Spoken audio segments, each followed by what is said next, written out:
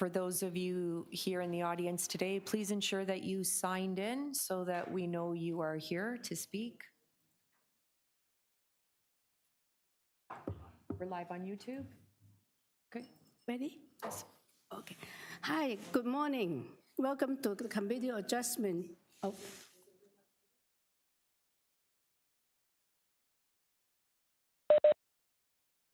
it's. Oh, okay. I will wait.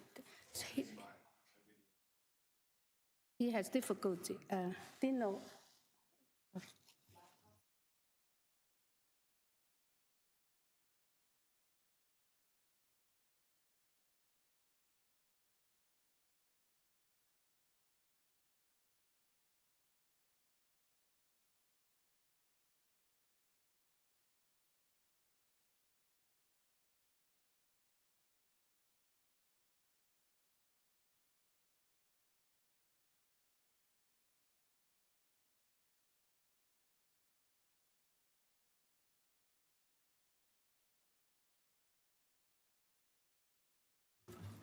Okay, through you, Madam Chair, we can proceed. And yeah. Okay. Hi, good morning. Welcome to the committee adjustment hearing today.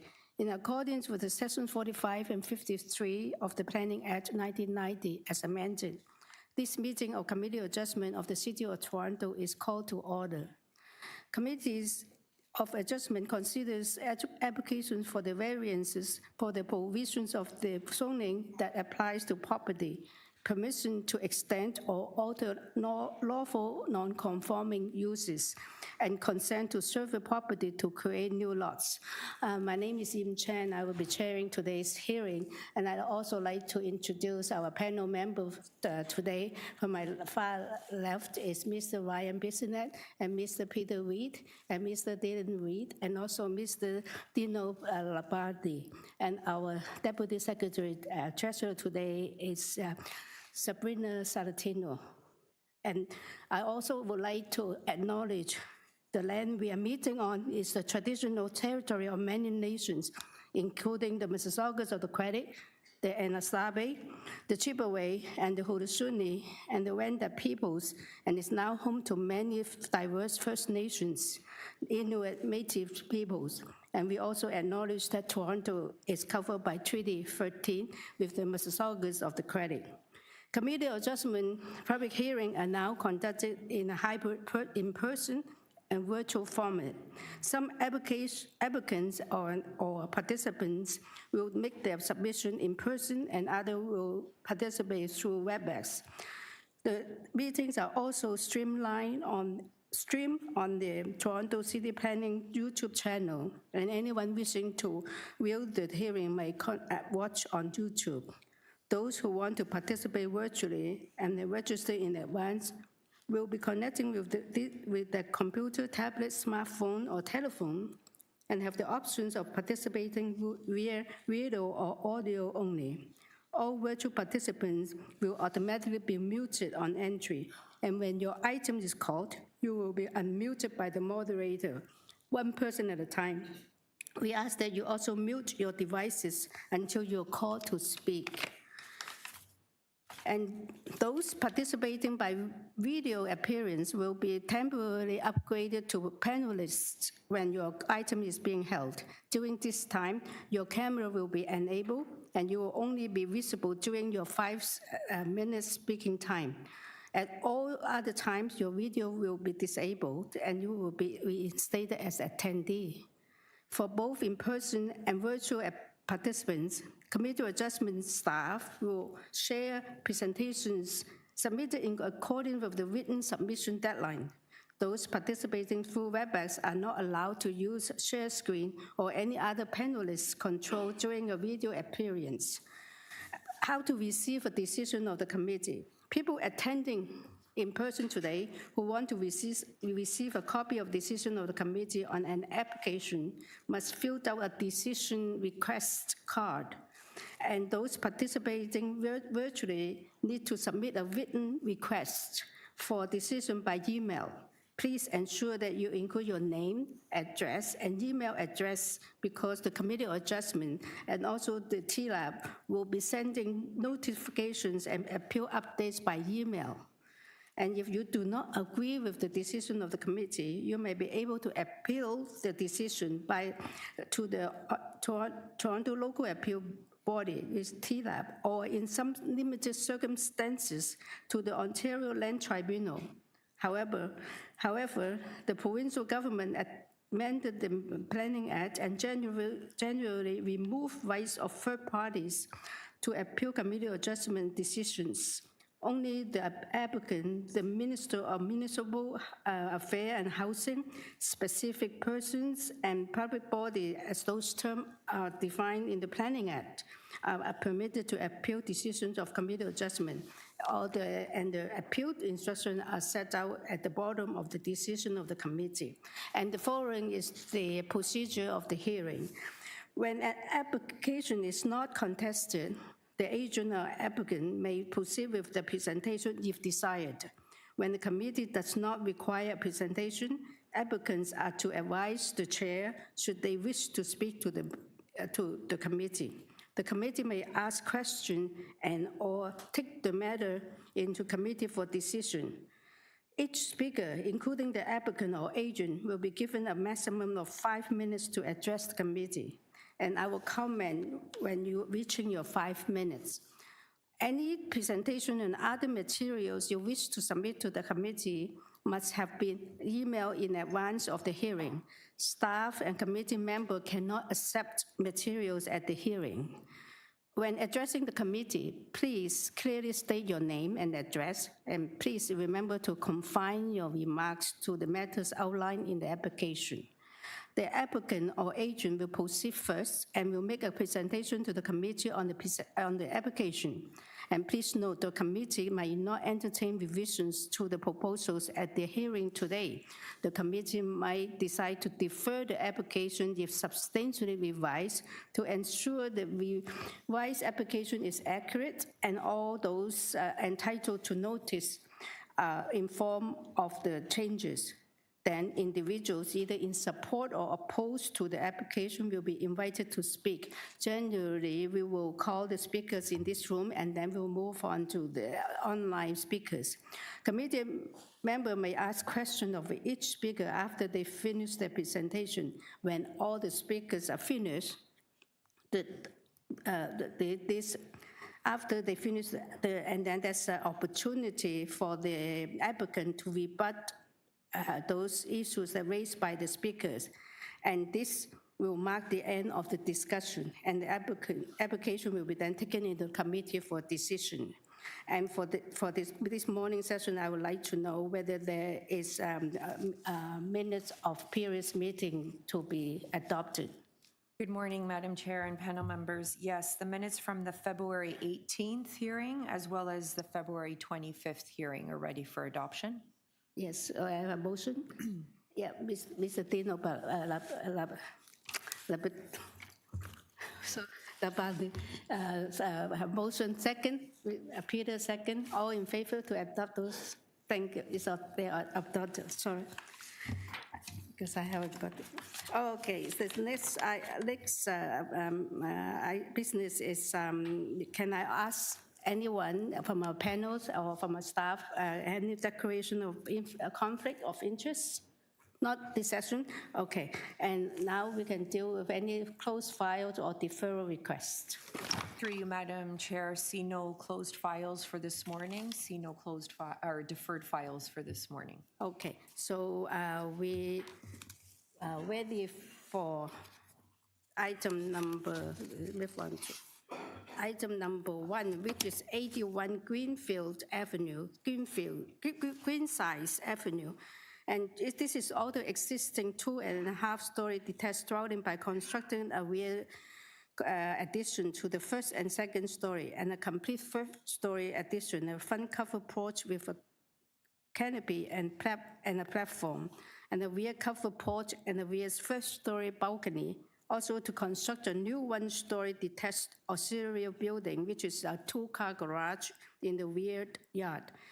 abutting the private laneway. We received a copy of the survey site plan elevation, 3 photographs, cover letter, and presentation material from the agent. We also received urban forestry report, and we received a support from 70 Arlington Avenue. And we are ready for the applicant or agent. Through you, Madam Chair, we have the agent online and one registered speaker in interest here in person. Okay, so the person is in opposition speaking, yeah. No opposition, only in interest here in one. Oh, I see, yeah. But he would like to speak, right? The person in this room? Yes. Okay. And also, I'd like to mention they are seeking 4 variances on this application. Love, you have been unmuted.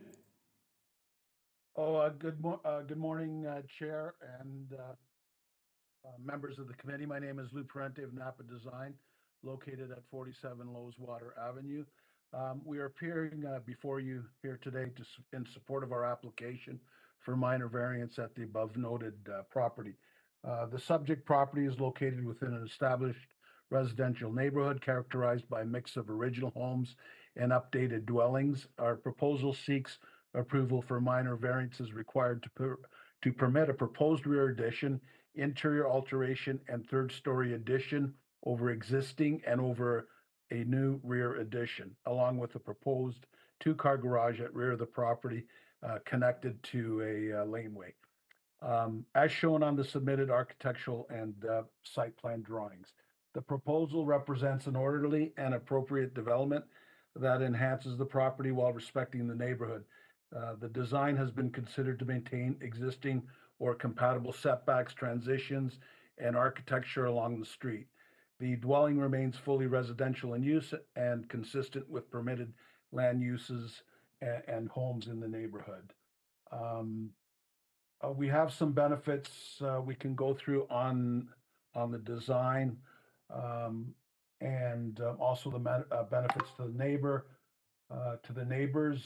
If you'd like, we could go through that, or we can address the variances if committee has any of those concerns.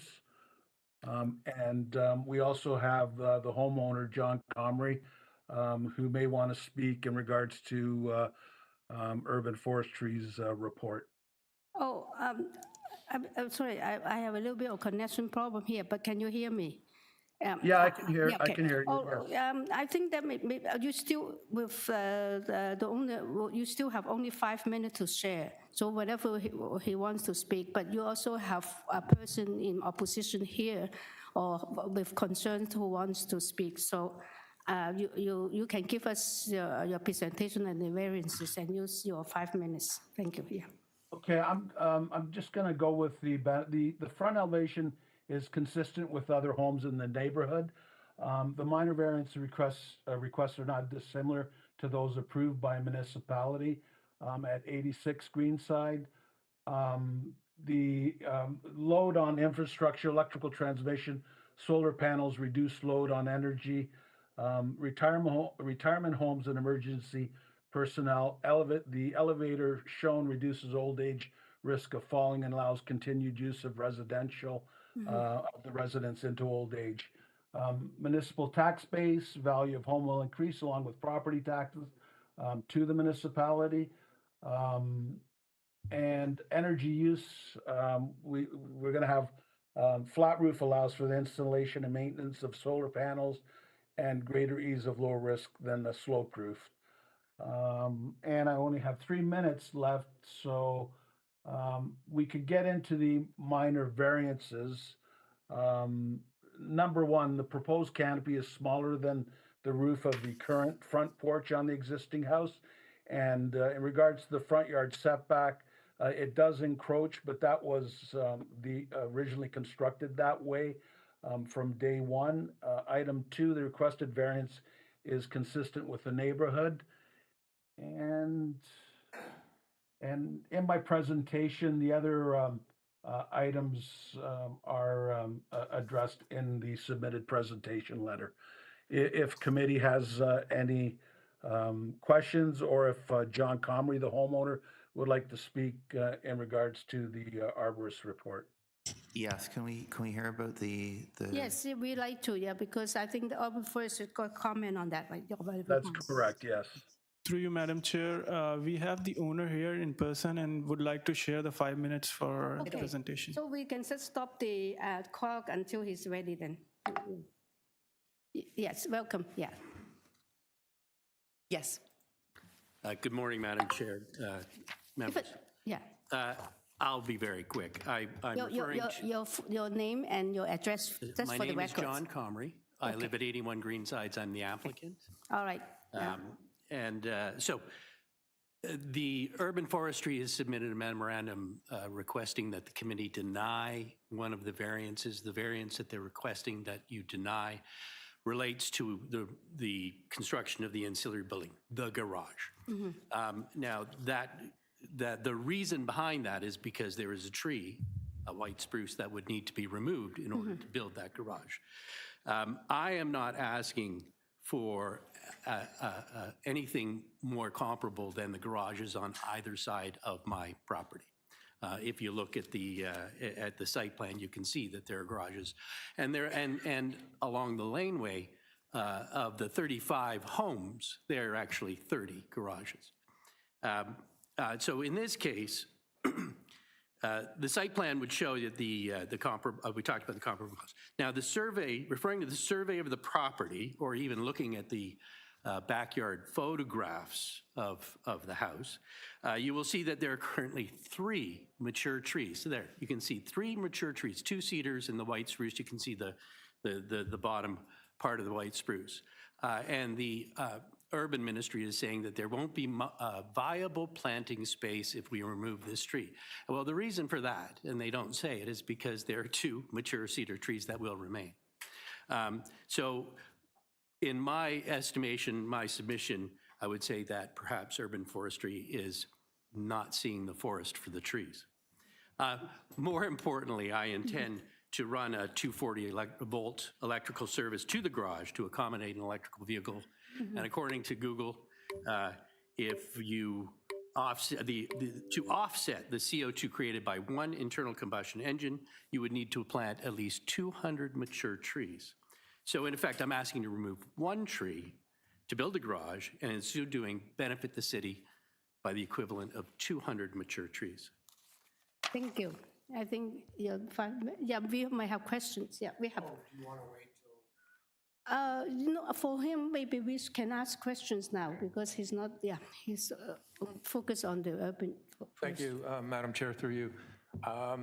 Sir, the variance number 5, you're proposing to, in essence, triple the size of the garage that's permitted on the property. You're going from, and I'll put it in empirical terms, from 190 square feet roughly to over 400 square feet. Why does the garage need to be that large? The garage is no larger than the neighbor's garage. It's a 2-car garage. In fact, it's narrower than what the Planning Act would allow by 0.1 of a meter, like a foot. Well, when you say the Planning Act will allow, what do you mean? Well, one of the variants that is required, it relates to the width of the garage.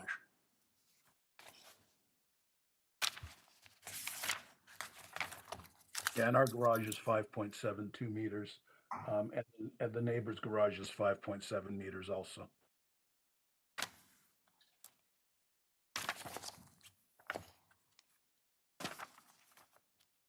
So I see that's variance number 8, correct?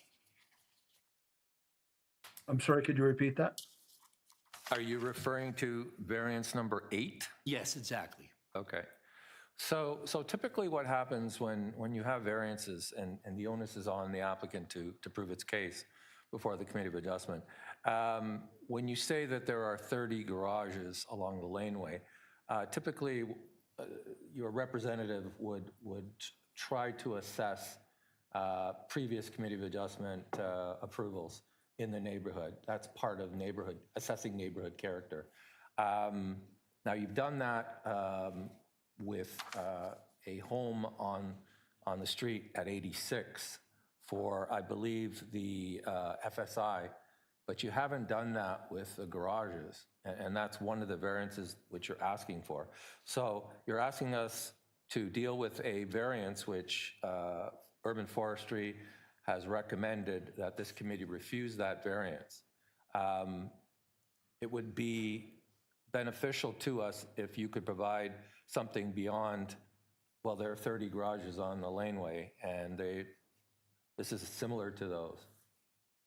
It would be more, if you had empirical evidence, that would be more. Well, if you look at the site plan, actually that picture right there, that site plan right there, you can see the garage to the north is no deeper than the garage we're proposing to build. And the variance isn't about how deep the garage is, it's how wide the garage is. All right, and when you talk about Urban Forestry's recommendation, you realize that recently the city adopted policies in the growing spaces for tree report that went before Planning and Housing Committee that talked about maintaining the urban canopy. That is represented in the urban forestry, and I am suggesting, sir, that we are in respect to the 2 cedar trees. And the problem that I've got right now is that the white spruce and the cedar trees are competing for space. They're killing each other. And so, in fact, by removing this one tree, I'm going to aid the 2 cedar trees to survive. And you realize that Urban Forestry may refuse to issue a permit. And so I am suggesting to this committee, sir, that you actually deny their condition that they are requesting and put in the order that I am specifically allowed to remove that tree, so that if... Can't do that. Well, That's okay, Urban if you can't do it, you can't do it. No, wait, But let me explain. That's a process that goes through Urban Forestry. They are the permitting agency, so we don't have control of that. I understand. Okay. All right, thank you. That's it. In their report, it say that although they suggest us to deny variance 5, but in the case that we still approve, then we will impose the condition they call TPPR condition 2. So what it is that later on you will have to deal with, if you try to remove any trees or hurt any trees, you still have to go to urban forestry application anyway, you know. So if the committee approves this variance, then at least if I am forced to go to the council, No, to urban forestry, you have to. Oh, I know, but if urban forestry denies a permit and I have to go to the council, at least I have the committee saying the ancillary building is fine, which implies that the tree must go. Yeah. Which is fine by me. That's a standard rule, yeah, that's out of our, yeah. Understand. PV. Okay, yeah. Yeah, so I mean, you know, the issue is the garage. It looks like you do have parking there at the moment, this exterior parking, correct? Sorry, it's what? At the moment, you do have a parking pad. Yeah, the area, if you look at the existing survey, the area behind the fence, which is right next to the tree, is where we park 2 cars. Okay, right. And so why do you feel you need a garage? Because my car was stolen 2 years ago. Okay. And because I couldn't put, well, I could, but I wouldn't put the 240 volts out there under trees in the snow to buy an electric car. I just wouldn't do it. So I would have internal combustion engine cars forever. Thank you. Yes. All right, so any other questions? And do we have another speaker, or this is the? Through you, Madam Chair, we have another speaker in interest. I guess the owner was the person? Well, I've spoken. Okay. His name is John, right? Okay, so we don't have any other speaker. Oh, okay, you are the only, so you don't have opposition. So I do have a minor question to ask you. So you have also investigated or explored construction method that does not require the removal of any tree, right? For the garage, you can. It would, Yeah. I have not hired a general contractor yet. We need to get through this process. But my intention is to keep the 2 cedar trees Yeah, I in see. place and protect those trees. Yeah, got you. But, all right, thank you very much, yeah. Thank you. So, any question for the agent? Okay, thank you very much. Now we're in committee, yeah, thank you. Yep. Who would like to pick? Yeah, Peter, yes, sure. Yeah. Thanks, Chair. I think the variances associated with the house are fine in my estimation. I think it's a relatively restrained renovation of the house and expansion, and it fits in with the size generally of the area, and I can see no real negative impacts of the actual house. But obviously, as our discussion has gone, the issue is the garage and the tree. I do believe that the size of the garage that he's proposing is generally in line with the size that exists in the area, and so I don't necessarily have a problem with the size of the garage, but the fact that the tree is there is a problem. It's a large tree that is contributing to the neighborhood. So I would be thinking of approving this application, but with urban forestry condition 2. With the condition, Yeah, yeah. to they see have if, to go that, through- as you alluded to, I think there are maybe some construction methods that can happen with the garage to save that tree or to maybe rearrange the footprint of the Yeah, garage. or not even something. hurting it, even though it can be kept, but they're not hurting the woods or something. Yeah, okay. Is that a motion or is that, okay, comment? Yeah, Please. no, thank you, Madam Chair, through you. I agree with my colleague, Peter. I think overall, I think this built form remains consistent with the scale and existing character of the neighborhood. I did have a concern about the size of the ancillary building, the garage, but I agree that it's likely similar in size to those that are along the laneway in the rear area of properties along the street. I also believe that the variances generally for front, side, and rear setback are minor. And I think individually and cumulatively, the variances being requested meet the 4 statutory tests in the Planning Act. So I would be prepared to support a motion. Yes, but you would like to make a motion too? Peter, do you want to make a motion?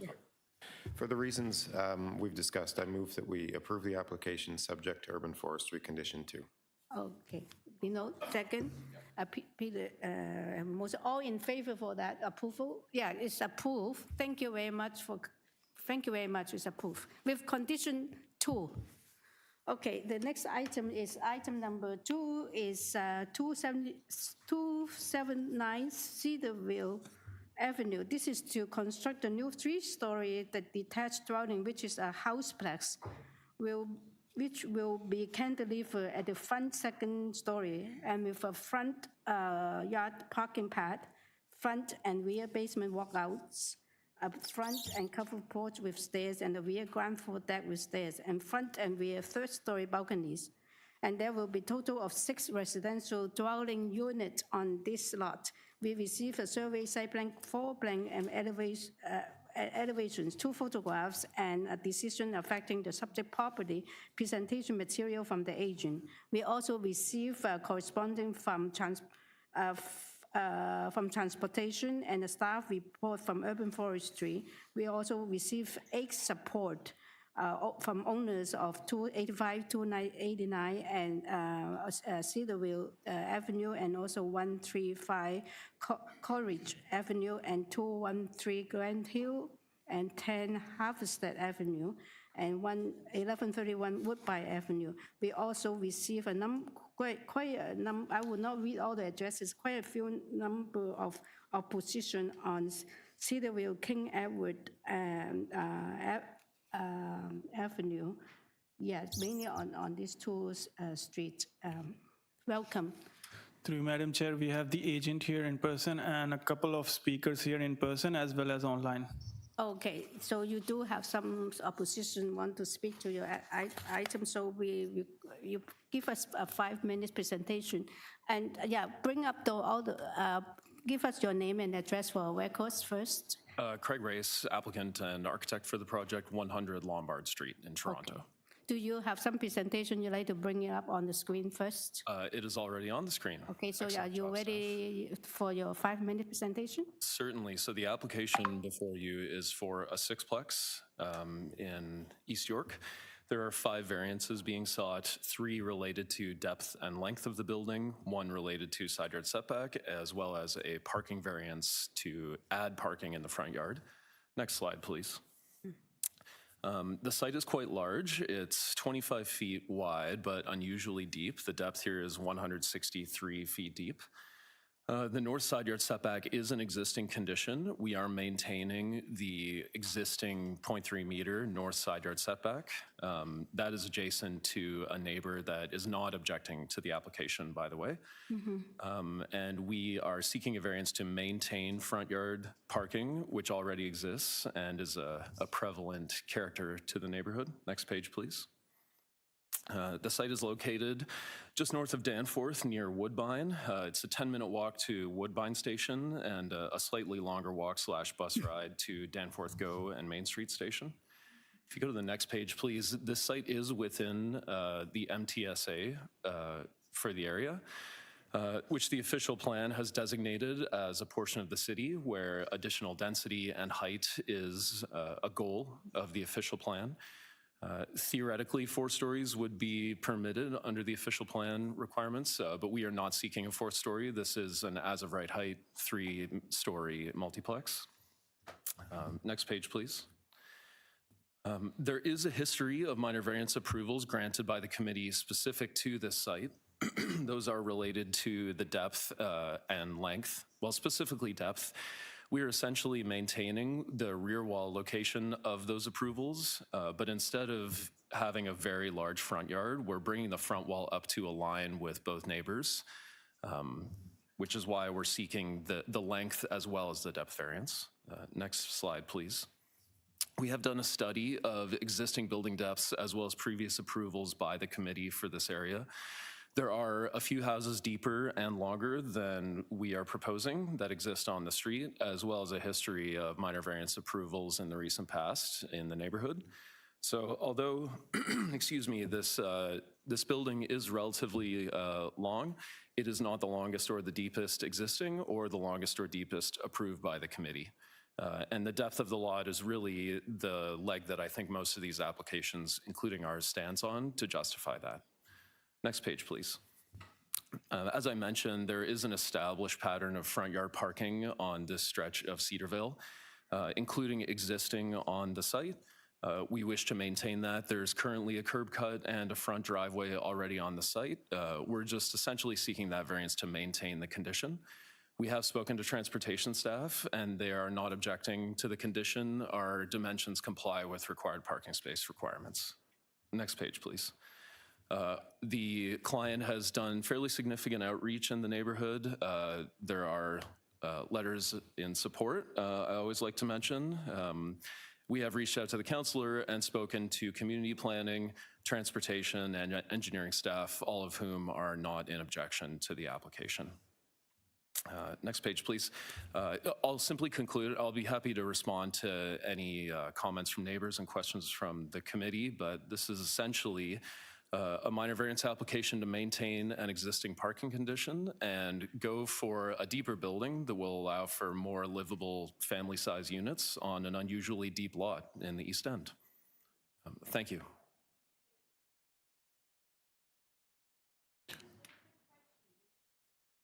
Just a very quick question, a very small question.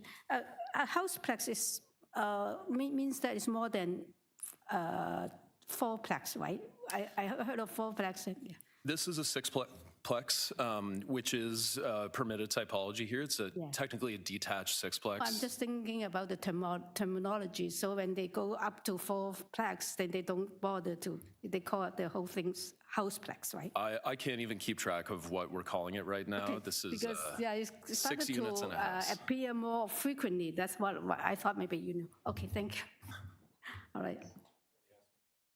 We hold our questions and then we will hear all the oppositions first. But can we have the next speakers in here, right? Through you, Madam Chair, maybe we can listen to our speakers here in person. Those who are here for this item can come one by one to the podium, please. Thank you. Yeah, one is. First speaker to speak on this item? Are you here in person? Is Anyone want to speak to this item? 279 Cedarvale. See none, then we can go to those. Online. Yeah.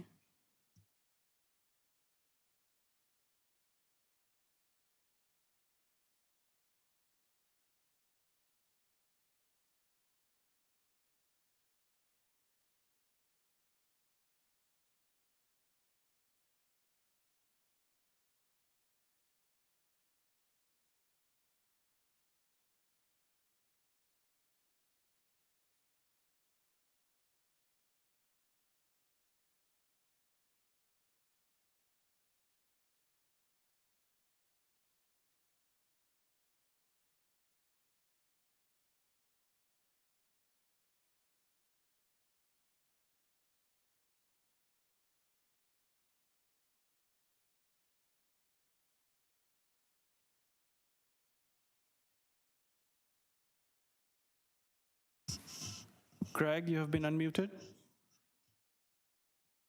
Hi there, it's Craig Donovan from 311 Cedarvale.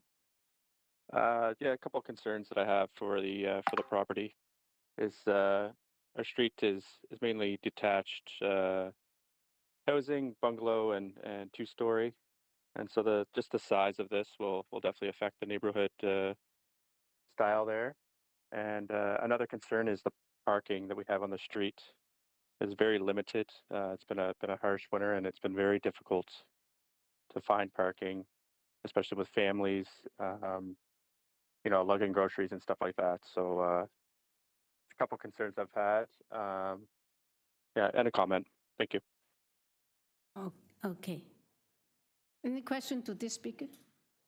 Okay. I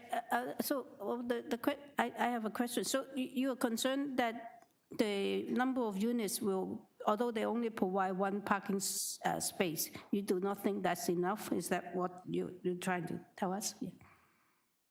Correct. Yeah. Okay. There's could be considerably more people with cars on the street, and then just the number of permits that they do issue. A lot of times, it's very difficult to find a parking spot close by. Yeah. Okay. Thank you. Yeah. So yeah, we can have the next speaker. Thank you. Our next speaker is from 277 Cedarvale Avenue. Dylan, you have been unmuted.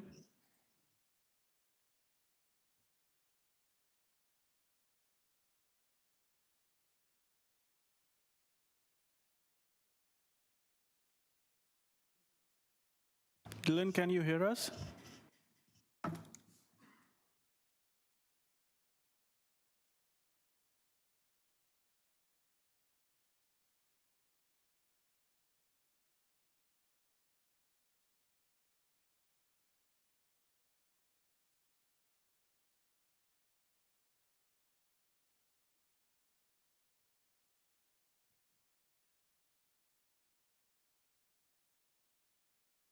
Through you, Madam Chair, we can move to the next speaker and we'll circle back. So Lisa, you have been unmuted. Hello, good morning. My name is Lisa Martin, and I live at 277 Cedarvale, Unit A. I'm next door to the proposed location of the new 12-bedroom, 6-apartment houseplex at 279 Cedarvale Avenue in East York. Okay. Thank you for this opportunity to appear before you. I'm here to say that I oppose the current 3-story design that overdevelops the lot as defined by the City of Toronto, on the grounds that, 1, the size and height of the building would make it the largest building in any direction for blocks, which puts it at odds with the character of the neighborhood. To give you an example of how big, it would block morning and afternoon sunlight for homes and gardens to the north and the west of the build. Point 2, it is larger and longer, 15% oversized for the lot, than is allowed under the Toronto Official Plan and Building Code, which has me concerned for our privacy, both in the home and direct line of sight, and in the private amenities of the backyard. Point 3, closer to the lot lines than is allowed under the Toronto Official Plan and Building Code, which is another privacy concern. Point 4, provides one parking spot for a 12-bedroom, 6-unit apartment building. Now, I want to qualify that I don't own a car, but I frequently rent cars. And I've also seen my neighbors with young children and groceries struggle to bring their children in safely during the snow when they're having to park blocks away. And my last point is concerned on the load on infrastructure. I do want to say that I do not oppose houseplexes per se or a new build next door. But for me, I feel that this sixplex is just too big for the lot, as well as for its quality of life and privacy issue of the proposed design. I want to close by saying that there are mitigations that I could suggest. Number one, reducing it to a 2-story. I would also suggest a privacy fence, frosted windows on the south side to obstruct the direct line of sight into Unit A, privacy screens on balconies, and also insulation under their walkway, which would be between properties of 277 and 279 Cedarvale to prevent heat loss from both building foundations. And that concludes my comments. Thank you very much. Okay. So a quick question to you. You're suggesting to have some privacy screen on the balconies. You're referring to all the balconies? I'm speaking from the perspective, from the viewpoint of the neighbor at 277. That is to the south of the build, directly next door. So I am concerned of the line of sight. So my mitigations that I'm suggesting are frosted windows on the south side and privacy screens on balconies that face that property specifically. Okay, yeah, all right. I see there's few big, large windows. Okay, but all right, thank you. Thank you. Yeah, you have questions? I do. There's some more questions. Just wait, yeah. Thank you, Madam Chair, through you to the deputant. You made a couple of points that I'd like to discuss. The first was you talked about the size and height of the proposed building being too high or too large. Do you know the height of the proposed building currently, like the proposed building height at the moment? I can look it up, or I can possibly zoom in to give you the exact credentials that are listed on the blueprints that are appearing on screen. I can say that, there we are. I can also say that stepping back, living in the community, that stepping back and looking at it with these measurements really does dwarf the house here and the houses to the other side. So we have it on the screen. So the proposed height is 10 meters. Do you realize that the city recently adopted 4 houseplexes, 6plexes in general, that 10.5 meters is permitted? Yes, I do understand that. Okay. And second question, you talked about the setback, so that's variance number 4. So variance number 4, again, Ontario Regulation 257/25 was recently put into full effect and force, which talks about setbacks, and that proposed setback required or requested in variance number 4 is now somewhat less than 1.5 feet, so 1.5 feet.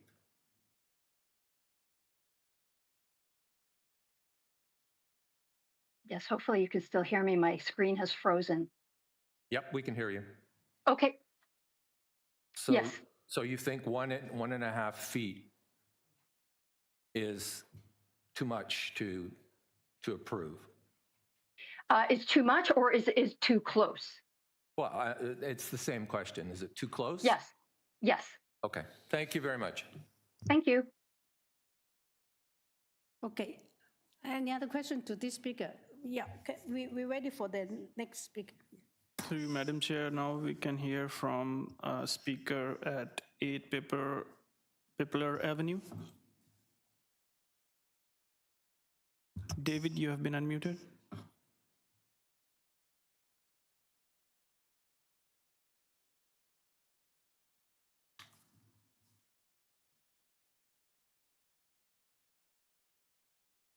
David, can you hear us?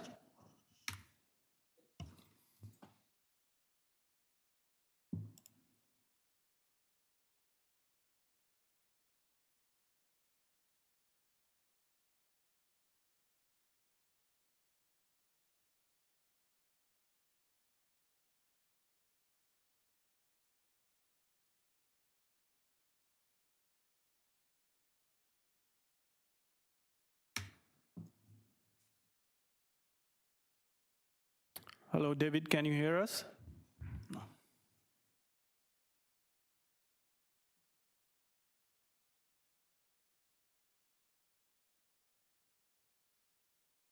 Through you, Madam Chair, we can move to our next speaker at 272 Cedarvale Avenue.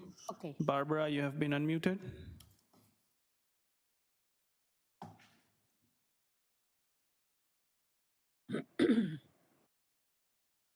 Everyone can hear me? Yes, we can hear you. Good. Okay, thank you. I live at 272 Cedarvale, so across the street from the supposed building, one or two houses to the south, so I'm in the west. And give And us a your little bit. first and last name, please. Yeah. It's Barbara, Yes. Barbara, McIntosh, MCINTOSH. I own my house at 272 Cedarvale Okay. You have 5 Avenue. minutes. It's a bungalow, yeah. So my comments are more sort of what related to well, to the size and the number of people, but also to the neighborhood, in particular this block. Our block is a one-way only, and it's only this one block, so we don't have a lot of through traffic. We have a lot of small children in this block whose parents have to park on the street. There's not nearly enough street parking for all of the people who actually live on this block now. People oftentimes have to park, you know, a number of blocks away because all the other streets around are very similar too. So one of my concerns is if it's 12 bedrooms and 6plex, there's going to be 6 to 12, you know, people added on in this building. I don't know where they're going to park. There's only going to be one parking space here, which means everybody else, if they have cars, and most people do, or have access to cars, excuse me, I don't know where they're going to park. And if they're parking on our street, my concern is that all of the parents with young children on this particular block are going to be even further prevented from being able to park anywhere near their house, you know, to get the kids and the groceries and all the kind of stuff in and out of the house.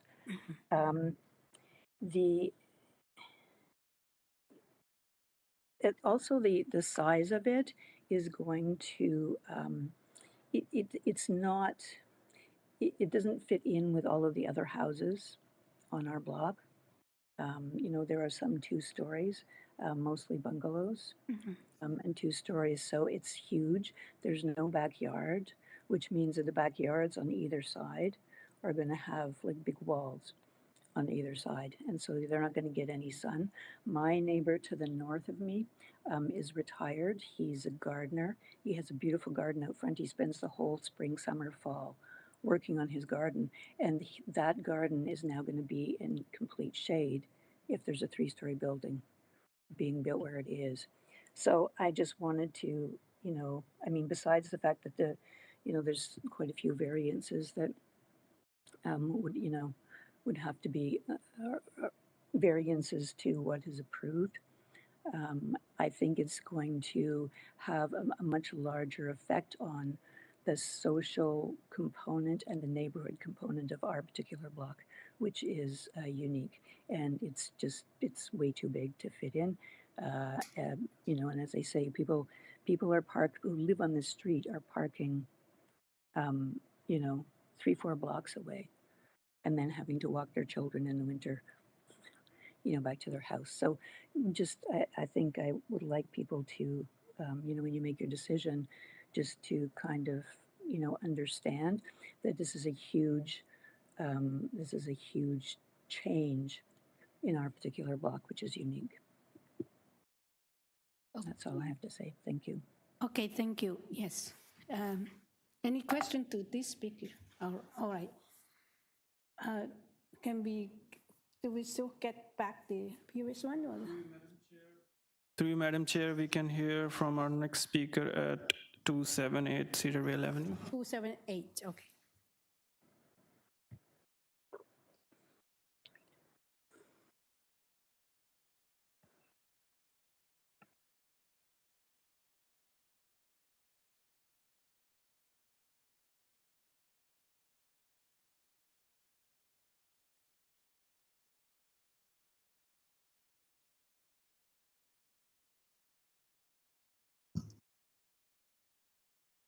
Caroline, you have been unmuted. Okay, you can hear me now? Yes. Okay, perfect. All right. My name is Carolyn Looney. Good morning to the chair and the committee members. And I'm a homeowner at 278 Cedarvale Avenue. And I'm speaking on behalf of myself and my husband, Connor Looney, who also lives here. And I just want to maybe start by saying that I'm in alignment with some of the comments I've heard from my other neighbors. Barbara, I think, did a good job of speaking to the impact this will have to the social fabric of our neighborhood. But I also want to say that my husband and I would object to this application as it stands because it is an overdevelopment of the lot, and it's going to result in a structure that is excessive in mass, height, and bulk. And it's introducing a building that's incompatible with the surrounding homes and properties, which some of my neighbors have spoke to already. But I'll just quickly say that it's the largest building on the block, larger than allowed by the Toronto Official Plan and Building Code, closer to the lot lines than allowed by the Plan and Building Code, as far as I understand it, as a layperson. And, we've all spoken a little bit about the parking spot problem, that we have a parking spot for a 12-bedroom, 6-plex dwelling, which was referred to as family-sized units by the developer. So, we feel this structure will cause negative impacts on neighboring properties by reducing openness and spacing between homes, reducing privacy, reducing sunlight in some yards, as been pointed out by my neighbors, and by being out of scale with the existing houses on the street. And as a layperson, my understanding is that these and other factors are core indicators that the variance is not minor. We're introducing a significantly larger multi-unit building on our street, and our street is comprised of modest detached and semi-detached homes. And as we've stated, and I'm in alignment with my neighbors, this will not contribute positively to the neighborhood's character or livability. Instead, it risks increasing density beyond what the street can reasonably accommodate. We know that parking is a challenge on our street. There are a limited number of spaces that are full and used to the maximum already. The neighborhood includes residents, including those with small children, as well as older residents, that value the ability to park on the street near their home. And, that's true for me. I don't currently have small children, but, someday, not too far in the future, I will also be a senior citizen. So, that would be something that I would appreciate, continue to be able to have the ability to park close to my home. And also, I know that's true for my neighbors as well, with small children or whatever the situation might be. The proposed development includes 6 dwellings, which could reasonably mean that there would be at least 6 or more new vehicles seeking parking, but only 1 space available on the property, which means that there will inevitably be an increased pressure on parking already on our limited parking that's available on the street, as well as additional volume of traffic on our street. And I will just comment that we already have traffic challenges on our street, including many drivers going the wrong way. We are concerned that approving this application would open the door for similar proposals and, allowing this transformation of the established character and livability of our street. And that's the end of my comments. Thank you. Any questions to this speaker? Okay. All right, so Through you, Madam Chair, we can circle back to our previous speaker from 18 Pipler Avenue. David, we can see you online, but we are not able to hear you, so I'll try calling you once if you have your phone.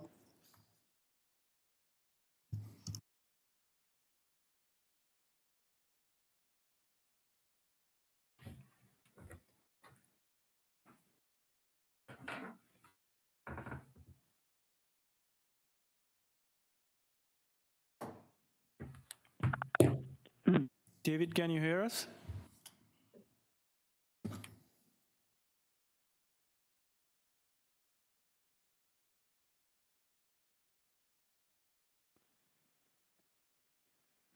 Hello. hi. Hello. Can you hear me? Yeah, we can hear you. Okay. Thank you. My name is David White. My address is 18 Pepler Avenue. My wife and I co-signed the mortgage for the neighboring property, 277, so we are ostensibly part owners of that property. My comments are similar to what has been said earlier. I'll just quote one of the gentlemen on your committee who, in a previous presentation, talked about not fitting the scale and the existing nature of the neighborhood. And this three-story build would, in fact, not fit the scale or existing nature of the neighborhood. It would create a loom or a large shadow over neighboring properties, which does have an impact on people's quality of life. The balconies, do provide overlook, especially the backyard balcony, which again impacts people's sense of privacy in their backyards, which is also a quality of life issue. And finally, the parking, which has been alluded to. There are 12 bedrooms in these 6 units, and much as we would love people to only take transit, the reality is many have to have cars for their work or if they have children, and it will create more parking challenges for this street. And those are my comments. Thank you.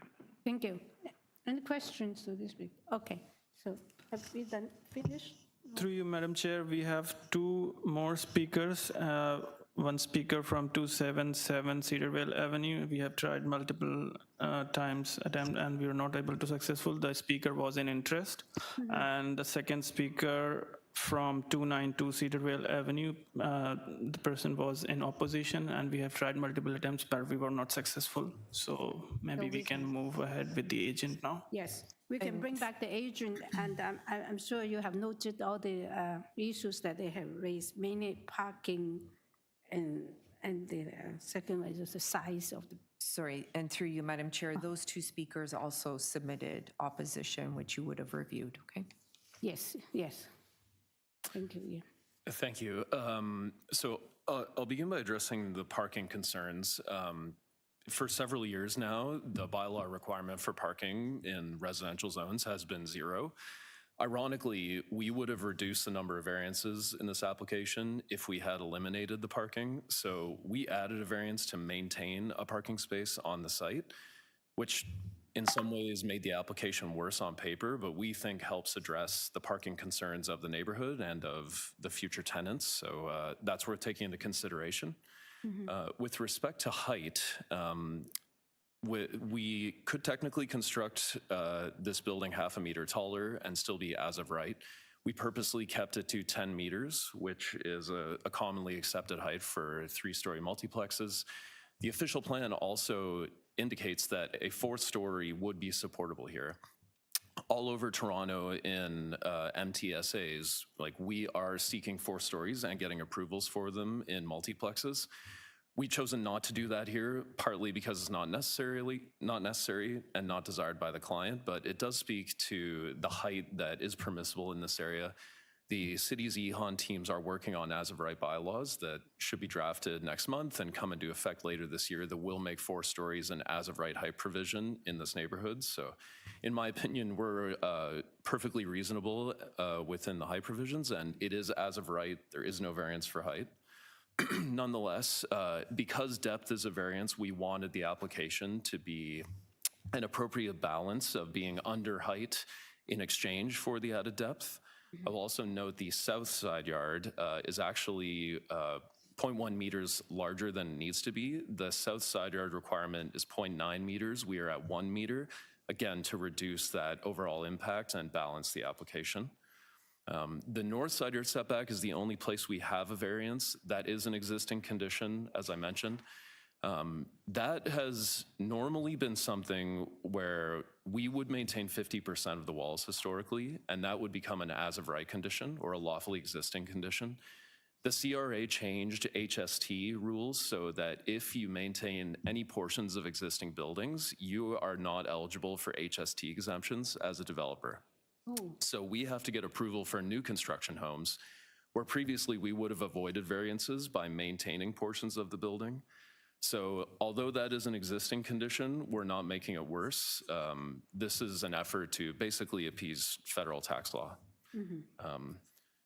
I hope I've addressed the concerns. I'm happy to answer more questions. I do want to note, though, that for generations, our residential zones have been experiencing population decline.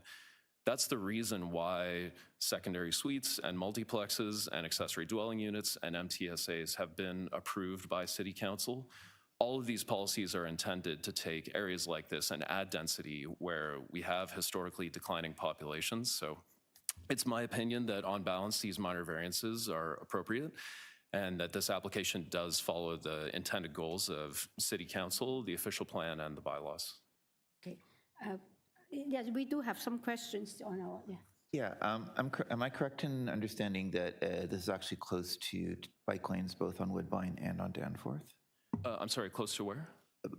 Bike lanes both on Woodbine and on Danforth? Yes. Given the concerns with parking, would you be open to a condition that you provide, say, for secure bike lockups in the rear yard? Yes, we have ample soft landscaping. We can dedicate more space to bike parking. Okay, that'd be great. Thank you. okay. You're talking about 4 bike? For secure bike parking in the rear yard. Yeah, okay. Yeah. And then would you be okay with the condition for privacy screens on north and south side of the 3rd floor balcony? Yes. Okay, thank you very much. I didn't hear the second one. Privacy screens, north and south side. Yes, yeah, okay. 3rd floor balcony. I do have a couple of questions. Yeah, after you, okay. Through you, Ms. Chair, to the applicant. So your previous application was for triplex, correct? 2-story? That was an application from a previous owner with a previous architect, but yes, that's correct. And it was approved on condition, and the 2 conditions related to tying it to site plan and also urban forestry. Are those conditions, if we brought those forward, is your client okay with bringing those forward? Yes, there's already a recommended forestry condition 3, which we're open to, and site plan is fine, yes. Okay, thank you. Yes, I have, actually, you answered 2 of my questions, so I only have 1 question left, is the garbage. From your site plan, you're showing quite a few garbage bins outside your property on the front. I hope that's not going to be like that, right? How do you handle your garbage for the 6 units here? So we'll design an enclosure for those. They won't just be sitting out there, and they will require a municipal right-of-way approval to locate them there, but that's become a common practice for multiplexes. You can actually build on outside your property, if you get approval, you have to seek approval from the... Yes, transportation and right-of-way management has to approve that. And those bins are sort of like, they have doors that they'll keep, what I'm thinking about, the cleanness of them, right? Yes, curb appeal is important to us, and we'll definitely be designing an enclosure so that they're not visible. And then they have enough for each unit, or how does it work? They have their own key, and then they will... They wouldn't be locked necessarily. They would just be latched closed. And the bins you're seeing are like a typical ratio for a 6-plex. Yes. So you think that, you told me that it's quite common for the houseplex can obtain approval to build outside your property? Yes. Okay, So, thank you. Yeah. Yes. And any other questions? And actually, the privacy screen, we're talking about this, the balcony on the second floor, and also a platform on the first floor, right? I hope it would not be necessarily on the first floor. This would be on the third floor, Third floor. south side rear. Yes. South side, okay, it's only the first floor, okay. Any stories above the first or second and above, something like that would be. First floor, but then there was one speaker was requesting a tall fence. That's outside as the privacy screen. She's talking about on the south property line. She's asking for. It's already a fence there, right? Yes, and there's an intention to maintain a fence. To maintain the fence. As tall as possible. Okay, this is one look. All right, so. I'd rather there not be a condition associated with that, but if we have to come up with something, we'd be open to that. Yeah, and there's a concern about those windows on the south elevations. There's a request to say frosted glass, but I believe this, you have drapes or your curtain, right? People Yes. do not like other people look into their bedroom either, right?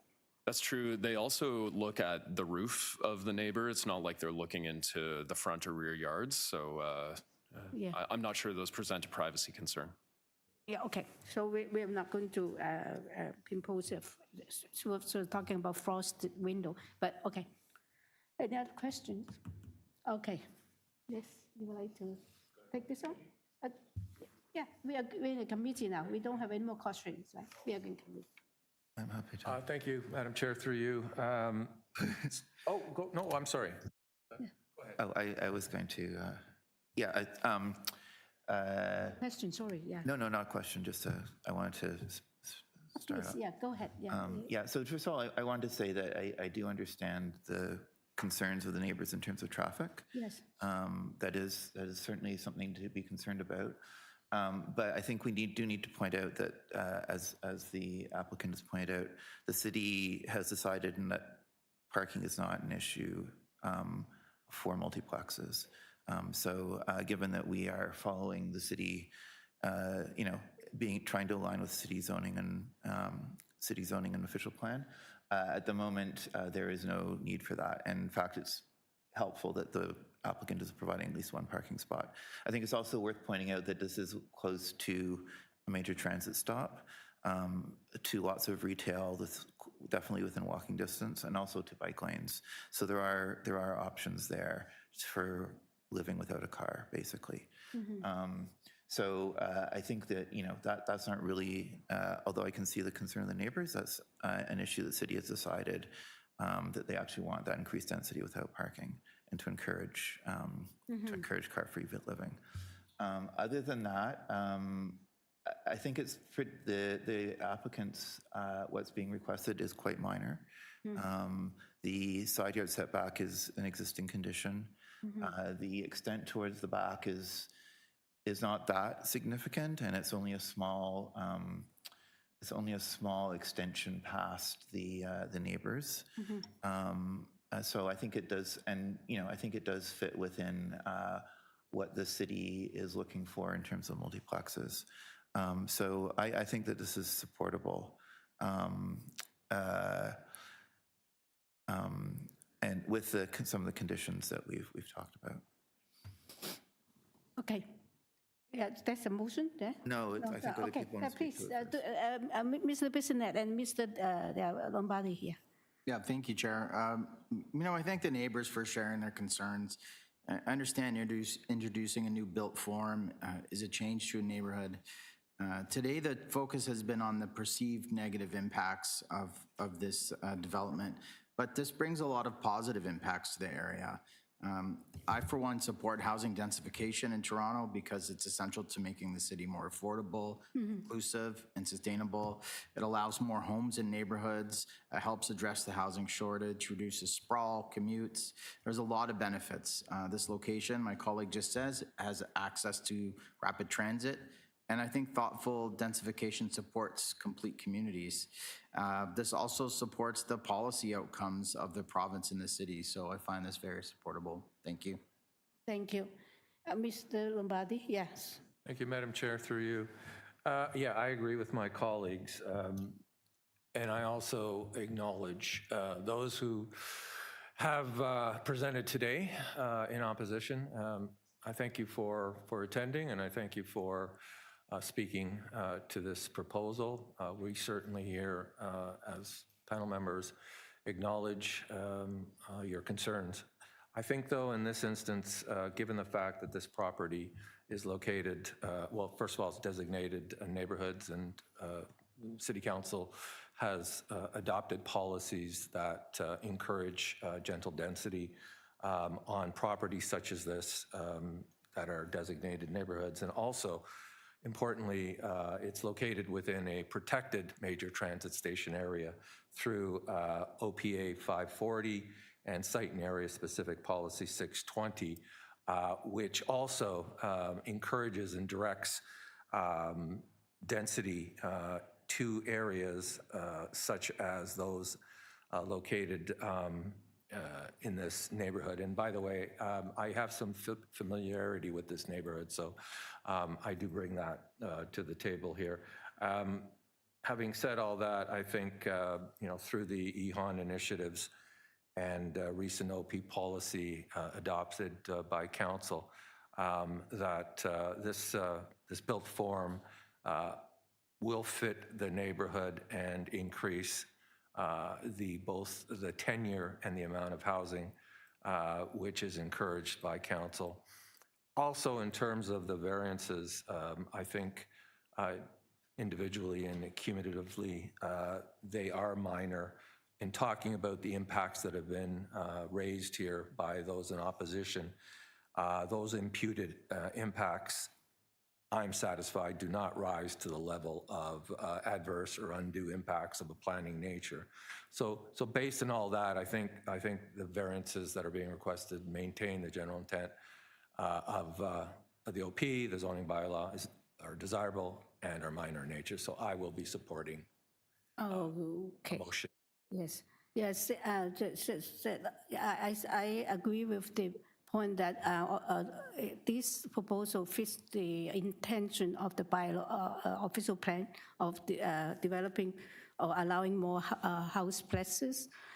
I do agree, though, it is a very general reaction by all the neighborhoods compared to what they are used to. Already existing, it is a big impact, but in the perception is not like what the official plan is intended to allow, but their perception is true, and that's why they're here. And we just will, I think that we will hear this kind of application more and more. And that's yeah. Okay, do we have a motion here? Yeah, Mr. Yeah, I'm happy to make a motion to approve the variances with a few conditions. Yes. Forestry condition number 3. Yeah. With a condition to put privacy screens on the north and south side of the rear third floor balcony. Yeah.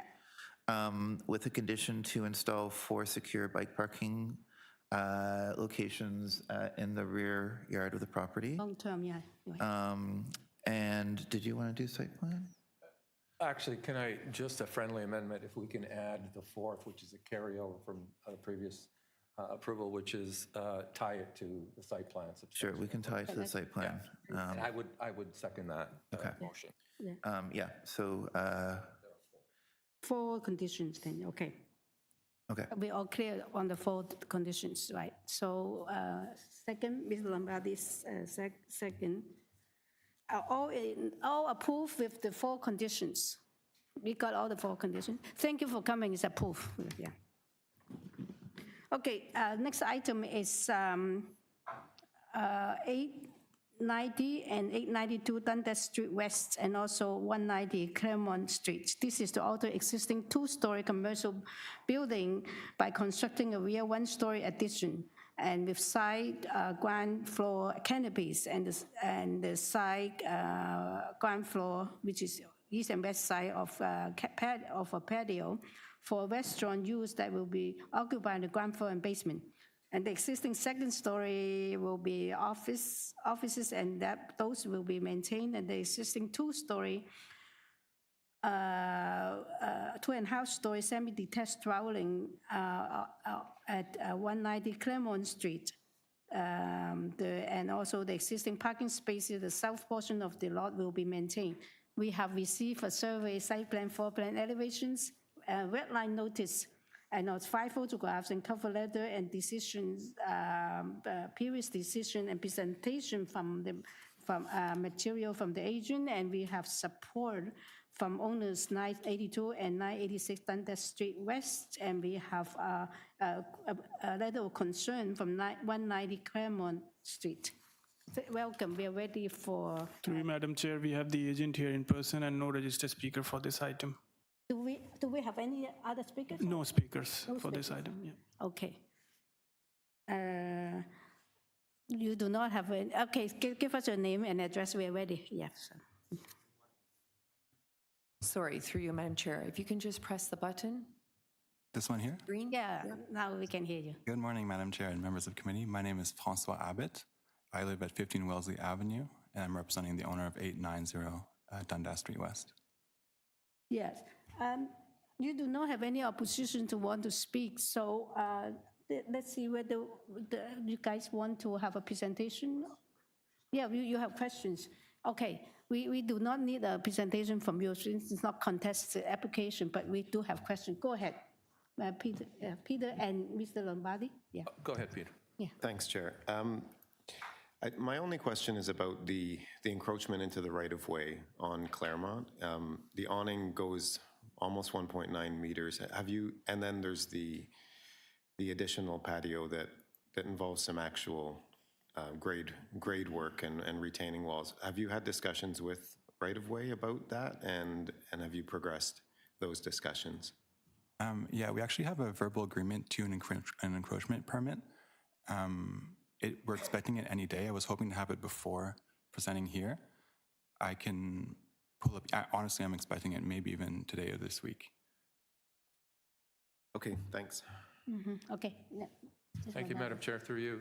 Just quickly, so we have a redlined public notice, and I'm just trying to understand what was revised, a red line, because I don't see any red line actual revision on the public notice. Can you go through that? Yeah, so I think you're referring to the application. Oh, I think that was just a typo. Through you, Madam Chair, it was just the address. Ah. Okay. Oh, yeah, the address. Oh, I see. Got they it. eliminate 890 to 892 instead of 982. Yeah, that's what okay. Thank you. Yeah, you're right.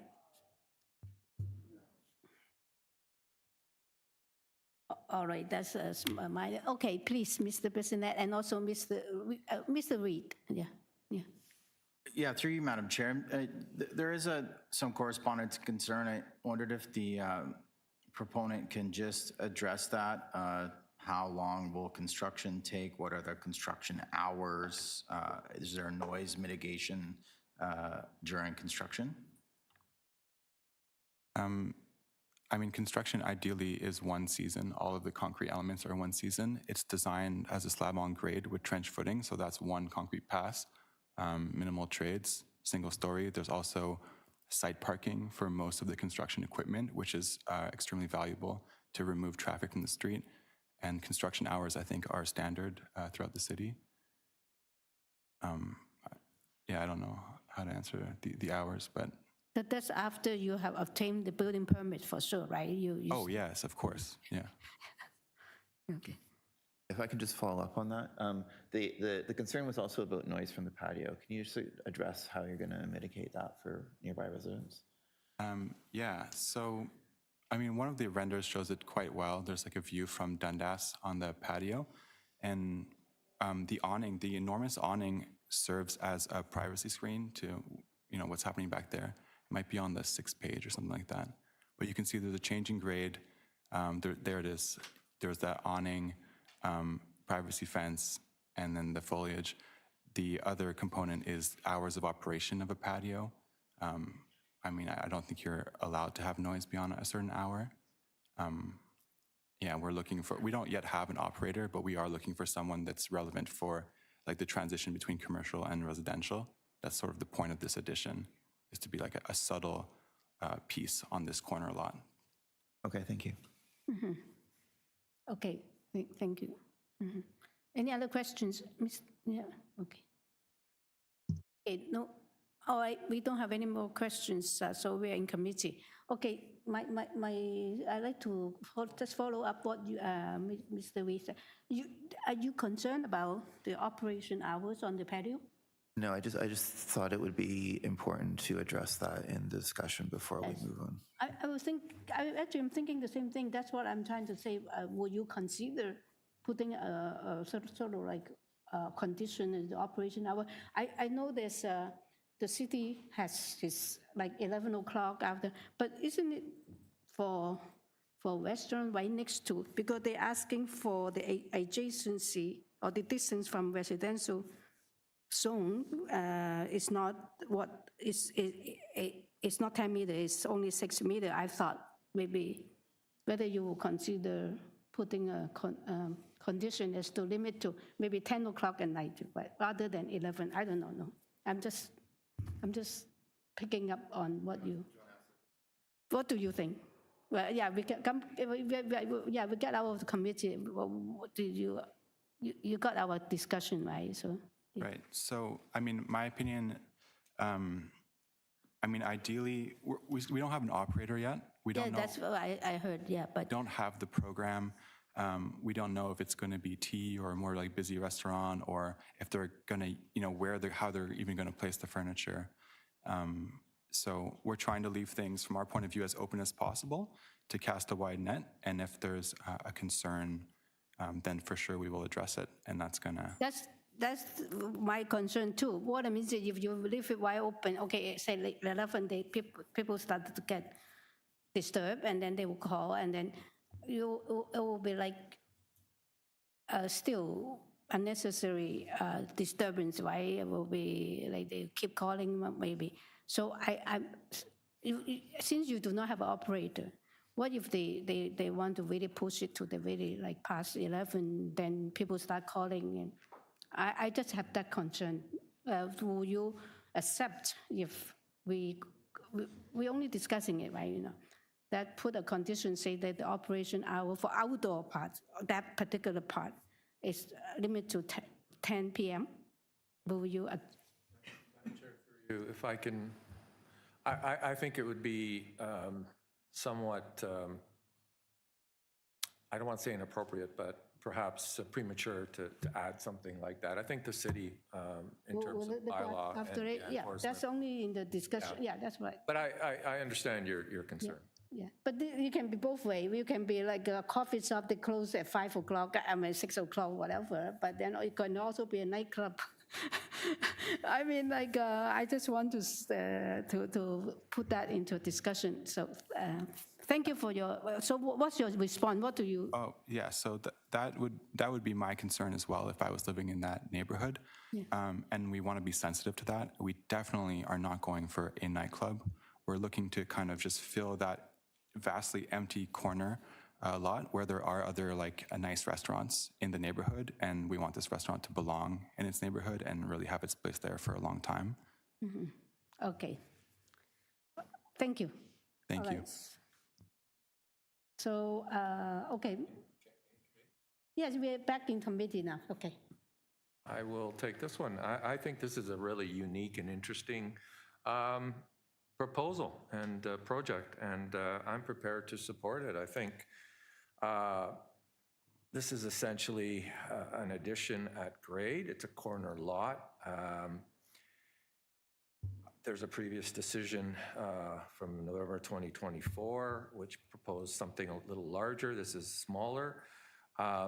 This stretch of Dundas Street West is designated as an avenue and also a major street. So I think this is the kind of project that makes sense in this area. I think it represents an improvement of the site and the existing situation. So I'm prepared to move a motion that would approve the application and the 5 variances being requested. I believe they meet the 4 statutory tests in the Planning Act, Section 45, subsection 1. Okay, with no, yes, Peter second. With no condition for approval, all in favor? All in favor, unanimously approved. Thank you for coming. No, we have no conditions. Thank you so much. Okay. The next item is 43 Grenadier Road. This is to construct a new one-story detached auxiliary building, which is a one-car garage with storage in the rear yard. So we have a survey, site plan, floor plans, elevations, and 4 photographs of the property. We are ready for the agent. Through you, Madam Chair, we have the agent online and no registered speaker for this item. No other speakers. And they only seeking for one variance. And I think pretty straightforward. Yeah.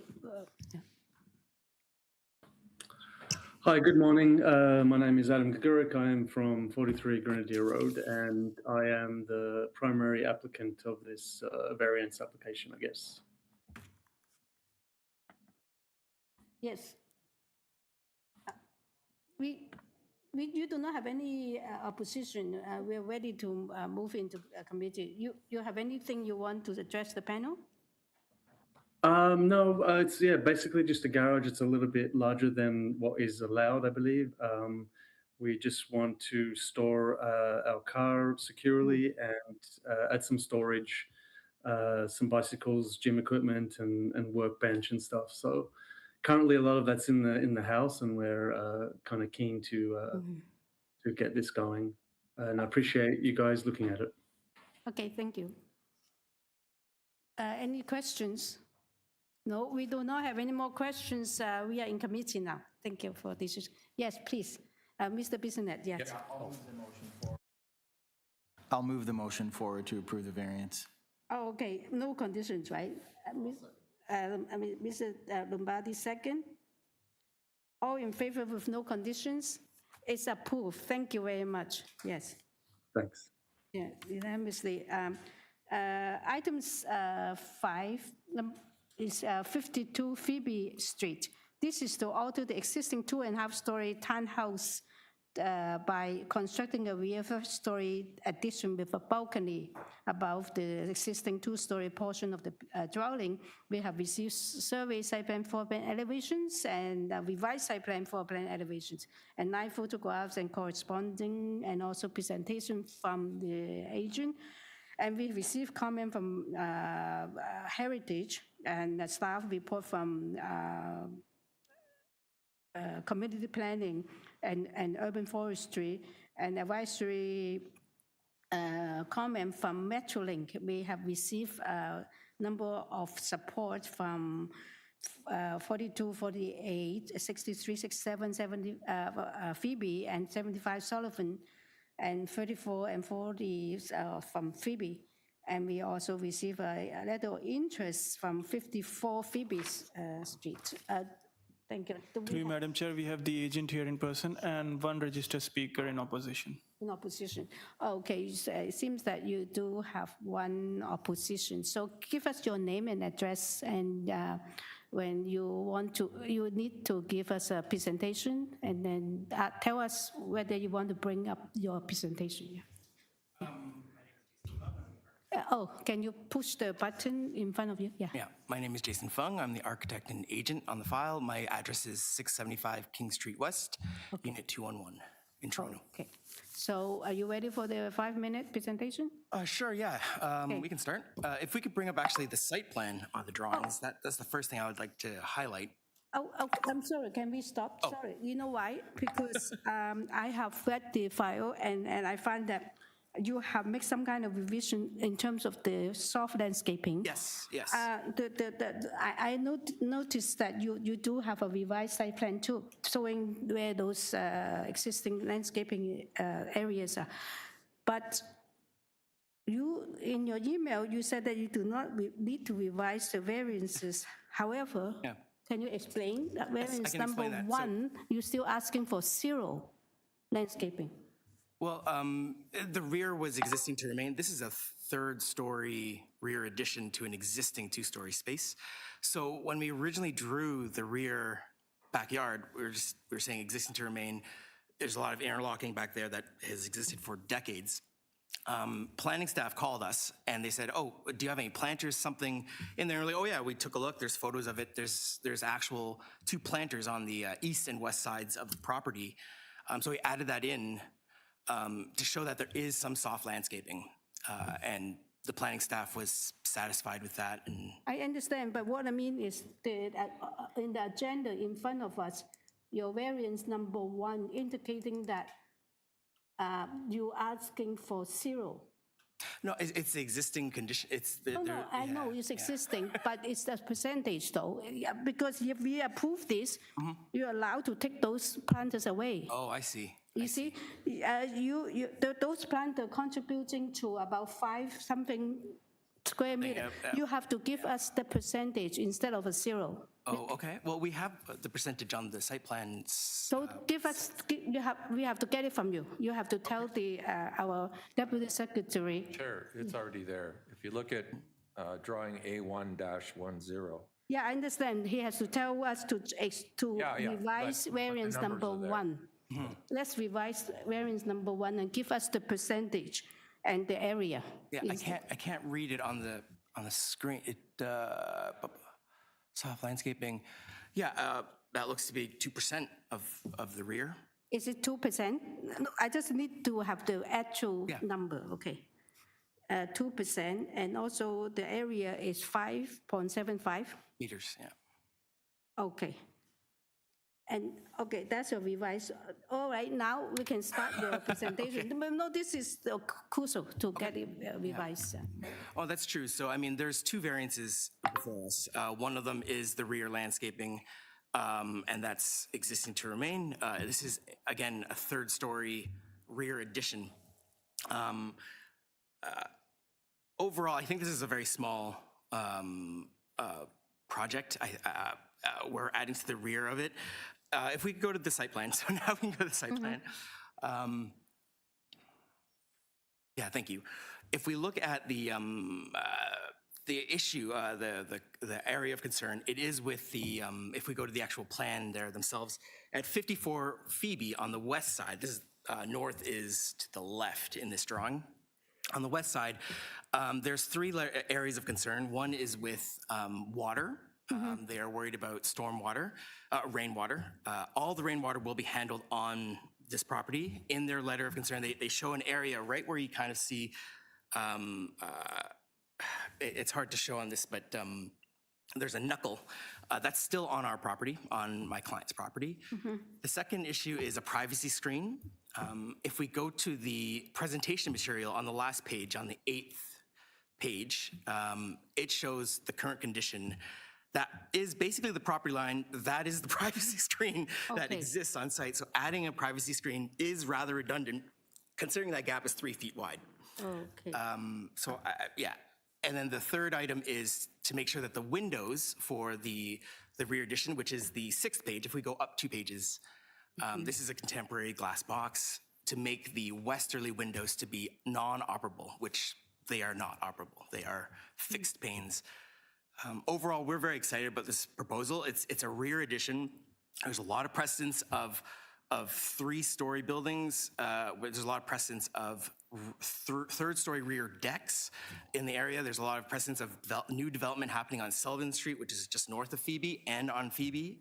A lot of construction happening at the same time. And so, yeah, with great respect, we hope that you see this favorably and approve the application. Thank you. Okay, thank you. And okay, we have any question? No, we wait. We listen to the opposition first. Yeah, we can get the opposition online. Yeah.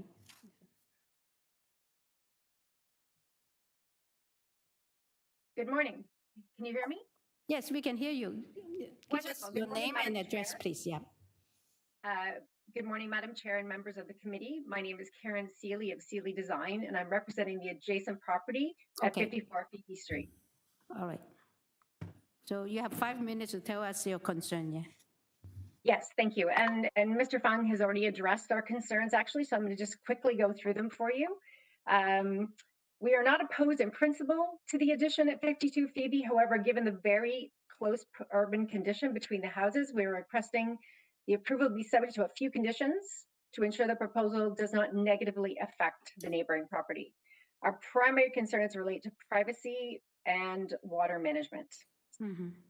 First, the proposal introduces new openings facing directly towards the neighboring property. I heard Mr. Fung say these will be fixed, non-operating, which is great. However, we would prefer them to be obscured or frosted somehow to give a little more privacy to our client who has a deck there. There was also mention of the privacy screen. We built that privacy screen based on the existing condition, which was no addition. The privacy screen is currently 6 feet one section and it drops down to 5 feet. We would prefer there being more privacy, both visual and there's going to be some acoustic noise transfer. So ideally, we prefer no windows facing our client's property. Having this be a wall, I think, is better for neighborly conditions. So that would be one of our requests. Our second request is between the two homes right now, we already have water issues. We're currently dealing with termites, water concerns. There's already an issue, perhaps too much hard landscaping, but the water management and how that's dealt with is a major concern for us. We haven't seen any plans of how this is going to be dealt with. So that's one of the things we wanted to talk about. And of course, we're concerned about the proximity and fire separation, but we know that will be addressed with building code. Yes, thank you. Any question? Yes, please. Yeah, hi, thanks. So in terms to this speaker first. to the speaker, yeah. Yeah. In terms of privacy, so my understanding is that there's currently a privacy screen on the ground floor level, right? The privacy screen is currently, so this is a third floor deck and a third floor addition. So our privacy screen is on our client's side. Oh, so you have a privacy screen on the third floor? Yes, and it was built given a prior condition, which is now not an addition, it's just their deck. So that was built based on the existing situation prior to the knowledge of this proposed Right. addition. So are you hoping that there would be a privacy screen like on the railing facing you on the outdoor deck part that they're planning to build? Ideally, I think for neighborly relations, I think, ideally we wouldn't want windows. We would prefer it be a wall because that's better for noise transfer. If it's going to be windows, we'd like them to be frosted for privacy, and then any other privacy to, ensure that our client's third floor deck has privacy from their, because they're going to have both an addition and a small deck. Right. So you'd be hoping for a privacy screen certainly on the small deck that faces you. Okay.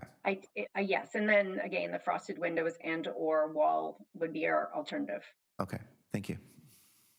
Okay. Thank you. Any more questions to this speaker? Okay. No more? Okay. Do we have more speakers? No speakers for this item, Madam Chair. Okay. So back to the applicant. You actually have mentioned about privacy screen before, right? So since she seems to be one of the concerns. So can you repeat? Yeah. So I think overall, I've spoken to my client, I've spoken to the owner at 52 Phoebe. They're okay with obscure, adding a opaque film to the glass, up to six feet kind of thing, at the height of a privacy screen. But if we look at the proposal, that's page 6 of the presentation material, adding another fence, or even page 8, adding another fence, it's not going to add that much, and it's going to take away from the overall glass jewel of this thing that's supposed to be there. We're okay with obscure glazing. We're okay with that. But I think adding another wall of 6 feet, that's 3 feet away from another wall. Yeah, this is effectively, if this was on the ground floor, this is the neighborly fence. This would be the fence between at the property line, essentially. So I would respectfully ask that we don't have that condition, but the obscure glazing is not a problem. We can. I understand, yes. Okay. Any question to the applicant? Yeah, so I'm just trying to get my head around this. So I think the neighbor's concerned is that the new deck extends further than their existing privacy screen. Is that correct, or does it actually? No, it doesn't go beyond their existing privacy screen at all. Right, so the deck that you're building is still going to be screened by their privacy screen from their deck? What she's concerned is that because it's step, and then she thinks that if with the new addition, the step down may not be enough to cover everything. I think that's what she's. Yeah, I know, but I'm trying to I just want to figure out if a privacy screen is necessary. Wait, is that what she's talking about, the step down that she might? Oh, you mean this on screen here? So at the shortest height there, that's 6 feet. It actually goes up 7 feet, 8 feet towards the building. That's incorrect. That's at the height. Madam Chair, It's not discussion, yeah. Okay. We'll mute. Yeah. Okay, question, yeah. Through you, Madam Chair, to the applicant. So I just want to sort of nail down this variance number 1. What I can see from your site plan, revised site plan, A1-10, you're indicating rear yard soft landscaping of 5.75 square meters. That's correct. So if my math is correct, that would be, in this case, you'd have to amend variance number 1 to read, in this case, I believe it's 8.5% will be now. Yeah. Okay, 8.5. My apologies. 2% sounds too little, but I didn't I was doing quick question math with the 74 hardscaping. My apologies about that. That's good, yeah. Thank you so much. A question to. Sorry, through you, Madam Chair. What's variance number 1 being amended? Oh, sorry, it's the minimum of 25% of the rear yard must be maintained as soft landscaping. In this case, we're rewriting it, it'll be revised to 8.5%, or in brackets, 5.75 meters squared of the rear yard will be maintained as soft landscaping. Okay, yes, please, yeah, you have a question. So, but you're okay with the condition that we have privacy frosting on the windows facing the neighbor? Yeah. Okay. Okay. Do we have the board question first? Okay, now we are in committee.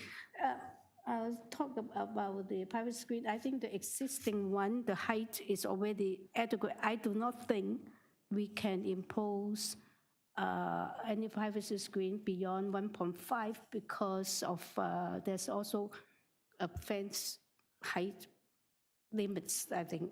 Yeah. Anyway, so 1.5 usually that's what we asked. Yeah. Yeah. So, no, I mean, I think I understand that. Yeah, because they built something like 1.8, which is like 8 feet. Yeah. 7 feet. Yeah. Okay. Yeah, we are in committee. Yeah. I can. I'm prepared to move a motion. Yes. I think this has been improved through discussion with community planning, and we have a amended application through an amended variance number 1. I'm satisfied that the variances are similar to those that have been approved in the neighborhood, and it's an improvement, a modest improvement to the property, and I'm prepared to move motion approving the application and the 2 variances being requested, subject to 3 conditions. The first being, I would like to tie this to site plan drawing 1.10.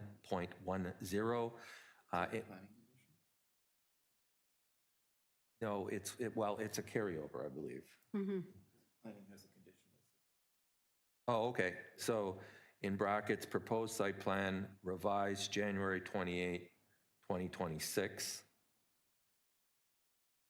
Second condition being urban forestry condition number 2. There's also comments from Metrolinx. I hope the applicant is aware of that there's no condition. And condition number 3 was the frosted windows. What elevation was that? That well, first windows facing the west side. The west side Facing elevation. west side to, I guess, a minimum of 1.5? I don't know. You mean the height of the first? Yeah. Yeah, I think 1.5 because the eye level will Yeah, have to be minimum 6. of 1.5. Yeah, Minimum 1.5. Yeah. Can I make a friendly amendment that rather than the first one, we just do the planning condition, which I think is addressing the same issue? Yeah. I just wanted to make sure that the revised site plan is the one that's, Yeah, that's specifically the one that they're. Yep. Okay, and it's amended application. Yep. So that's a motion. I'm happy to Mr. second Lee? that. Yeah. Madam Secretary Treasurer, do you want us to repeat that for Through clarity? you, Madam Chair. No, it's fine. We've Yeah, captured it sure. all. All of them, and yeah, second that. Mr. Reid, second, with all those conditional amended application, all in favor? Unanimously approved. Thank you for coming. It's approved, yeah. So. Through you, Madam Chair, let's hear item number 6, and then maybe we'll take a 10-minute break. Is that okay with everyone? Sure, yeah.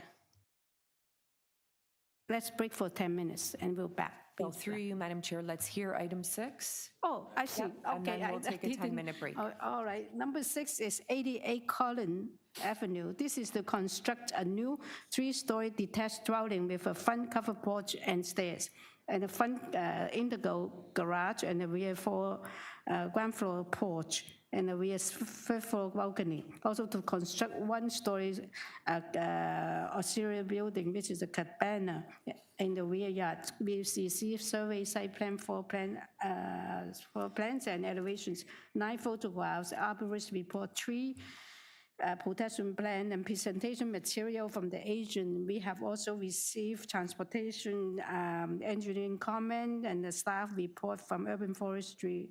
And we received support from 85, 94, 84, 96 COLIN Avenue, and we have received opposition from 89 COLIN and 92 COLIN. We are ready for the applicant. To you, Madam Chair, we have the agent online and 1 registered speaker in opposition here in person. Okay, thank you.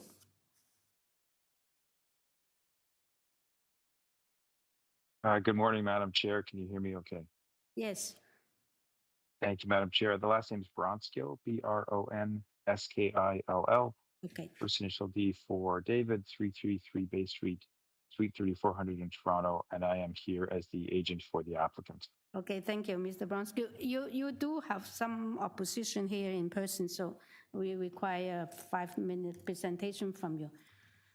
So just let us know whether you're ready. We bring up the material you'd like to be on the screen, please. Yeah, thank you, Madam Chair. I see our presentation on the screen with thanks to staff, and I'm going to highlight 4 things in that presentation just to explain the application to you. I would flag at the start, Madam Chair, there are urban forestry conditions. Obviously, we are supportive of those. There is the communication from transportation staff of no opposition to the variances that I would say are associated with parking, i.e. the driveway width and garage length. And Madam Chair, there's no memo from planning staff who have reviewed the application, and as I understand it, identified no concerns. The 4 things, Madam Chair, I'll start with number 1 on this page, and just highlight for you what I think are the variances that maybe have caused the most concern from the 2 opposition letters. You'll see an FSI variance, length and depth variances, and then a height variance for 0.5 meter, and I will show you those in the plans in a moment. I'll just flag the FSI variance for you for a moment. At 88%, I just wanted to note for the panel that the built form would not change in terms of what we are seeking if the 3rd floor was not filled in with gross floor area. So much of the built form or package of development would be the same, but there's 91 square meters that is included in a 3rd floor within the sloped roof line. If that 91 square meters was not included in the 3rd floor, Madam Chair, and there were no windows in that roof line, the FSI would actually be 0.696 or rounded up to 0.7. So this is sometimes, as the committee well knows, a bit of the peril of relying just on the numbers and the quantitative and not looking forward at what the qualitative impacts actually are. So that was the first thing, Madam Chair. Second thing is staff wouldn't mind just turning down in to the second page.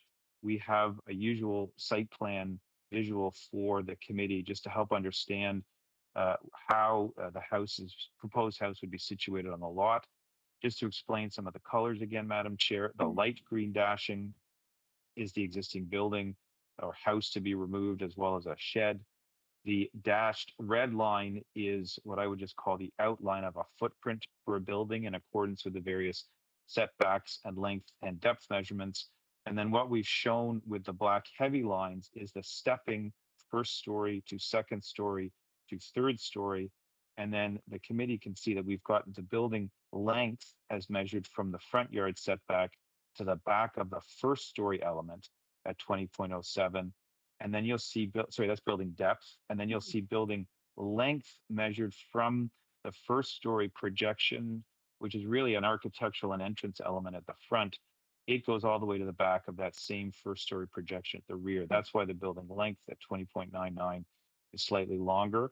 And Madam Chair, it's also why this is one of those instances where I would recommend a condition that construction be substantially in accordance with the site plan to ensure that the massing we are showing here would actually be implemented.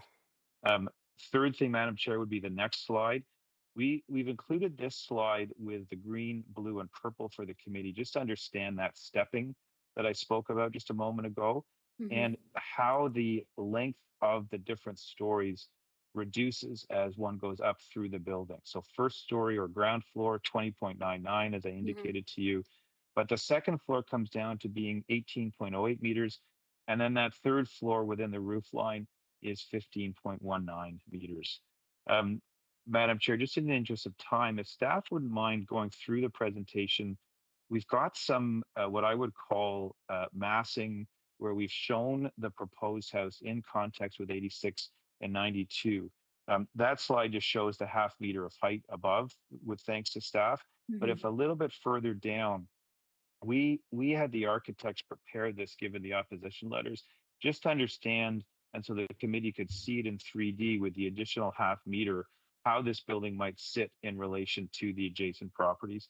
Okay. We think this is completely compatible, Madam Chair. I think it's a physical character that clearly fits with the adjacent neighbors. We have some different angles of it from the front over the next 3 slides, just so the committee can see it.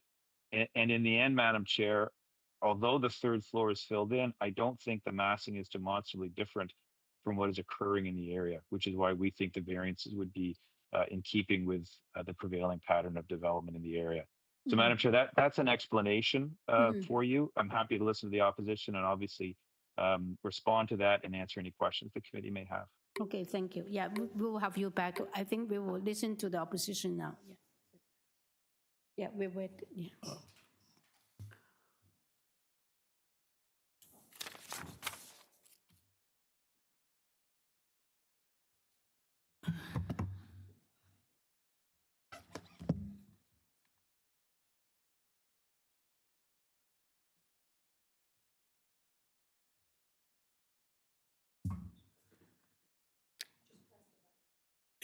It's already pressed. Hi, good morning. Yeah. My name is Chris Norton. My family and I live at 92 Colin Avenue. 92, okay. Good morning, Madam Chair, members of the committee, and city staff. My family would welcome redevelopment at 88 Colin, but only if it's compatible with and appropriately scaled to the existing neighborhood context. I should point out, we've already seen the architectural renderings in the diagrams, and I don't want to spend much time on it because those are diagrams that were only submitted earlier this week, which surprised me when the notice said that all materials needed to be submitted by the 4th. In any event, I also think they're misleading, and I'd be happy to address that at the end, but it's not part of my 5 minutes. My comments in opposition address the 4 tests for minor variances using the same framework applied in staff reports. 1, development context and existing conditions. The subject property is located in a stable neighborhoods area characterized by detached dwellings with consistent front yard setbacks, moderate building depths, and 2-story built form. Recent redevelopment on this block has generally respected the prevailing physical character, with new homes either complying with zoning or requiring only modest variances that did not alter the established pattern of development. Many of the new homes constructed on this block, including our own in 2006, were built with no or very minor variances. Notably, less than 20 years ago, the committee refused a floor space index, or FSI, increase to 0.75, finding it was not minor. I have not found any substantive policy change other than the 2022 bylaw height amendment that would justify this very large proposed increase, especially when combined with the other significant variances. In other words, the cumulative effect. 2, description of the proposal and cumulative variances. The proposal seeks 8 variances to permit increased height, building depth, lot coverage, reduced front yard setback, and FSI. While some variances might appear modest in isolation, the cumulative impact of the variances would result in a building form that is significantly larger and more intensive than what is typical for similarly sized lots on our street. And I would go back to those architectural renderings at the beginning to discuss them. This represents cumulative variance creep, expanding zoning performance standards beyond what was intended and eroding the distinction between minor variances and rezoning. Minor nature of the variances. The requested 24% increase in length, coupled with the 50% increase in FSI, are substantial departures from the zoning framework. When considered together with the increased height, reduced front yard setback, and protruding large third-floor front dormers, the variances would permit a building that would dominate the lot and streetscape rather than integrate with the surrounding context. No comparable aggregate significant variance approvals of this magnitude have been approved on our street. In this context, the variances cannot be considered minor. Intent and purpose of the zoning bylaw. The bylaw is intended to regulate scale, massing, and siting to ensure compatibility with established neighborhood patterns. The proposal does not maintain this intent. Increased height and massing combined with a reduced front yard setback disrupt the established street rhythm. Excessive building depth extends approximately 10 feet beyond adjacent and recently constructed homes, reducing rear yard amenity space. Intent and purpose of the official plan. The official plan directs that development in neighborhoods respect and reinforce existing physical character and minimize impacts such as shadowing and overlook. The proposal fails to meet these objectives due to its scale, massing, and siting, which are not reflective of the prevailing pattern of development on this street. The zoning standards implementing the official plan are intended to prevent this type of overscaled infill. 6, desirability and impact on adjacent properties. The proposal is not desirable for the appropriate development of the land, as it would result in material shadowing on adjacent front and rear yards due to increased height, length, and reduced setback. Loss of privacy from the third floor west-facing balcony overlooking our garden and our neighbors' rear yards. Conclusion, the variances should be refused as they are not minor individually or cumulatively, do not maintain the general intent and purpose of the bylaw, do not maintain the general intent and purpose of the official plan, and are not desirable for the appropriate development of the land. And in the last 11 seconds, I'll say, lastly, on March 9th, after the submission deadline of March 4th, as in the notice, the owners submitted supplemental material, including 3D diagrams, which in my view are misleading and not accurate. If Okay. committee allows, I'll address those diagrams. Okay, thank you. Yeah, your 5 minutes is up. So yeah, we do have some questions, so stay. Yeah, okay, can you, in a minute, maybe say what your concerns are with the 3D diagrams? Oh, with the diagrams? That's what you were saying that you... Yes, well, if you bring them up again, that was material submitted on the 9th. Go back, you can see the large dormers there, which I think are excessive. When you look at this, our house, which was built within the bylaw, and I don't have the plans, but I know we didn't get any variances, so I believe at the time that the height limit was 9 meters. The proposed house is 10.5, 0.5 of a meter in excess of the increase to 10 meters allowed for in 2022.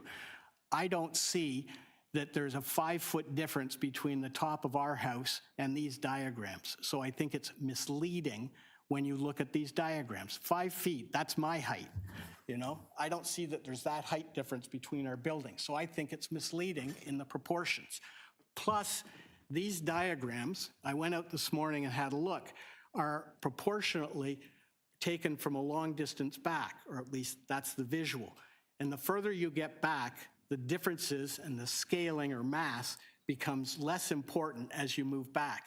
If you walk on the sidewalk right out in front of our houses with their moving forward, etc., that house, the proposed house, will dominate our streetscape. So that's my concern. These, I don't have architectural drawings because I didn't know that they'd be presented. Okay, thank you. Okay. Any questions? So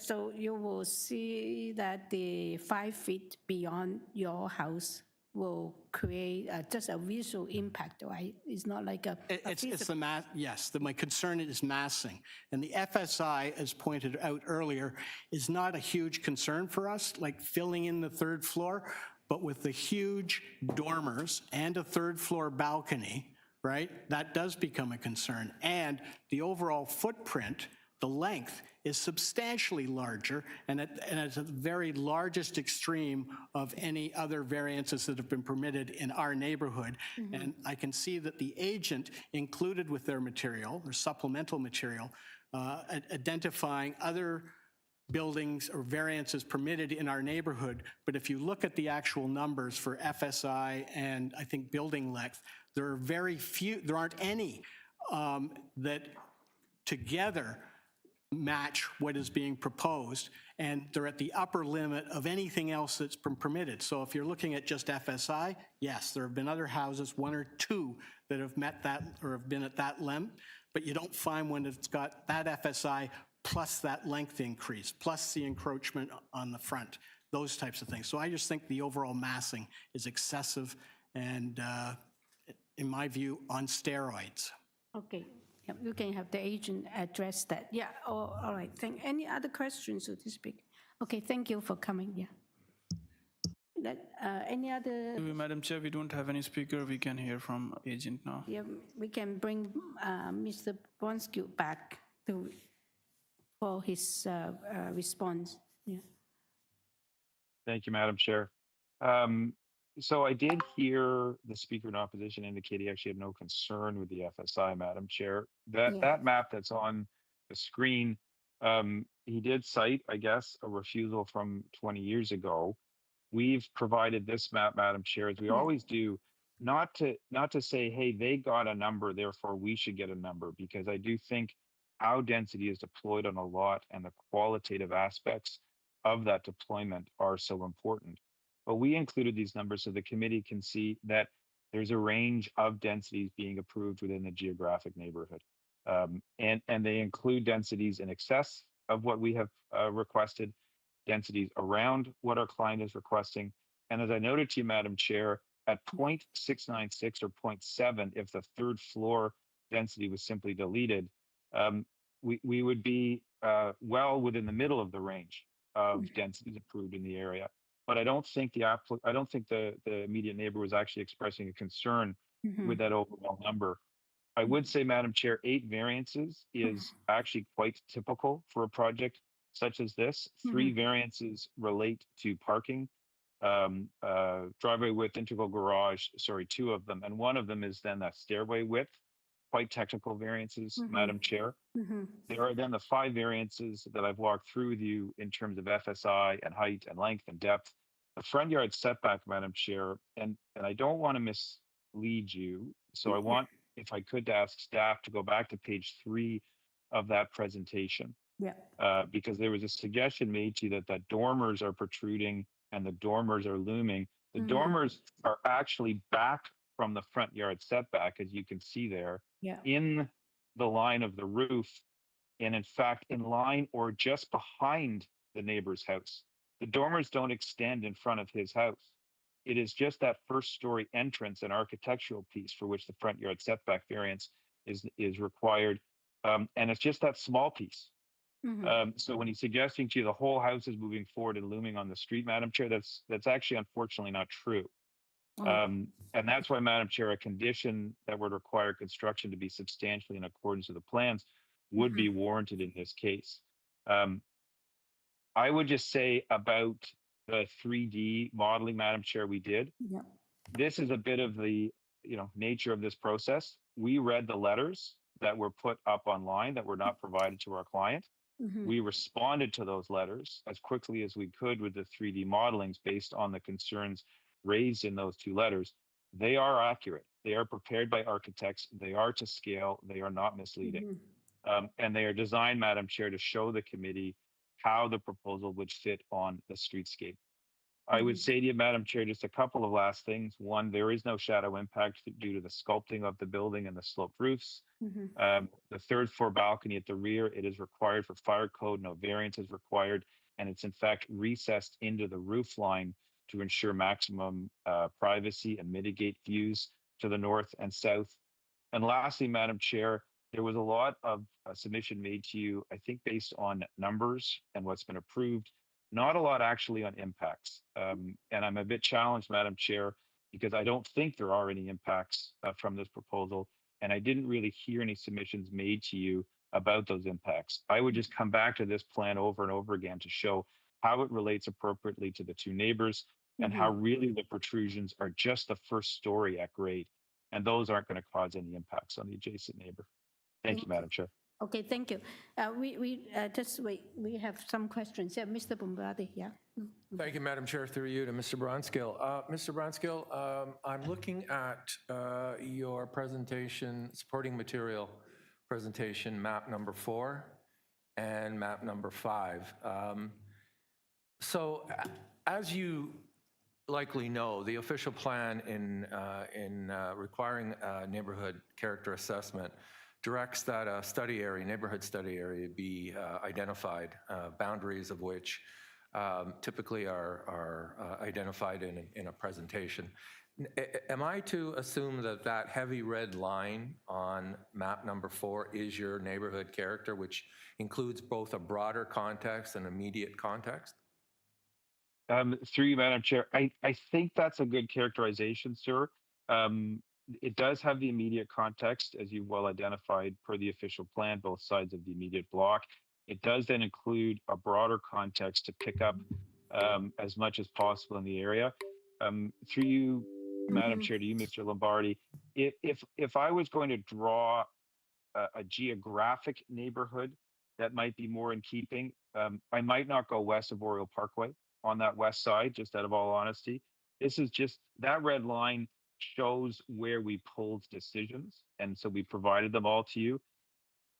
Oriole Parkway, a little bit busier of a street, as you well know, that might be a more natural boundary line. It would only exclude 3 FSI densities from the analysis. That might be the only tweaks that I might make. Yeah, I would suggest that going east of Yonge Street with that that area with 3 I agree with you, sir. densities is outside of what would really be called a geographic neighborhood study area.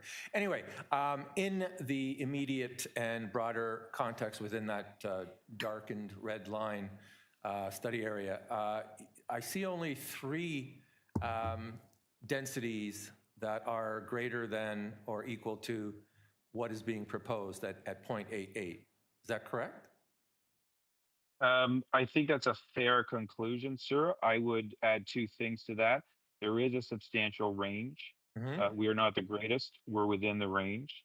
And then the second thing, sir, is this is where I think just the numbers on a file like this, it maybe is not the whole analysis. I understand that we have to look at prevailing density as for 4.1.5 and look at what is occurring in the neighborhood. I completely acknowledge that, sir.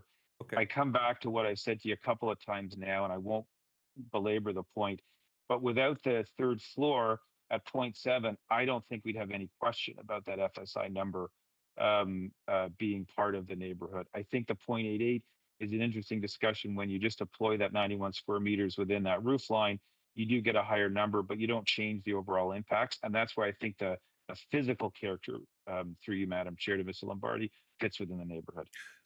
But yeah, and you would agree, though, that we have to, as a committee, address the application, the proposal that's before us, and the variances are being requested, correct? Absolutely, you do, sir. I do think we're within the range. I do think therefore we do meet from a quantitative perspective what I would call a prevailing density in the area. That is, I would say, sir, between 0.7 and 0.9. I think that's what we're seeing in this neighborhood being approved. And then I think, sir, I go to the qualitative aspects, same policy test, prevailing massing, prevailing scale, and analyzing that from a qualitative perspective as well. Yeah, and the key word being prevailing, which was introduced through OPA 320 in late 2018. So thank you. Those are all of my questions. Thanks very much. Thank you, sir. Sorry, yeah, we do not have any more questions for you. Now we are in committee. Can I follow up with your comments? Sure. Actually, I sort of side with Mr. Bonskill's argument on the FSI in terms of the, although the figure is like 0.88, but on the other hand, because of the design, the specific design, it's taking it in as almost like a within the roof. Then in terms of that's not to increasing the massing. I think that it will absorb the increase in FSI because they utilize the manside roof for the first floor. I think that it's a very sort of clever design to, in order to, because a lot of these houses, in terms of massing, is very compatible, but they have the roof as like not counted as FSI. Yeah, that's my follow-up comment. All right. Yes. Madam Chair, I'm supportive of this application. I find the application an appropriate redevelopment of the property with an architectural built form and scale that I'm satisfied fits the neighborhood context and that respects the existing and planned neighborhood character. Looking at the variances that are being requested, I think they are all minor. My only concern was with variance number 6, which is the building length. There's a bit of a larger request for building length, but again, within the context and looking at the site plan, I think it is appropriate. On the question of impact, so again, jurisprudence has determined that the test is not that there be no impact, and I apologize for the double negative, but that the imputed impacts be rise to the level of undue adverse impacts of a planning nature. I don't see that here. I think there's only one setback requirement, which is a very minor. That's variance number 1. I also understand that FSI is used by the city and zoning bylaw to denote density. Scale and massing are architectural terms, but a three-dimensional building envelope typically can't be fully built out because of things like height restrictions, setbacks, et cetera. But I think this is an appropriate proposal, and I would be prepared to move a motion to approve it and the 8 variances being requested, subject to 2 conditions. The first being that tie it to a site plan, so substantially in accordance with, and then condition number 2, which would be urban forestry, number 2, condition number 2. Yeah, the 2 conditions, yes. So Mr. Bissonnette, yes, second, okay. And with the 2 conditions, all in favor? Unanimously approved. Thank you. Now we're taking a 10-minute break. Yes, through you, Madam Chair. Members, please turn off your videos, microphones. We'll mute the room.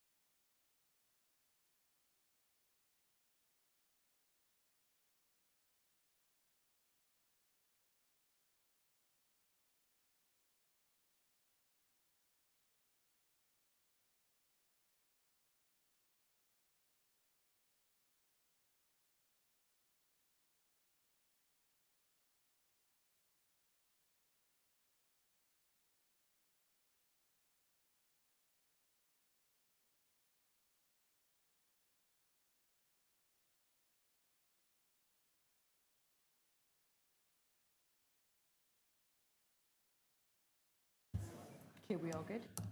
Members, please turn on your videos, microphones, ensure that laptops are muted. We'll unmute the room.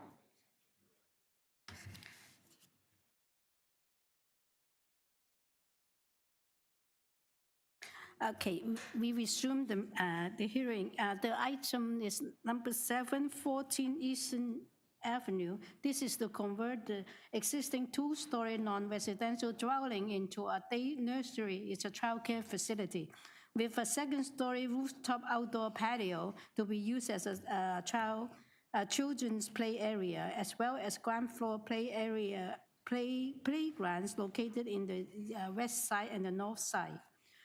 We received a survey site plan, floor plan elevations, 7 photographs from the agent, and also we received a Metrolink advisory comment. We received 2, 4, 6, it looked like 12 supports, and we also received 1 opposition. There's no address provided, and also one opposition from 111 Trinity Street. We're ready for the agent or applicant. Through Madam Chair, we have the agent online, and we have few registered speakers in opposition here in person as well as online. Oh, we have 2 more speakers in opposition? Sorry, we have 5 speakers. Oh, 5, sorry. Yeah. In opposition. Okay, thank you. We are ready for the agents. He's online. Hi, Mr. Chen. Hi, hello. My name is Aaron Chang. Yeah, you seem to have some opposition, so we require a presentation from you. 5 minutes. Okay.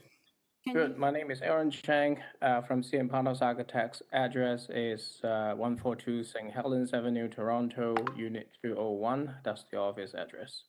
Oh, okay. And can you, we wait until all the material you want on the screen. We can start your 5 minutes. We have uploaded one particular presentation file this morning. This morning? Could our colleague in the hearing room? Yes, this is the one, right? This is, okay. So you ready, right? Yes, I'm ready. Thank you. Okay, let's go. Great. So good morning, everyone. We can go to the next page. There are 2 variances we're looking at today. They're both related to the playground on the 2nd floor. The ground floor playground doesn't need any variances. They can be built as of right. So the only one that we need to discuss today is on the 2nd floor. Could you please go to the next page? Mm-hmm. So on our site plan, we have identified all 3 playgrounds. Playground 1 and 2 are the green one on the ground floor, which were basically automatically approved. The second one that we need variances is on the 2nd floor, which is highlighted in yellow. So we have, you can see the dimensions, you can see the sizes. Could we go to the next page, please? So this is the relationship between the playground and this particular classroom. We just want the kids on the 2nd floor to go out immediately without going all the way down to the ground through the classroom to those playground 1 and 2. So that's the idea and the rationale behind of these playground. Could you please go to the next page? So currently, this is the existing condition. As the chairlady mentioned about, it used to be a residential unit, so the previous person have renovated for a pretty good patio, so we want to renovate it for the kids and make this safe for them. Next page, please. We also want to mention that the ministry have some guidelines and regulations on how to design a playground. So the one on the ground floor comes with a 5-foot privacy fence around it.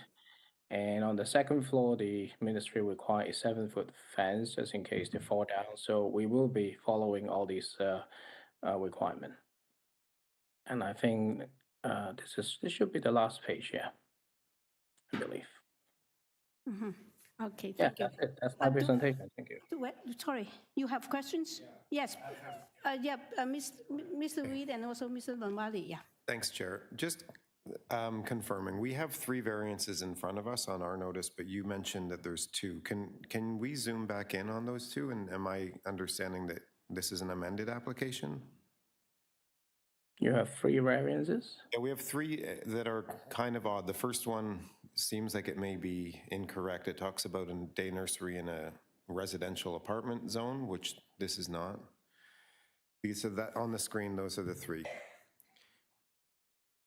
All right, I see. Intended permitted use in residential, providing a childcare period.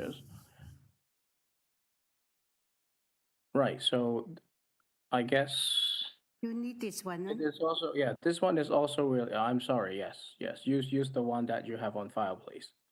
I don't know if we have 2 only, but they're all referring to the one on the 2nd floor. You can see the numbers, that 2.39 matches with the plans that we have. Okay, but what were the 2 variances that you had in your presentation? They're just 2 and 3? Yeah. Okay. I don't know which one is newer, but I think they're talking about the same thing. Okay. Well, could you talk to variance 1, the one that we have that talks about in a residential apartment zone category? Should that be retained or no? That should be retained, yes. So Gillett Place is the, if you don't mind going back to the presentation file.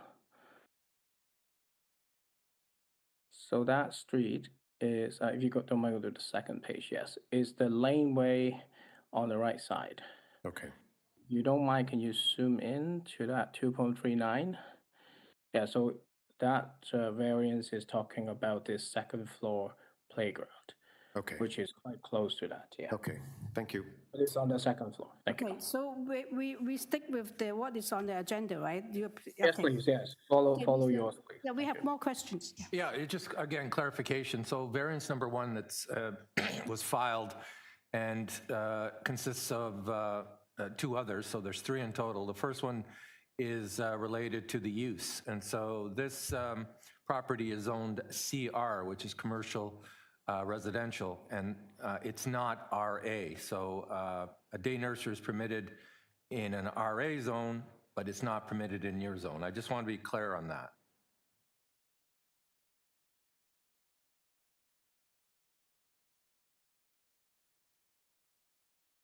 Right. Because the variance, and I'm assuming you have a zoning examiner's issued notice? Mm-hmm.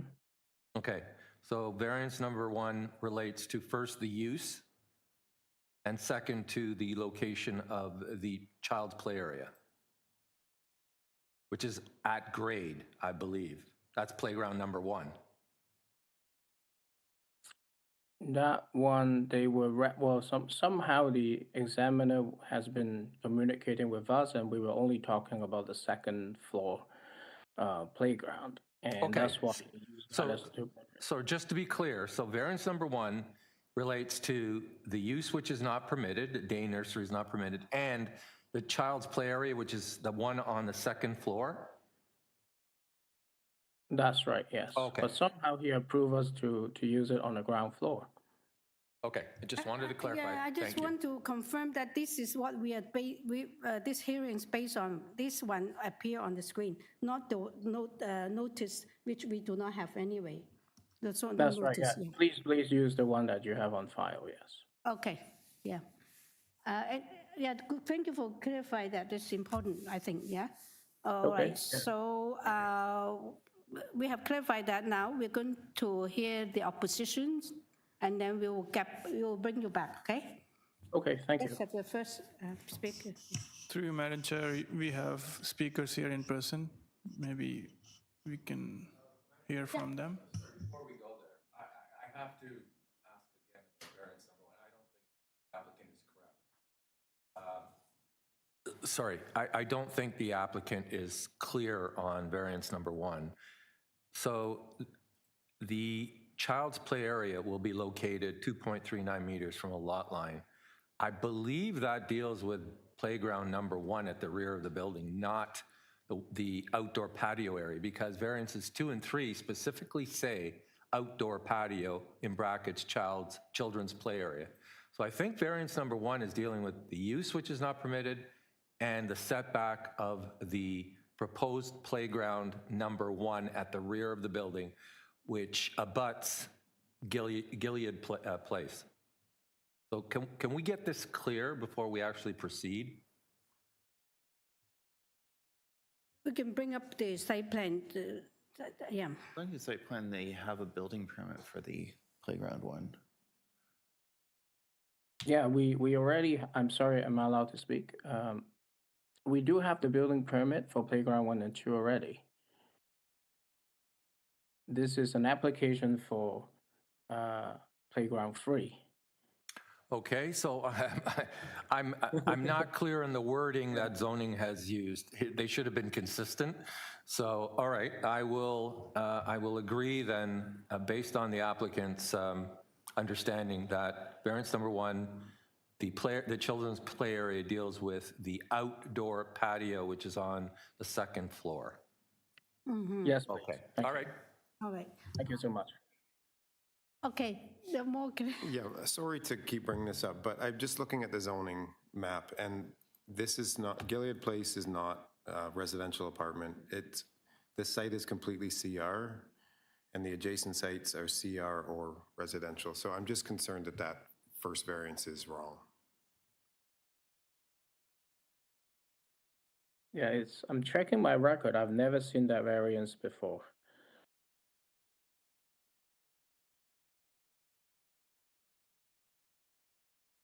So, you have never seen variance number 1. You only based on your zoning notice. Is that what you say?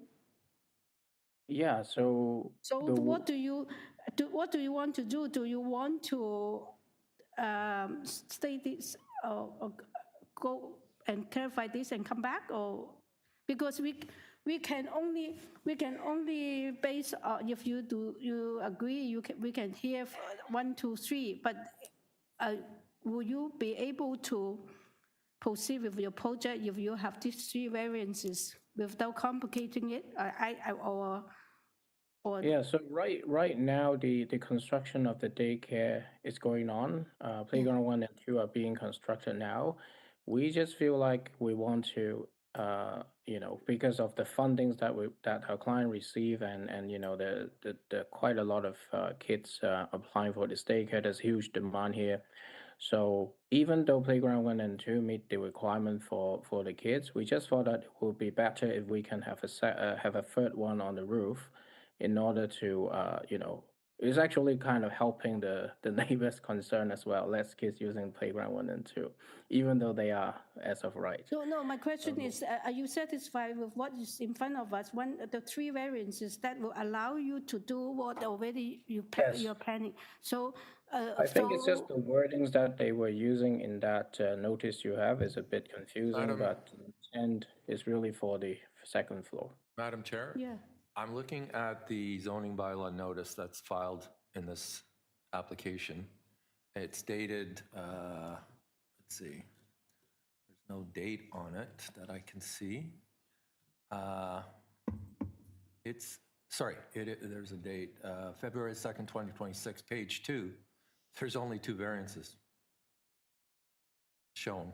Which are the 2 variances? It looks like, nope. The first one is the residential apartment zone, and the second one is an outdoor patio is permitted use, provided that is not combined with a day nursery. So I don't. No, Yes. through you, Madam Chair, there are 3 variances, right? So the first one is under Chapter 150, 45, 50, 1B. It's a different. The second is under Chapter 40, 10, 20, 100, 21A, and then E. So there is supposed to be 3 variances, right? Which is correct. We're taking it straight from this review. If you think that the review is not correct, then maybe it's a deferral. But I leave that with you. Yeah. I mean, yeah, so I think the first one is incorrect. I think that's pretty clear. But I also had concerns about the second and the third. I mean, outdoor patio usually in the bylaw is associated with a restaurant or a commercial use, right? An entertainment. And it's defined in the bylaw as outdoor patron area ancillary to non-residential use, which I think that for me, I don't see this as being an outdoor patio. I see it being as a use ancillary or central to the non-residential use. Oh, I agree with you if the panel feels that that's not enough or accurate information for us to make a decision. The choice is to defer it. It's not like assuming everything is correct. You prefer a deferral. That is basically, it's fine, I think. I agree with Peter. I think what may have caused confusion is the applicant maybe using the term outdoor patio, whether that was defined or described by the applicant to zoning. I have that note in my notes as well. It's not from the applicant. Obviously, they went through a zoning review, right? It's the zoning wording, use that word. So can we get a feeling that we call it a playground and they call it a patio, and we just follow it. Exactly. It is not from the applicant, it's from the zoning. So, but on the other hand, can I get some kind of sense that how many people feel that they do not have enough information to? Madam Chair, I think it would be advisable to defer this. We should defer it. And then Peter, and then what about? Right, and I think it's also kind of unclear in terms of where these variances are applying to which patio or outdoor space as well. I think this needs to be clarified. Yeah, I think so. Otherwise, even if they get approval, it might not give them what they want at the end when they look at it. They might stop the work, right? So what about you, Mr.? Happy to defend my colleagues on this. Okay, so it seems that the panel feels that they do not have enough accurate information to proceed. So let's have a motion. Through you, Hold Madam on, Chair. through you, Madam Chair, because we have speakers, I right? see. Oh, we have speakers. Yeah, we totally. So for those that are here in the room today, can you just raise your hand if you were going to be speaking on this? Okay, so do you understand that the members are considering to move a motion to defer this application in order to clarify the information?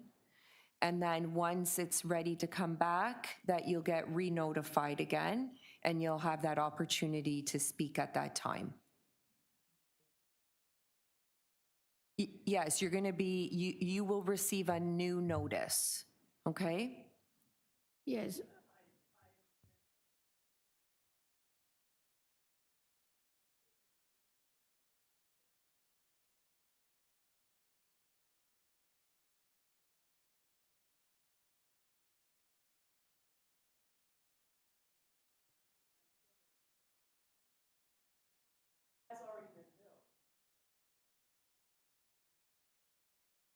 Oh, no, that's yeah, sorry. Yeah. Right, okay. Right, okay. We'll have the applicant clarify everything with Toronto Building so that whatever is before the committee at that time will be accurate. Okay. That's the idea. And I think that he's referring to a different part of the playground, and it's a rooftop that they're applying now. So, but anyhow, the panel, it seems that we do not feel we have enough accurate information to proceed anyway. So there will be a new hearing, schedule, and so that the background can clear all this information. Okay, and then through you, Madam Chair, there is a couple of people online that were registered. We're just going to unmute them so we know for sure that they understand what's going on, okay? Yes, please, you can ask, yeah. Through you, Madam Chair, we can hear from the speaker at 113 Trinity Street. Julie, you have been unmuted. Yes. Hello, everyone. Thank you very much. The situation is very clear for us. I believe I can also speak on behalf of my husband, Vincent, who's also on the line. So you realize we're going to defer this case, right? Yeah. Yes, it's understood. You understand? Okay. Yeah. All right. So the next, To you, Madam Chair, we have tried reaching out a speaker from 366 King Street East, and we don't see them online. The speaker was in interest. We have tried multiple times and we're not able to successfully reach them. Okay, so Move ahead. so it's okay. So now we can go back to committee, right? Now we can come. Yeah, please, Peter. Yeah. Thanks, Chair. Thanks to the people who came down, and sorry you had to wait for this to happen, but I think that this is the right thing to do because what we have is not accurate right now. So I move that we defer the application to allow the applicant time to get a new zoning review. I think that's important, and to discuss with the zoning reviewer what happened at this hearing, and to identify clearly where the portions of the site to which the variances are being requested apply. Exactly, and also I'd like to also request in terms of information presents to us that I clearly identify what is not included in this application and what's already been approved and built. I think that's very important so that people come here will understand. Okay, so we have second? Yeah, Madam Chair, just to add to that. So I visited the site on the weekend, and I can verify that there is work going on the building. There is a fence that has been erected around playground number 1 at the rear. And I went online, and there is a website for this particular daycare, which is indicating that they will be open in 2026 at some point. So just, but I agree that I concur that this should be deferred until we get clearer information.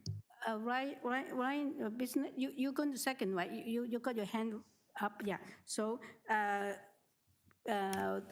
all in favor in deferral? Yeah, all in favor is deferred. Yeah. It's been deferred. We'll see you again. Yes, sir. Yeah. Yeah, you too. Okay, number 846 McDonell Avenue. This is to construct a new 3-story detached houseplex. Are you specialized on houseplexes? With front and rear basement walkout, front and rear porches with stair, and front and rear balconies on the second and first story. The second story will be cantilever on the north side of the building. Also to construct a 2-story detached auxiliary building, which is a garden street in the UA yard. There will be a 7 residential dwelling. And we receive revised site plan and elevations, floor plan and elevation, and a red line public notice, and a revised zoning notice. Copy of survey site plan, floor plans, and elevation, 3 photographs, and corresponding and presentation material from the agent, and email corresponding from community planning, and staff report from urban forestry. And we have oppositions from 4248 McDonell, and 3 letters in opposition signed by 37, 34, 39 Fuller Street, and 34, 37 McDonell Street Avenue, and material in opposition also with from 1 Grand Avenue, and we're ready for Thank you, Madam Chair. We have the agent here in person and 1 speaker in interest here in person, as well as 3 speakers in interest and opposition online. Okay, you have 4 speakers. Okay, so we need a representation from you. Certainly, Craig Race, 100 Lombard Street. Also, before I begin, so as you mentioned, this application is for a 6-plex and a garden suite. There is a red line notice that we should be referring to, and variances have been approved.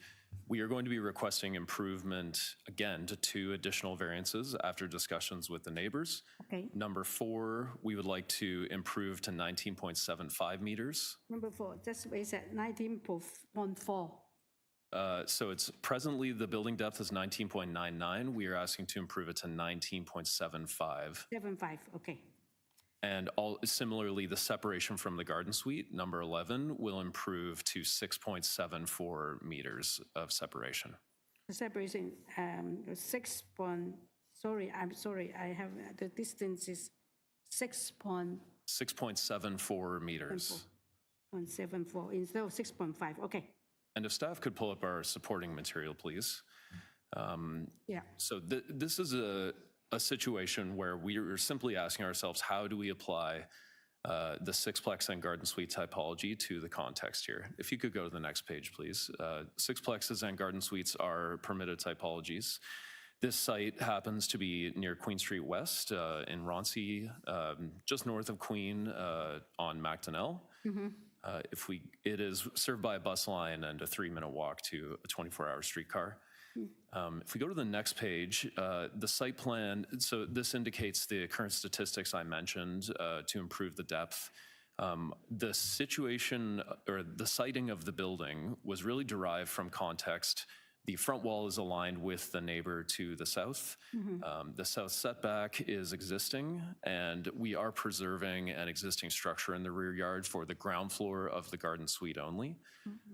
There's also a mutual drive on the north side of the site that we're preserving and cantilevering over with our upper floors. I'll explain that more as we proceed. If we go to the next slide.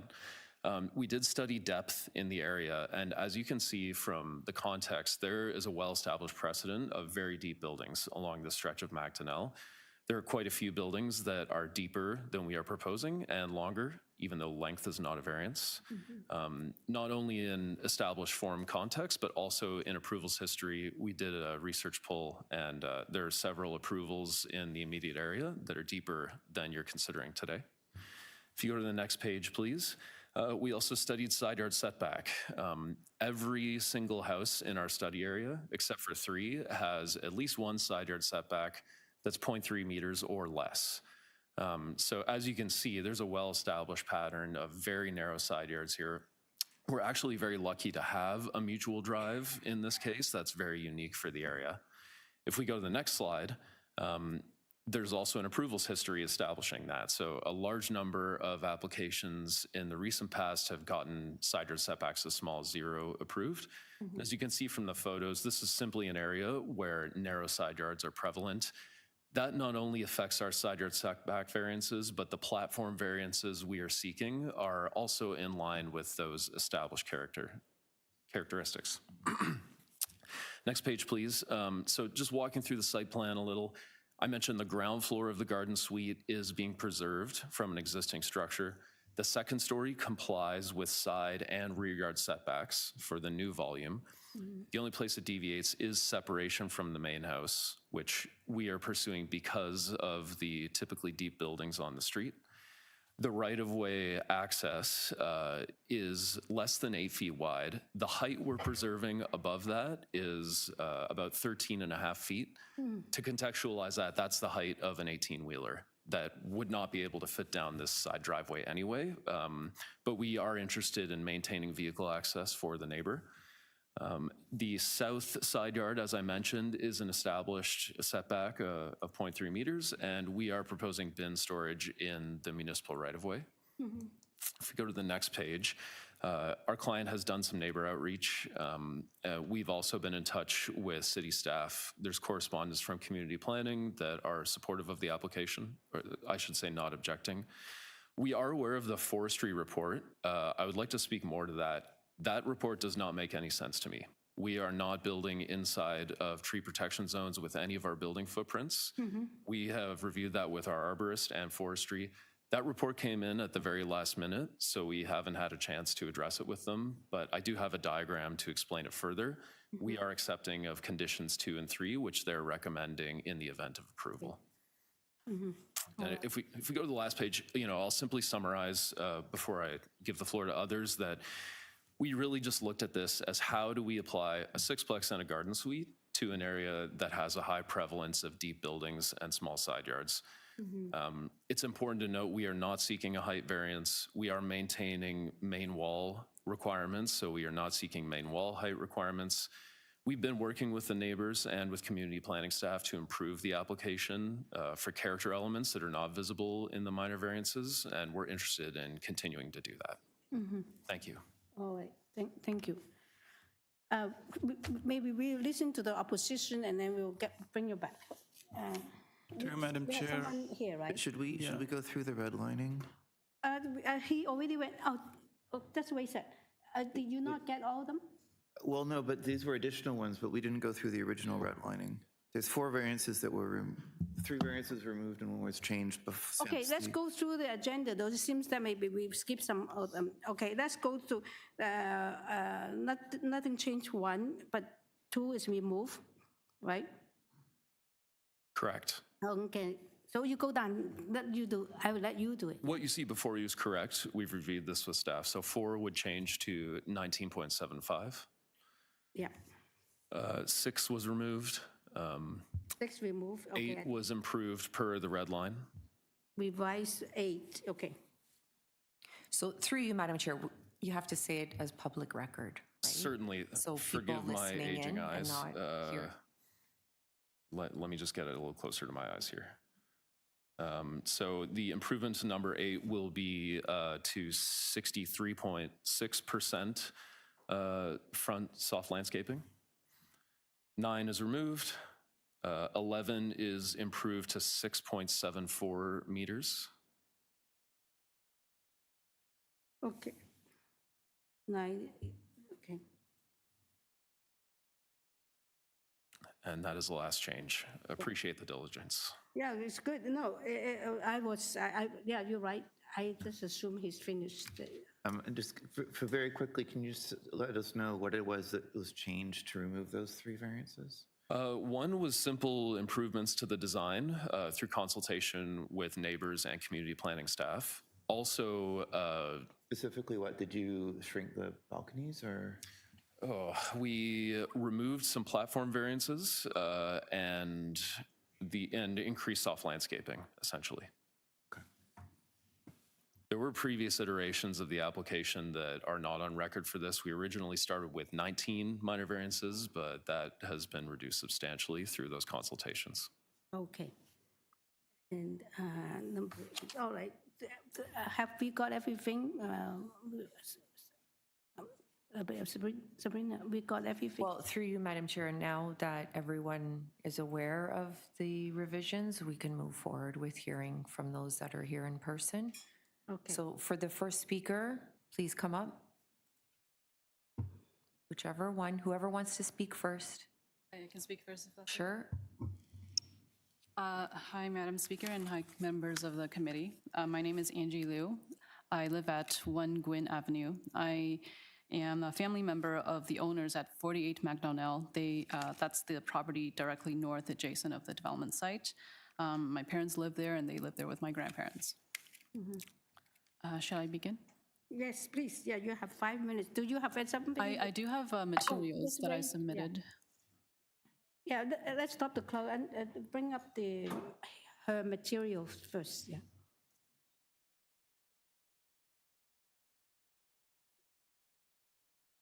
All right, I think we can skip this one. Is this one, right?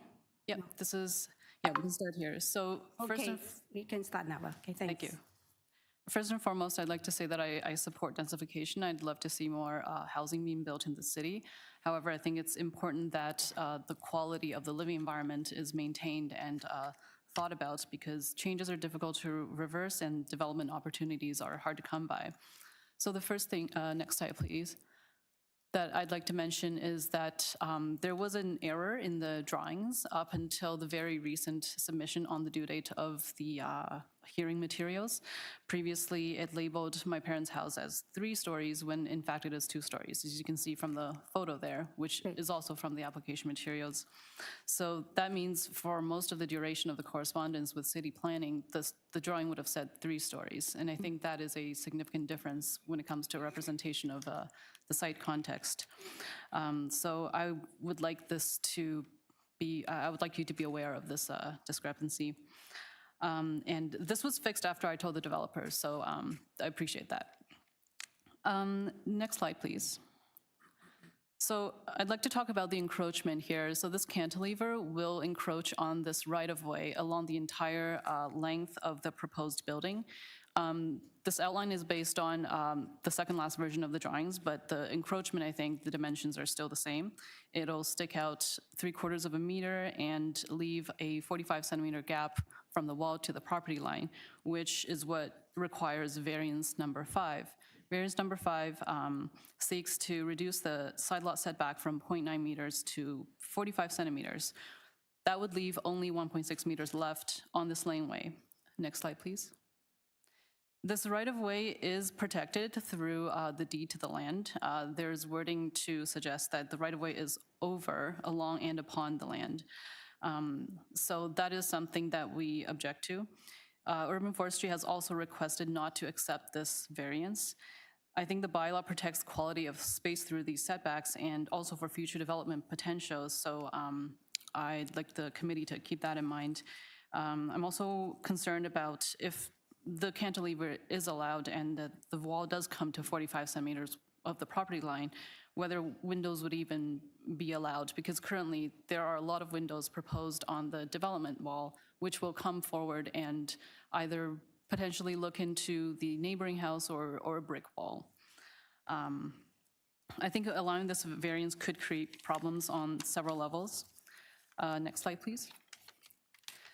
Now, with regard to the backlot situation, currently the 2 backyards are seamlessly shared as a car turning space. Cars have to be completely turned around and lined up before entering the laneway because of how narrow it is. So with the new building depth and the protruding garden suite from the existing garage, this space will become a lot harder to maneuver in. So next slide, please. Speaking of the backyard intensification, the proposed distance between the main building and the garden suite, along with the garden suite height, are violating bylaws that were already relaxed from their previous versions and adopted within the past year, which I think they were set for a reason. Furthermore, Urban Forestry also recommends upholding these bylaws and denying these variances. What they say in their memo on page 2 is that they're concerned not just about protecting existing trees, but also about the permanent loss of viable planting space. So actually, if you can go back one slide. This shows a tree in the back corner near the garage of the site, which has since been removed by the owner after, I think, closing on the land. So I think that illustrates the point that Urban Forestry was making about how the development it's threatening the existing plantable space. There's still an existing grape tree in that yard. You can kind of see it close to the car in the second picture. That will also have to go with the proposed development. So 2 slides later, please. Yes, so in terms of the general intensification, I think it's quite significant. There's a lot of additional building footprint being added, and there will be an additional story on both structures across the entire building footprint. This would add significant shadows and enclosure to the space in the neighborhood. And the depth of the building alone is requiring 4 variances, numbers 4, 11, 12, and 13. So I'd like to say, with regard to the depth, there are not that many buildings that are as deep and 3 stories. And with regard to the setbacks, there are not that many with windows on the setback, on the narrow setback walls. And just because 6 units are allowed, I'm not sure if that's the best idea for creating quality housing in this neighborhood. Thank you very much. Thank you very much, yes. Any question to this speaker before? Yeah. No, I heard I do also have the concern about the north-south side setbacks, yeah. I will ask the applicant later on that, yeah. All right, thank you. The next speaker. Next speaker to come up.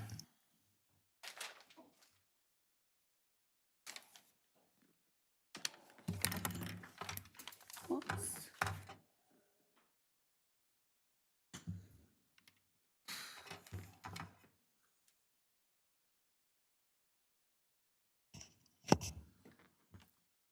Good morning.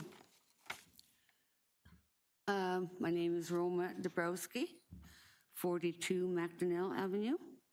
Yes. I'm a neighbor adjacent to 46 on the south side.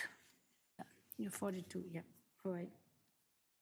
I'm in support of increasing housing and in support of thoughtful development.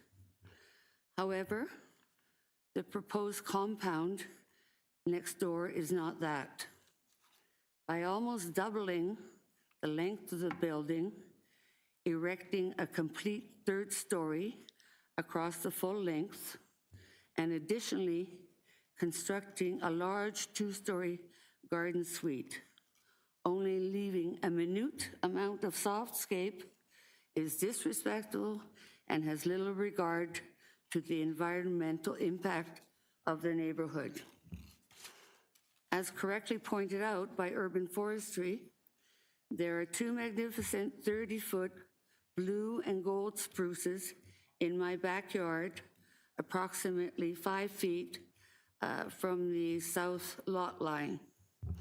They were planted in 1990 as saplings by my late parents and have a very significant and heartfelt memory for me. The roots of these trees are mostly surface running, 12 to 24 inches below the ground. And rather than deep, they run across and spread horizontally up to 30 feet. So that's sometimes when you see when there's these big rainstorms and a whole Christmas tree's been uprooted, you see all the roots. Yes, so anyway.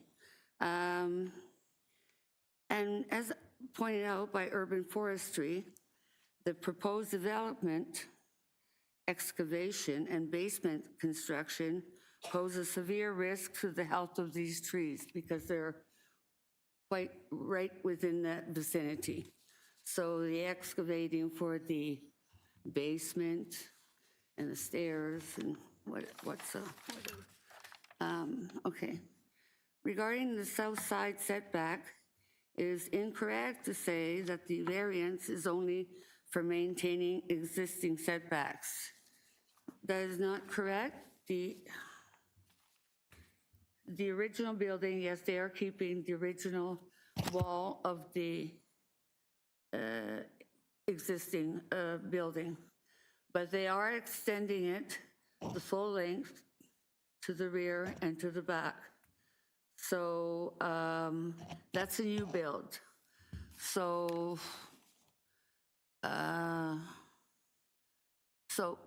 basically what I'm saying is much of the construction will be on a new build and should follow the current setback bylaw. Maintaining the old setback significantly increases the depth and creates a very imposing structure and significantly impacts on privacy, comfort, and surroundings. The proposed site is generally overdeveloped. There is little respect for the intentions of the zoning bylaw or the official plan.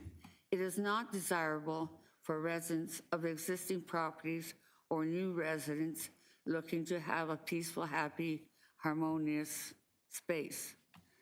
The numerous variances attached to this proposal are far from minor. Furthermore, also, I'd like to address the proposed end-to-end balconies. They create a condition directly overlooking into the backyards. Mm-hmm. This is a significant departure from the privacy typically enjoyed in this mid-block residential context. Yeah, so I'm definitely opposed to the complete size, the length. They're doubling it to the back. They're tripling it by going straight across with the roof. And where a two-car garage was with an additional two-car parking, they're removing it all and placing this garden suite. I don't think it's necessary to have all of these. This is too much for this small lot. 16 bedrooms equals 16 plus people. I think I counted something like 11 or more bathrooms.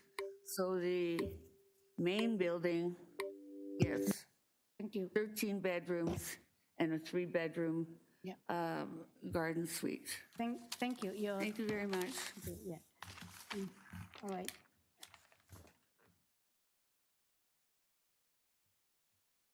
Through you, Madam Chair, is there anyone here in person speaking for this item? Okay. Yeah. Through you, Madam Chair, we have two speakers in interest registered from 48 and 50 MacDonell Avenue. We have tried multiple attempts to reach out them, but we were not successful, so maybe we can call the agent. Yeah, we can, yeah, maybe the agent have read, did they submit some letter of opposition, written opposition? We have already heard the opposition here in person, and there were two individuals in interest, and we were not able to successfully reach them. So, all right, so we can bring back the applicant, Mr. Reyes, yeah. Thank you, Madam Chair. I'll do my best to respond to the comments. So with respect to the right-of-way cantilever, there are a few points on that. The first is that currently both houses have eaves that extend over top of the mutual easement. So there is no height limitation on what needs to be provided for that easement, and both houses do currently build over top of it. That's a situation we're maintaining. And as I mentioned, the clear height under our cantilever is literally the height of an 18-wheeler. So there will be no concerns with reducing the access to that driveway. The width is currently established between the two houses. That will be no worse as a result of this application. It was also mentioned that currently the neighbors drive over each other's properties to be able to turn around. We're still open to that occurring. We have soft landscaping requirements to fulfill, but we have no intention of closing off the space between the rear yards. We have spoken to the neighbors and expressed that we'd be open to that, and we don't intend to stop anyone from having the ability to turn around, even though we won't need it ourselves. I'll also note that as was evidenced in the photo of the rear yards are currently fully paved. There is almost no soft landscaping. Our intention is to bring this much more into alignment with the bylaws, particularly within the tree protection zone of the south neighbor's tree. If you pull up my presentation material, that is something I wanted to focus on. The very last page of my presentation, you can see the tree protection zone, which was reviewed and given to us by a certified arborist, is beyond the footprint of the building. Now, we do have stairs and a porch inside of that. We intend to fully work with urban forestry to ensure we get approval for maintaining that tree with no negative effects to it. There were further mentions of, rear yard balconies. I think it's common to have conditions for privacy screens. We're completely open to that, as well as anything else that would give the committee satisfaction. We're interested in protecting that as well. But I do take this back to what is appropriate for the site. It's important to look at the variances that are not being requested here. Permitted height is 11 meters. We are currently below permitted height. This building could be taller. Although it is deeper, we believe that's a concession that, again, brings this into something that's appropriate on balance. It's also worth noting the main wall height requirement is not a variance. The angular plane that you see in our renderings is intended to maintain openness and sun exposure for neighbors. We've spoken to the neighbors to the north. Our intention is to place that 3 and 5 slope on the north side of the building to optimize exposure for their backyard, since that's the angles the sun will be coming from. And really, this all has to be taken back to what is prevalent in the neighborhood. Per our studies, there are quite a lot of houses on the street that are deeper than we're proposing. And every single house has smaller side yard setbacks than we are asking for. So none of these elements are out of character for the context, which is why we feel that they're appropriate. We intend to continue working with city staff and neighbors to make sure this is optimized for all interests. And we hope that these variances allow us to proceed with that intention. Yeah, oh, thank you. We have questions. I do also have some. Oh, go ahead, Madam. Oh, I think this is a little bit of overlap of building code, but nonetheless, I want to focus on the sideline setbacks, both the south and the north. You have proposed quite a bit of windows on the north, and then you only have 4.45 meter north setback with all those windows. You're so close to the property line. Are you sure you can have all that windows without fire shutters? Yeah, so this has also been developing since these application materials were submitted. We can eliminate almost all south windows. Those are generally for convenience in bathrooms. Yeah, exactly. And other areas. So your design is really focused on the north side, right? Correct. Yeah. And on the north side, we do have bedrooms that require daylighting. Those will require a fire shutter or some other protection. That's my question. Unless you propose like an internal fire shutters, this fire shutters will decrease your setback allowance, right? Correct. Thank you. So I'm not too sure whether you've thought about whether the 0.45 is enough for you. First of all, I think that's very, very tight in terms of even the impact your labor. But I'm not too sure internal fire shutters is what you intended. So you will stick to this 0.45 setbacks. That's my question. Yeah. Yeah. So we have studied this. This is a common approach to our multiplexes, and we can protect them within the setback we're asking for. One design element we focus on is really minimizing windows high and on the outsides of the building. We tend to use the front and rear wall for that. It's only internal bedrooms that require side windows, which tend to look onto roofs rather than into open yard. Oh, so you mean the fire shutter will come down from the roof, and you do not need extra? Because what I'm trying to say is the fire shutter, if you install on the wall, it will encroaching to your setback allowance. That's what I'm saying. Yes, so those are permitted, and we have studied that. It's permitted. Oh, I didn't know it was permitted. We have solutions to protect the windows, and we can comply with the building code. Understand. All right. Thank you. Yeah. So, that's it. Thank you, Madam Chair, through you to the applicant. Can you had referenced in your initial presentation today the letter from Forestry. Can you address that? Because I'm also wondering about that memo. I cannot, sir. I am flabbergasted as to the report. We've tried to reach out to them. As I mentioned, the only tree that we currently show any development inside the protection radius for is in the rear yard. And it's just for that porch and stairs, which we will be altering to get forestry approval. So conditions 2 and 3 should resolve their concerns. I can't explain this. I'm sorry. I'm going to make a suggestion that I don't think I've recently seen 6 variances being recommended to be refused. And the explanation was a very general one that requires the removal of the following bylaw protected trees and permanent loss of viable planting space. So you don't have any additional...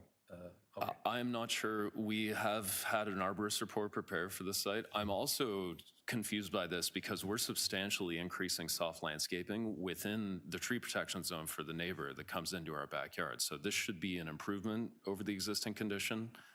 I can't explain this. And it showed up at the last minute, so we couldn't address it. Sure. Okay, thank you. Okay, question, yeah. You referenced the arborist report, but I didn't see one in our materials. I don't believe we submitted one. We have a tree declaration on file, which was all that was required for this application. But you didn't include an arborist report? Not in the committee materials, no. Okay, that could have been useful.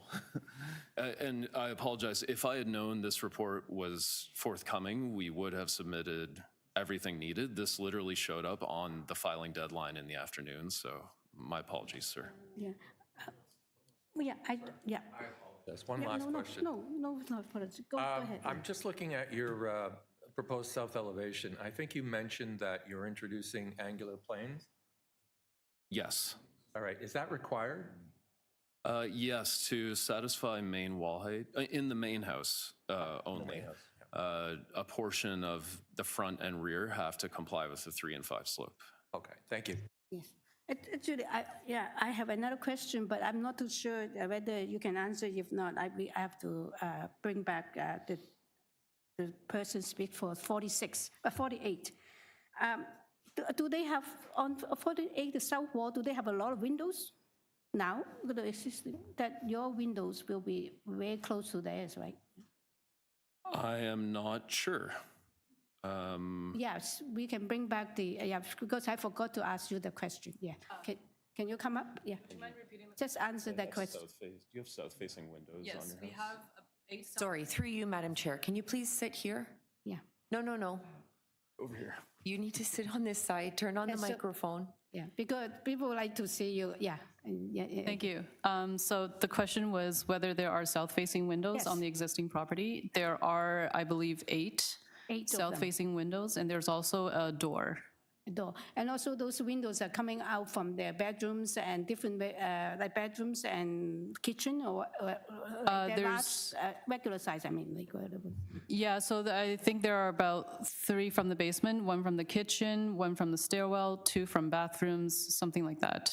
Okay, so I think, This so. is your house they're talking about, or your It's family. my family's house, yeah. Okay, thank you, yeah. Chair, if you want, there's a photo of that on Yeah. page 387 of the package.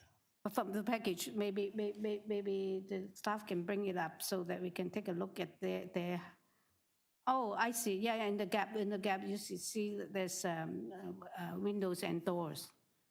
Okay, thank you, yeah. All right, that's my question. I just want to clarify that they're building, okay. Sorry, through you, Madam Chair. We still have we speakers, have so- one speaker online. They want to speak. Can we do that? No. Okay. Yes, I think that I'm done with my questions. Thank you, yeah, for you, yeah. Okay. Right, through you, Madam Chair, I just want to clarify for public record Yes. that once the agent has given their deputation, we cannot go back to any speakers Because to we could hear not new contact- information, Oh, I see. right? So Is this it that is we are fine to waiting ask for- questions Yeah, of yeah. speakers that we already Yeah, heard from, yeah. but for anyone that was online, there, you had your opportunity. Unfortunately, Yeah, the we agent cannot. has provided their deputation, so we can't go back to them online, okay? Thank you. Thank you very much, yes. Okay, now is the question for the applicant, from the panel. No more.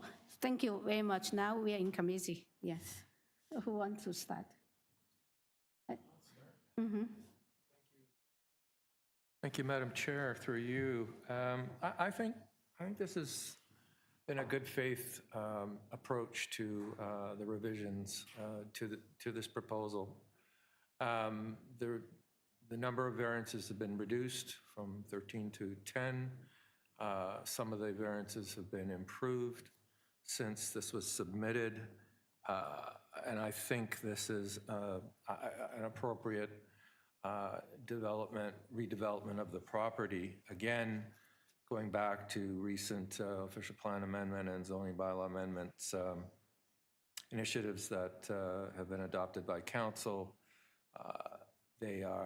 Council is endorsing and supporting this type of development, this type of built form. Sixplexes through OPA 818 does permit low-rise multiplex housing, and I think this does address those initiatives and the initiatives from council. I note that there are no variances for overall building height. I think we've heard about the height, it could be higher.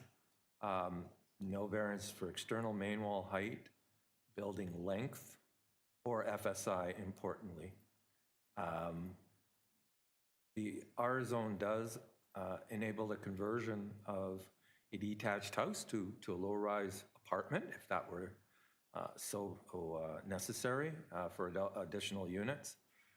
So I'm supportive of this application, including the garden suite. I think the separation and height variances for the garden suite are minor, given the fact that if the separation distance was 7.5 meters and it's now being proposed at 6.74 meters, which is roughly a 2.5-foot difference, the permitted height would have been 6.3 meters and 2 stories, which I believe is being proposed. So I support this application and the variance is being requested, and I would be comfortable moving a motion, No, although I'll no, defer I to have my comments, colleagues. sorry. Yeah. Yeah. Yeah. I can add my comment. I think that we have seen very similar house plus or 6 units or 7 units with a garden suite also asking for extra height because of the distance. In that case, that because of the contest. So I agree with all these figures. We're talking about promoting house plus in residential lots. Unfortunately, I think I cannot support this one because of the side yard setbacks. I do not have problem with the easement. I think that you're allowed to build over and you do give a lot of allowance. But it's only this proximity of all the major rooms that you have windows so close to your neighbors. And just in terms of the context, plus the garden suite, although it's very, in terms of numbers, very small, just imagine that you have 7.5, you allow that. But the other case, we also understand that the context, the site, some sites are just too tight for this kind of development. And I think accumulatively, it does give a huge impact for 48. And I have seen this, and then sometimes we sort of on whether we follow the official plan, but in this case, I follow the impact for this particular site of the contest that you have almost, although you can eliminate some windows on the south side, but still it's only a foot from the property, from the setback, and the north, I think that it does give, it's not the extra length and the height which is allowed, but then the cumulative impact, it is not that I agree to, yeah. I would agree with you. Although the variances are not that great, I feel like the site is simply too small to manage to squeeze this so much on. Of course, sixplexes are allowed, but you need to have I compare it to the one we approved for the same applicant earlier, which was a nice big lot, and it absolutely, it did not really have this one is really, you're squeezing a huge amount into a small lot. And I just don't think that it works. I don't think it's really in keeping with the desirable development of the area to be squeezing this much into a small lot. If the lot was larger, then I would certainly have no problem with it. So I don't think I can support either. Also, I have to say, I think I would have liked to see the arborist report, even if, given that there are trees in the neighborhood that are going to be affected. I would have liked to see that before we don't accept the forestry refusal recommendation. So yes, I would say if the site is another meter wider, maybe I will think that it will come very close to what something I can support. That's what yeah. Okay, Mr. Bissonnette? Yes, thank you, Madam Chair. I agree with my colleague that I would like to have seen that arborist report. It would have been helpful. When I take into consideration the lot, the streetscape, the neighborhood, the existing condition, I don't think it's ideal, but overall, given our need for more housing in Toronto, I will be supporting this application. Thank you. Okay. I found this one a challenging one because, as we see, the committee's pretty split on this. I do agree that it's pushing the limits, I think, and it feels big and it feels crowded, but looking at the variances themselves, which I'm trying to come back to, I think that they're all really quite small. Like the depth is extremely small. There have been material improvements to it that have improved the design of it. And it's also an improvement over the existing situation, which I think is something that's important to take into account, especially in terms of the rear yard soft landscaping. I do think this is what the city's looking for, even though there are significant impacts on the neighbors. So I'm gonna support the application as well. All right, Shan, we make a comment. Can we have a motion then? Please. Yeah, okay, Mr. Dean. Yep. Please, yeah, go ahead, yeah. All right. I'm prepared to move a motion supporting this application and granting the 10 variances in total that are being requested, subject to urban forestry conditions 2 and 3, and the adding privacy screening of the rear second and third story balconies. On north, south side, or both? Both edge, yeah. Both sides. Yeah. North and south edge, okay. That's the two conditions. Okay, you second, Mr. Bisnet? Yes, we have a second. All in favor? We have 3 dissent, 2 dissent. Mr. Reed and I dissent, yeah. Thank you for coming, it's approved, yeah. With the amended, this is amended application. All right, so, wow. Item 9 is 163 Arthur Road. This is to alter the existing 2-story detached dwelling by constructing a 2-story front addition. This is an extension to the indigo garage. A rear 2-story addition and a partial 3rd-story addition is a loft area, and also a rear ground floor deck and also to construct an in-ground swimming pool. We have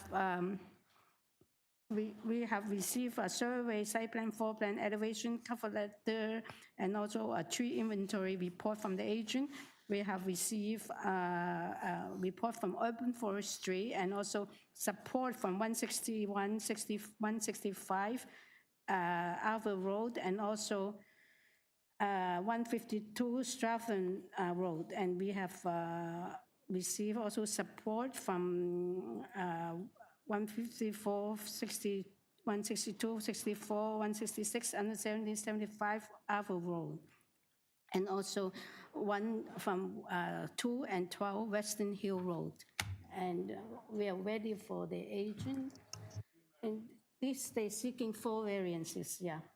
Through you, Madam Chair, we have the agent online and no registered speaker for this item. No other speakers, okay. Okay. Good afternoon, Madam Chair, committee members, and municipal staff. My name is Johnny Regina. I am the agent of this particular application. I reside at 38 Silva Crescent in Vaughan, Ontario. Okay. You don't seem to have any opposition, so it's not a contested application. So I'm going to see whether our panel needs a presentation from you, or we can go straight to questions. No presentation? Okay, any questions? Okay, last chance. All right, so it seems that we do not have any questions. So we have reviewed the application. So we got the material. So do you have anything you want to address the panel before we move into a decision? Yeah. I want to refer to the variance planning rationale that I submitted. I think it speaks to all the approvals required for the 4 tests of the Planning Act. Okay. That letter and provides you the information and support that demonstrates and identifies that we do meet the 4 acts the 4 items to the Planning Act. So therefore, we ask that this panel approve this application and request it. Thank you. Yes. Yeah, you do. You're aware that you have forestry condition 3. You have to come. Right. Yes. Okay. All right. Thank you. Any other questions? Oh, please. We have. Yeah. I was going to make a motion. Oh, okay. We do not have any more questions. Now we are in committee. Let's please go ahead. Yeah, so I'll make a motion to approve the variances subject to forestry condition 3. And second, Dino second, with forestry condition 3, all in favor? Approved unanimously. Thank you, it's approved.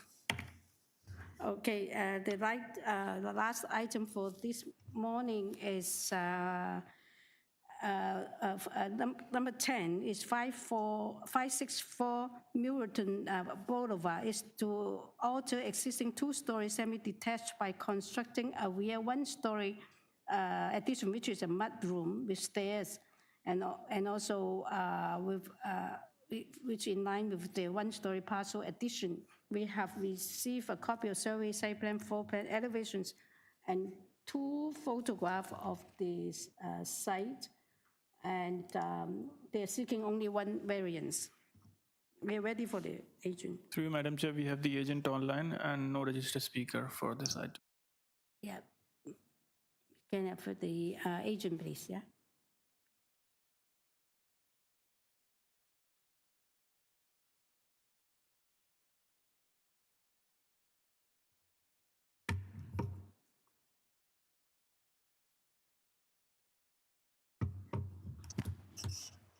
Dylan, you have been unmuted.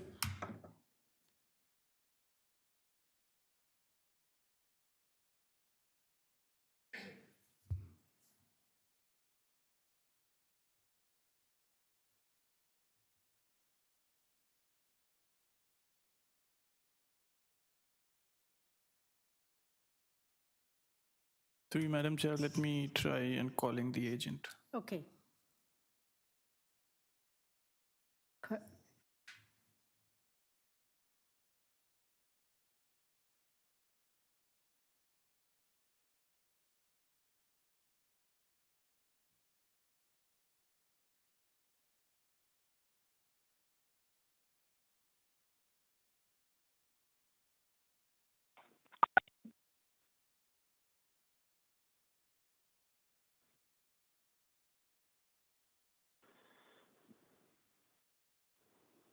Hello, can you hear me?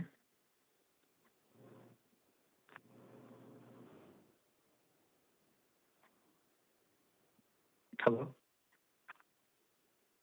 Is my microphone working? Okay, thanks. Oh, good. Good afternoon. Yes. My name is Dylan Borson. I'm the agent representing the homeowner. I live at 519 Concord Avenue. Yes, thank you. You do not have any opposition. It seems that you're seeking only 1 variance, a very simple, straightforward application. Do you have anything you want to address the panel? I do not think they want a presentation. Right? You have anything? I will withhold the presentation at this moment, but I'm happy to answer any questions. Thanks. I don't think we have any questions now. We are in committee. Yes, please. Okay. Thanks, Chair. I'm happy to move this. It's a very straightforward application. It's less than 1 meter that's being requested, and the fact that it's limited to 1 story in height even lessens the impact more. This is a minor variance, and I move approval subject to no conditions. No conditions, right? Okay, Mr. Wade, Dylan Wade. Oh, he's got it. Okay. Dylan raised his hand first. Okay. All in favor with no conditions. All in favor. It's unanimously approved. Thank you. We have concluded the... Through you, Madam Chair, we're continuing with items 11 to 20 today. Everything has been time slotted for 9:30.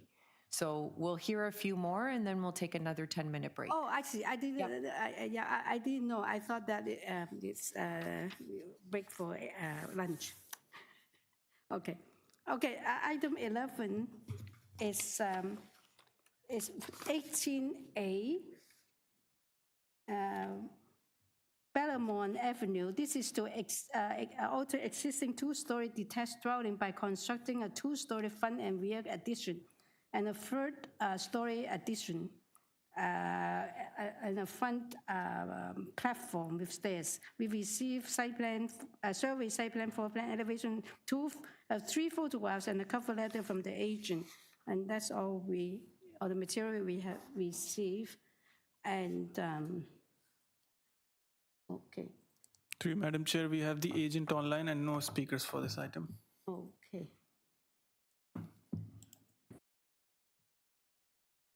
Julian, you have been unmuted. Hi, my name is Julian Verishin, and I live...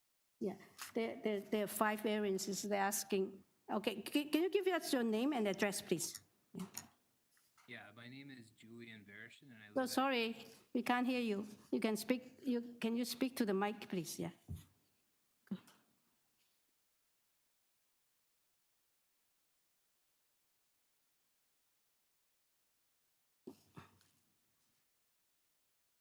We lost him?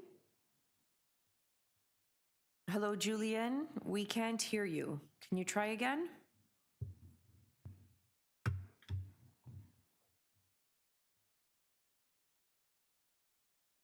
Oh, he's online. Video.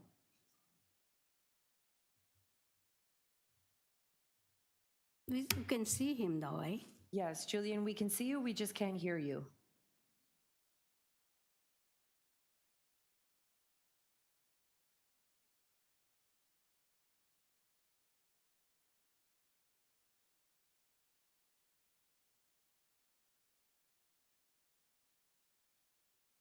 Hey, can you hear me now?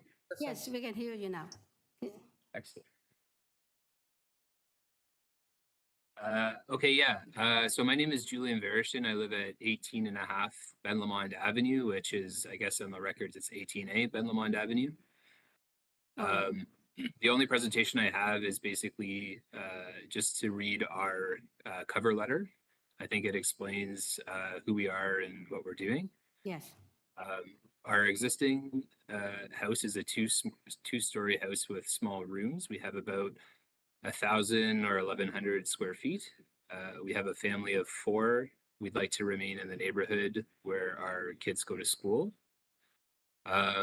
So what we're proposing is to expand our house with a modest extension forward and backwards.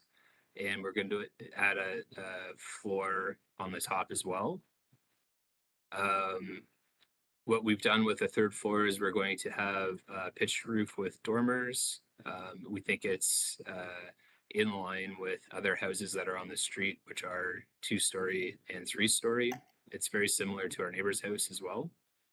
And what it would give us is basically 3 bedrooms on the 2nd floor, 1 for each of our daughters, and then a guest room for when our parents visit.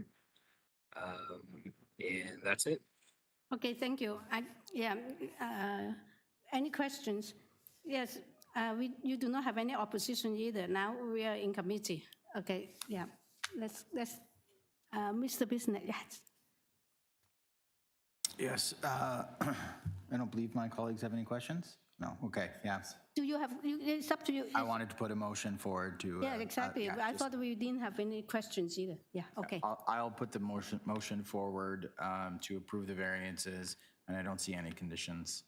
No. 1 to second. Peter, 1 second. That and all in favor with no conditions. All in favor, unanimously approved. Thank you. It's approved.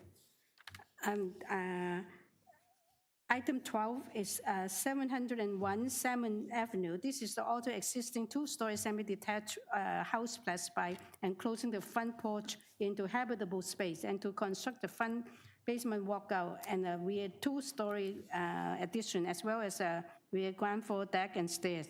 There will be total of 2 residential dwelling on this lot. And we have also received survey, site plan, floor plan elevations, 5 photographs, and a cover letter from agent corresponding from, we have support from 225 Queensdale Avenue and also 6 signature petition in support from the different property on Salmon Street and also Queensdale Avenue. Yeah. And through you, Madam Chair, we have the agent online and no registered speaker for this item as well. Oh, okay. This one, they only seeking 1 variance. Yeah.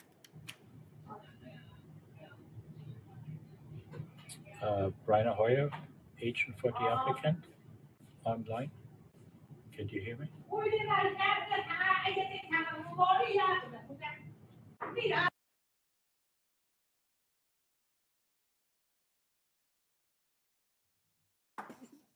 Yes, sorry. You can speak to him. Oh, I see. I thought that someone is called. It's probably his background noise. Oh, it's background noise. Oh, okay. So, sorry. Can you give us your name and address, please? Rainer Hoyer, 18 King Street East, Suite 1400. Okay, thank you. I was just a little bit confused by the background noise. Okay, Yeah. you're seeking one variance and on this application, and you do not have any opposition. So do we need a presentation? What about questions? We do not have questions for you either. Now we are in committee. Okay, thank you. Yeah, I'm happy to take this one.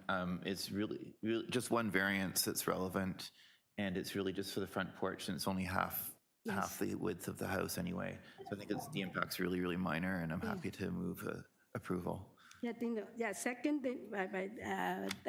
Dino. All in favor, with no conditions. All in favor is approved. Thank you. Thank you very much. Yes.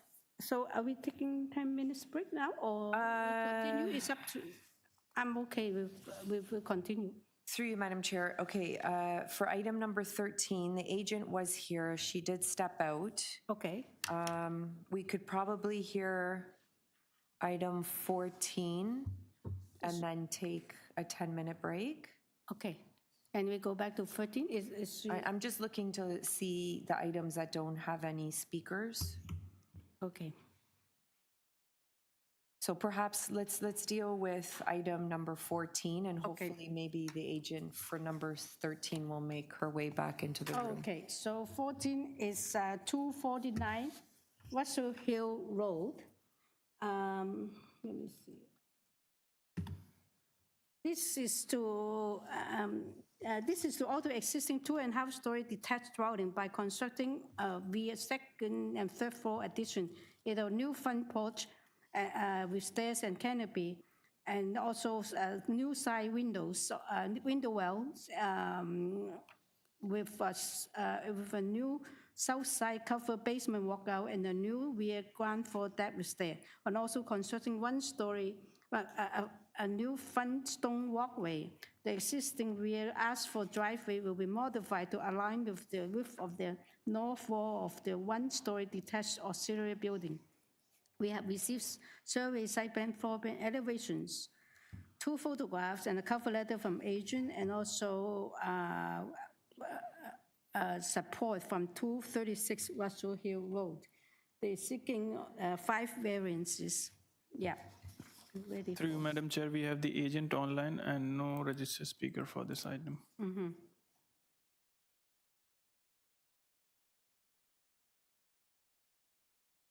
Good afternoon.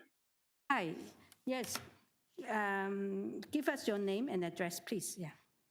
John Galbraith, 18 King Street East, Suite 1400, Toronto, Ontario. Planner here on behalf of the application.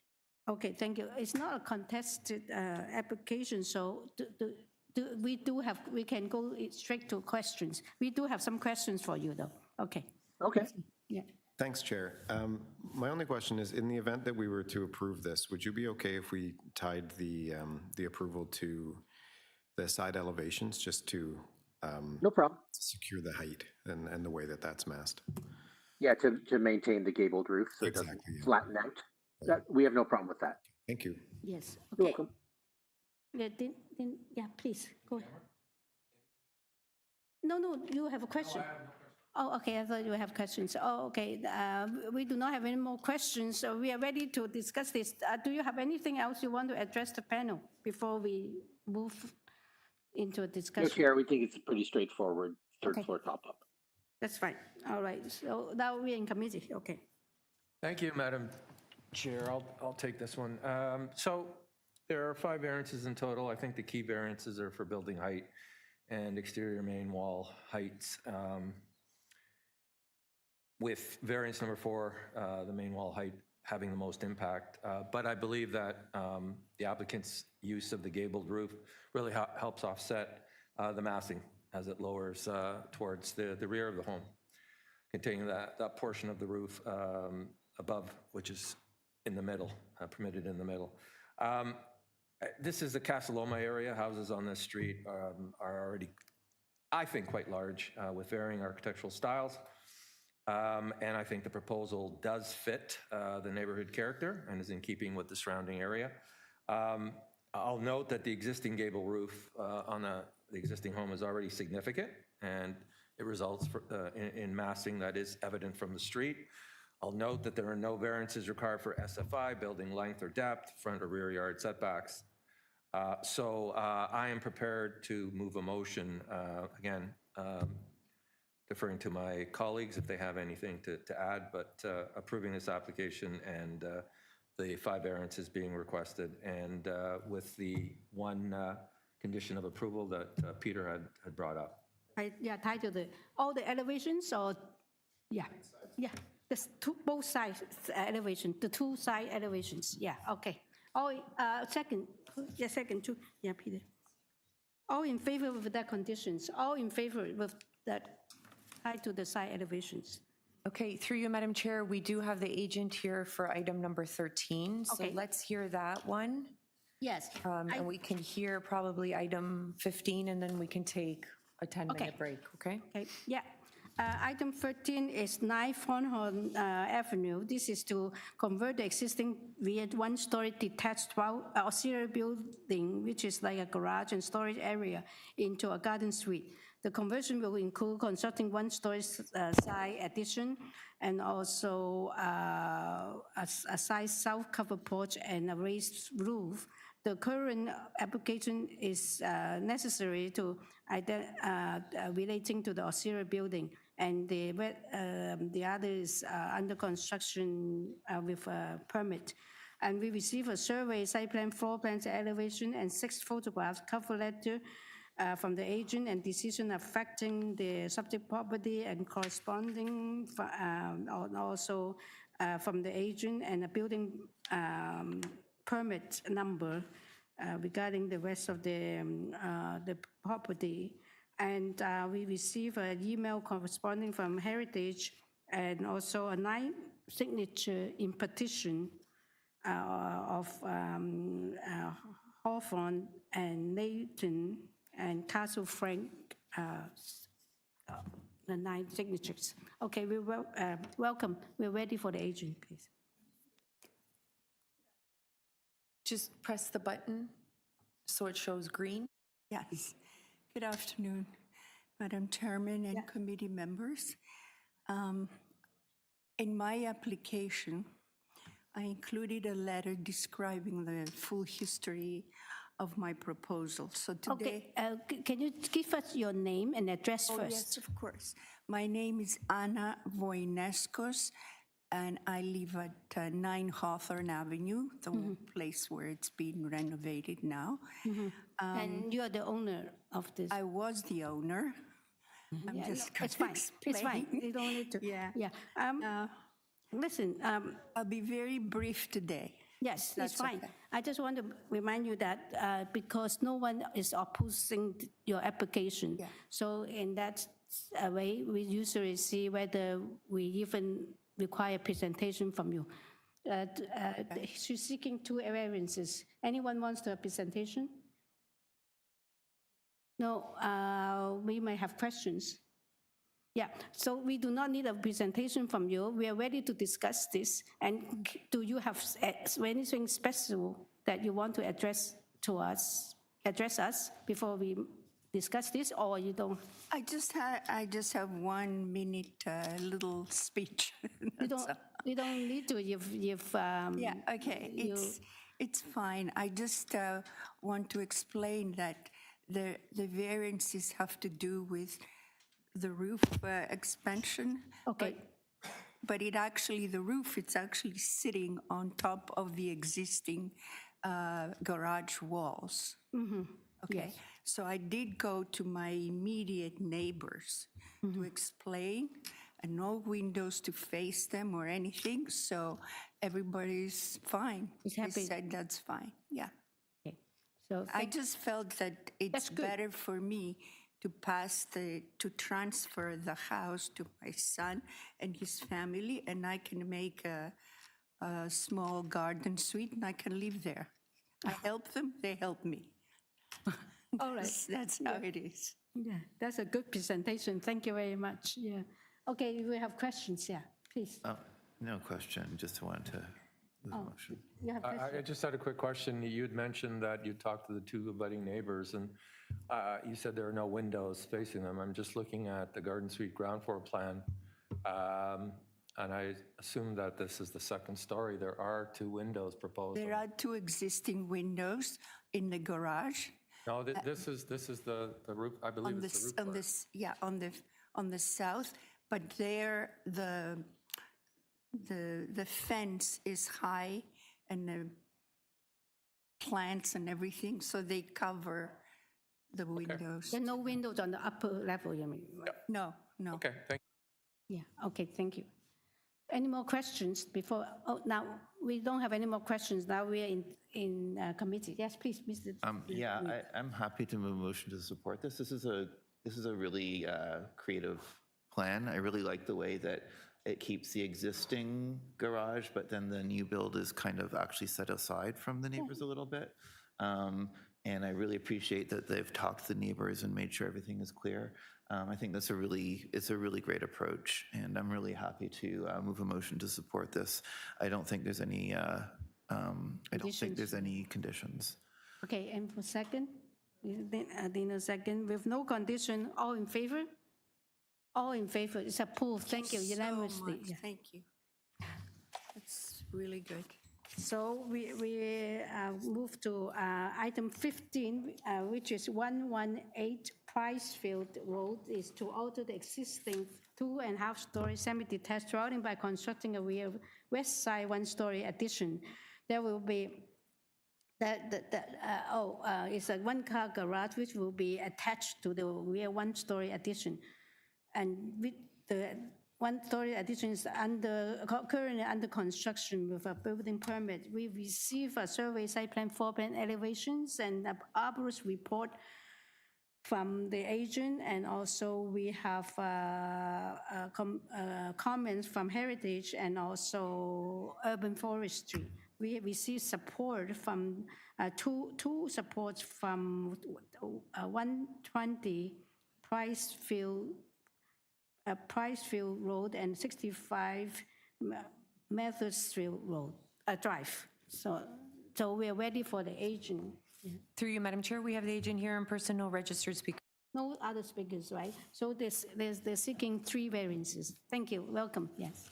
Good afternoon, committee. My name is Kirsten Thompson. I'm the architect and agent for the owner at 118 Pricefield Road, and my address is 113 Montrose Avenue in Toronto. Mm-hmm.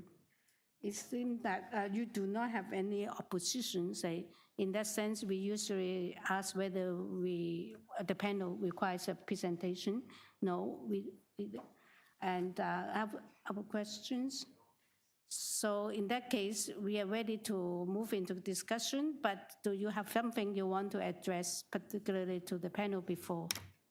I think the only other piece, we have the 2 letters of support. We don't have an actual letter of support from the neighbor at 116 Montrose, that's my street, Pricefield.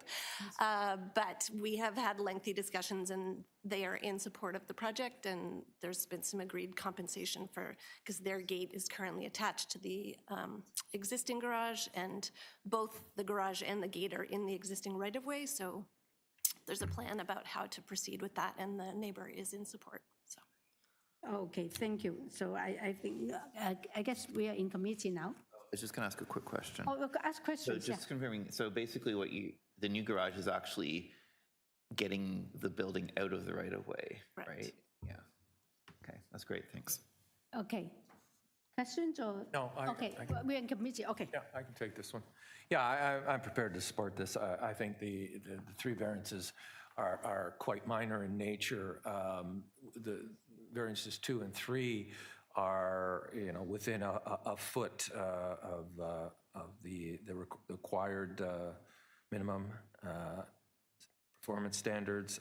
Also, most garages on this street are either in the rear or are attached. There's a mixture. So I think this will fit and maintain the existing physical character of the neighborhood. So I'm prepared to move a motion. I don't see any conditions of approval. So Can I? Forestry 2. yeah, go ahead. I was going to second with a comment. I was But can gonna- I second with a comment? Forestry Oh, sorry, there's forestry too, yeah. Through you, And a Madam planning Chair, commission. there's urban And planning. forestry too and community planning. Yeah. Yeah, Sorry, community didn't see planning those. have a condition and also forestry condition 2. Yeah. Yeah, I just wanted to second with a comment. Normally, the side yard setback might be a concern, but in fact, the existing garage is already there, and they're actually improving the situation, so I think it's eminently supportable. Yeah, you're right, yeah. Okay, with those two conditions, and Heritage says, okay. Yeah. So with two conditions, all in favor? Through you, Madam Chair, who seconded the motion? Yeah, Mr. Reid, yeah. Oh, it's approved unanimously. Thank you for coming here. Thank you. Through you, Madam Chair, we'll take a 10-minute break at this time. Okay. Please turn off your videos, microphones, and mute the room.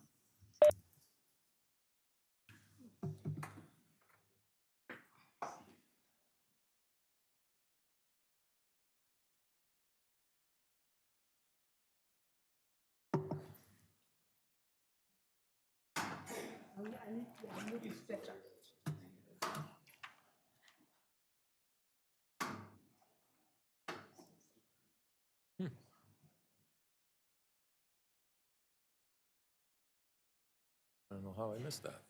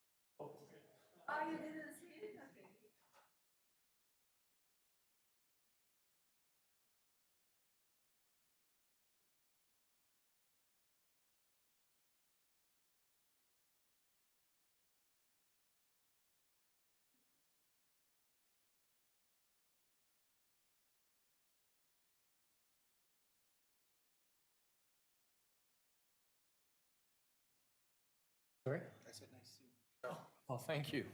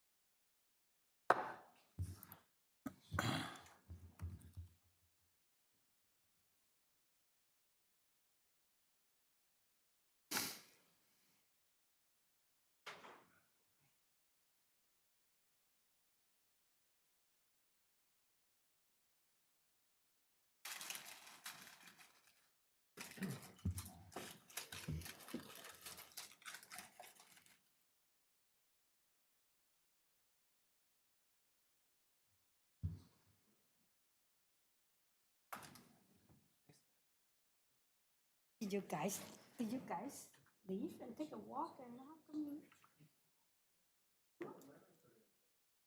you always this is where I find they make a big good table for us. The food.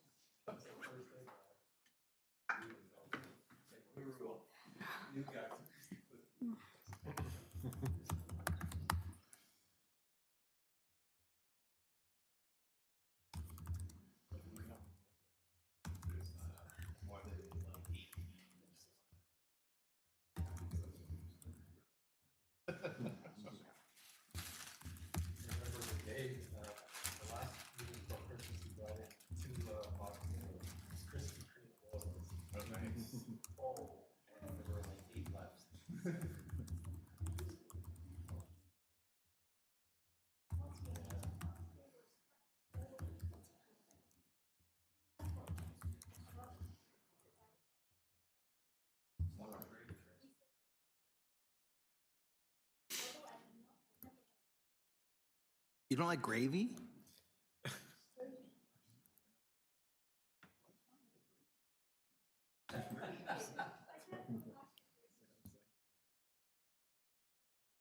Right, should we go, guys? Okay, members, please turn on your videos, microphones, make sure your laptops are muted. Please unmute the room.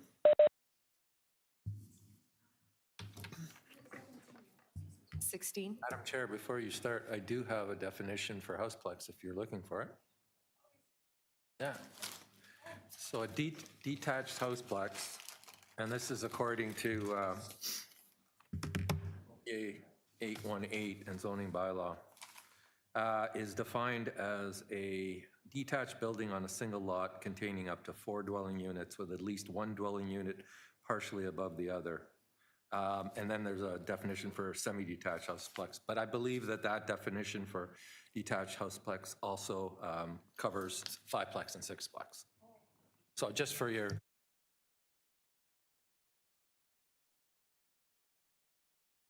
I think they changed I just decided to use houseplex for all of them because 6-plex, once they got to 6-plexes, it was just too much, so.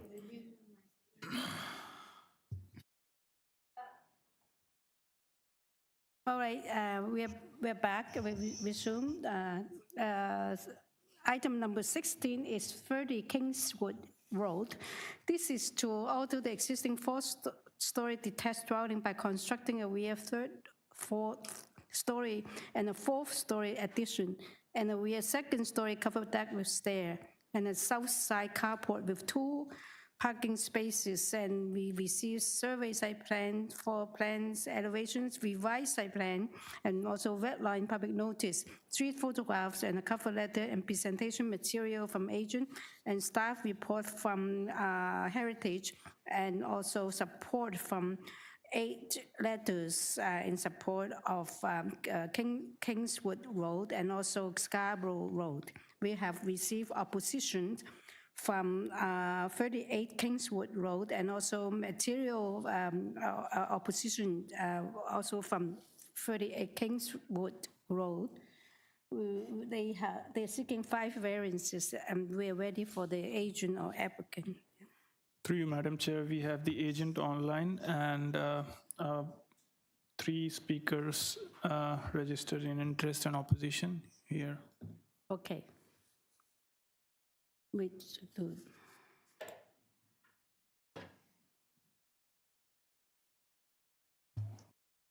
Good afternoon, Madam Chair, members of the committee and staff. Franco Romano, 321 Lakeshore. Okay.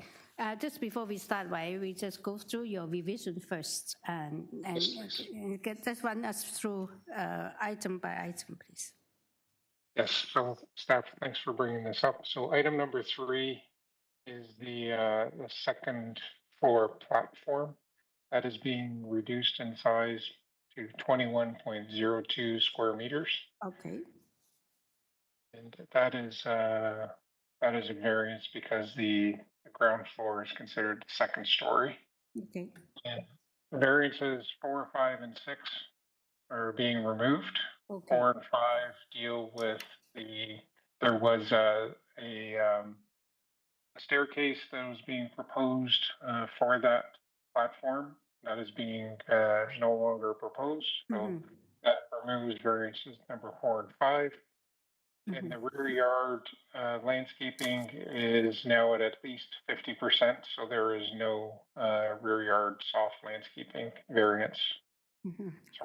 So your revised plans reflect these changes, right? Yes, those plans were submitted at the same time that markup was submitted. Thank you. So, all right, you do have some opposition, so we require a presentation from you. We can bring up your material first before we start your presentation. Okay. That's fantastic. Thank you again. Appreciate it. So slide number 1 shows the... Is this what you need on the... Yes. Okay, yes. then we can start. Yeah, all right. Staff are very diligent. They beat me to it, so appreciate it. Slide number 1 shows the survey on the right-hand side and the site plan on the left-hand side. And you will see that the building addition that is being proposed is fully on top of the existing footprint and to the rear of the dwelling. So on the left-hand side in the site plan, you'll see the diagonal hatching to the rear of the dwelling. The building addition is at the, when you walk into the building, you're on the ground floor. That is considered the second floor because the basement is included, is by definition identified as the first floor.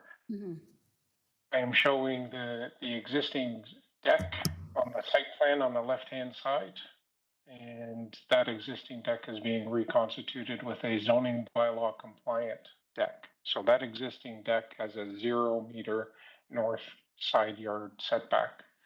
The proposed deck, modification, it's zoning bylaw compliant.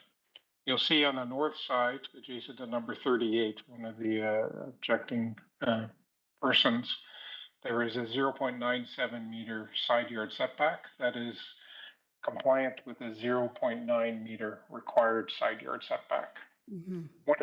At slide number 2, you'll see that because one of the variances is for a floor space index of 0.89, again, that includes the basement. So the proposal basically affects an increase of 0.1 floor space index. And that is because the existing FSI is at 0.79 when one counts the basement.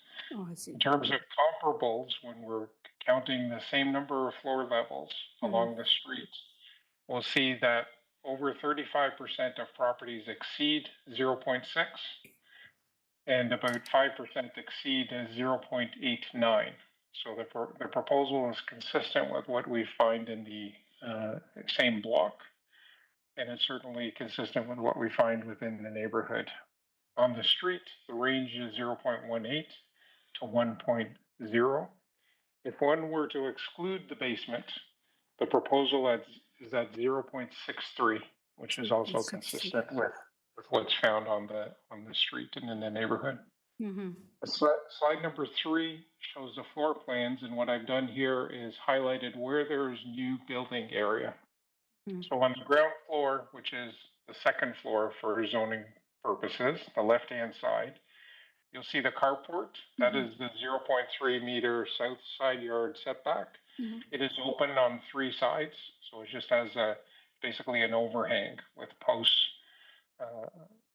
so then one can have the covered vehicles. So there's a small triangular portion of the wall on that ground floor that is being reconfigured, squared off. So the addition here is 0.59 square meters of floor area, of that first floor area. On the second floor, that's the middle slide, this is the zoning bylaw third floor. This is the addition for bedroom space.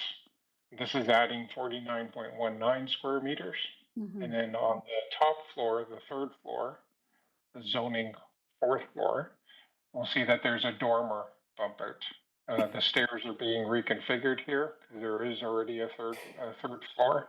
The stairs are being reconfigured. There's a dormer, and this is adding 5 square meters. If we go to the next slide, slide number 4, you'll see where these additions are being constituted in elevation form. So in terms of building height, the 2 gables on that second floor, they are again zoning bylaw compliant. They are less than the 11 meters that's permitted. They're actually at 9.45 meters. And then the top floor, that dormer with a staircase in the middle, the gable in the middle, if you look at the rear elevation, that is 10.67 meters. So that's just beneath where the existing height is. In terms of wall height, the wall height is fully zoning bylaw compliant, and we'll see on the side elevation that the wall height is going to match the existing wall height. So I would submit that there's no adverse impact, and it's very minor in nature. And I'll note that Heritage provided comments, and we're satisfied with that condition of approval. Thank you, Madam Chair. Thank you. You're right on the dot. Thank you very much. Yes, so we will bring you back after we hear the opposition. Much appreciated.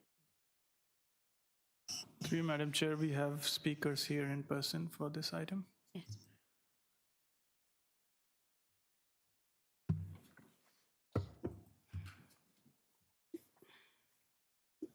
Yes, welcome. Good afternoon, Madam Chair, members of the committee. My name is Kristen Hunt. Can you turn the mic on? Yeah. Oh, it is on. Sorry, I'll just speak a little closer. Okay, maybe. My name is Kristen Hunt. I'm from Goodman's LLP. My address is 333 Bay Street, Suite 3400. And I represent Elizabeth Lawler, who is the owner of 38 Kingswood Road, which is the property immediately to the north of the subject property. And we're here today to oppose the variance application for 30 Kingswood. Thank you. So you have to present it. You like to use your presentation, right? Yes. So it's on the screen now, right? Yeah, wonderful. Okay. Thank so you. we can start the clock now. We have 5 minutes. Thank you. Yeah. You want to go to the next slide, or perhaps one more slide further. As reviewed by the applicant's representative, the proposal is to construct 3rd and 4th story additions at the rear of the property, along with a rear deck and carport. We acknowledge that the applicant has revised the proposal to remove several variances related to the rear deck and stairs. However, these revisions don't address the fundamental problem with this application, which is that the 3rd and 4th story expansion represent a significant overdevelopment of the property. And more specifically, the manner in which this increased density is employed on the subject property concentrates the adverse impacts of this application directly on my client's property. The applicant is seeking a FSI of 0.89, where the maximum permitted FSI is 0.6. This represents a 48% increase over the permitted maximum. The applicant's representative has pointed to other properties with FSIs above 0.6. However, as you're aware, Madam Chair, the Planning Act requires a more subtle analysis than identifying properties with densities beyond the permitted maximum. It requires not just a quantitative comparison of FSI, but rather a qualitative consideration of how this density is employed on the subject site and the impacts it generates.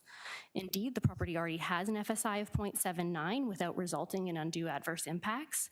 Here, however, due to the manner in which this additional increased density is deployed on the subject property, significant impacts are uniquely concentrated on my client's property. And if we, could go to the next slide. And just forward. Just 2 slides forward. Perfect, thank you. If I can show you what I mean here, you can see that to preserve the heritage character from the street, the proposal leaves the front elevation of the property substantially unchanged. If we could go a couple slides forward to that red marked piece. This forces the entirety of the increased density to the rear of the property, and in order to maintain the existing footprint, the entirety of this increased density is massed as an imposing 3rd and 4th story addition. So, and I would add further that in addition to this placement, the property, the existing dwelling is placed very close to the north property. I believe it's 0.9 meters, much closer than it is to the south lot line. This means that the bulk of the added mass is located closest to my client's property. Taken together, while these proposed additions are not visible from the street, they create an overwhelming built form relationship with my client's property. If we could go to the next slide. You can see here that my client currently enjoys an open aspect to the south with natural light to her principal bedroom, dining room, and rear yard. Under this proposal, where there was once a 2-story addition at the rear of the property, she will instead face a visually overwhelming 4-story building, blocking light and creating shadow impacts on her home and yard. And I would put to you, Madam Chair, that this addition is exactly the kind of addition that the Heritage Conservation District Plan attempts to prevent when it provides that additions should not visually overwhelm neighboring buildings. And not only does this proposal fail to align with the policies of the Heritage District Plan, but the requested variances also do not satisfy the 4 tests under Section 45(1) of the Planning Act. The official plan directs the development in neighborhoods to respect and reinforce existing physical character of the neighborhood, including prevailing densities. And the intent of the zoning bylaw is to implement the official plan in a manner that is compatible with the development of the surrounding neighborhood. This proposal undermines these objectives by concentrating adverse impacts on a single neighboring property to achieve density, despite the existing property already having an FSI beyond the permitted maximum. In this context, a 48% increase of FSI over the permitted maximum is disproportionate. It results in disproportionate impacts on one neighbor and cannot be seen as minor nor desirable for the appropriate development of the subject site. It's for these reasons that the application does not meet the tests of the Planning Act, and I would respectfully request that the committee refuse the application. Okay, any question? Yeah, please, go ahead. You're representing number 38, correct? Sorry? You're representing number 38? Yes. And am I correct that there's a driveway and a garage between the house that's being discussed and your... There is an intervening garage, that's correct. Okay, and there's a driveway and garage before we actually get to your client's house?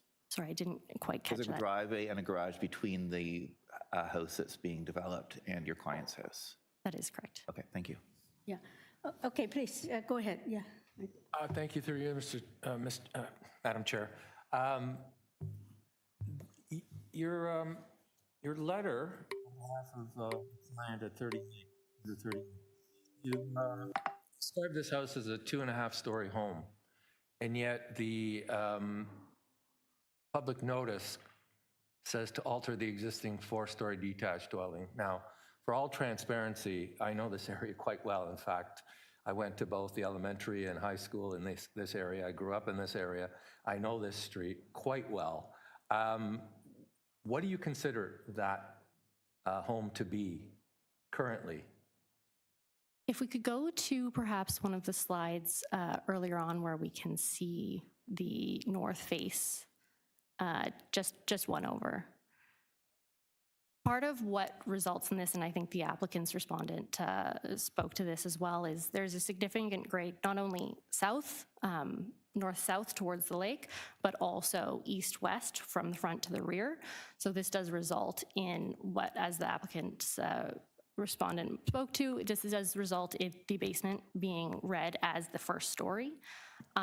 So I believe that the way the application has been described in the application materials is accurate. You have a first story ground floor, a second story, and then you will be adding now 2 additional stories to result in a 4-story massing at the rear. Yeah, and I agree with you. It depends on what view that you have of the home, because if you're looking at the home, the east or front elevation, it appears to be a 2.5-story. But if you move to the south, you'll notice that, and I mean, the street has a major slope down to Queen Street at that point, or actually the whole street. It appears to be 4-story. That's exactly correct. And if I may, through you, Madam Chair, that's part of what creates a very significant and imposing aspect when you're at the rear of the property.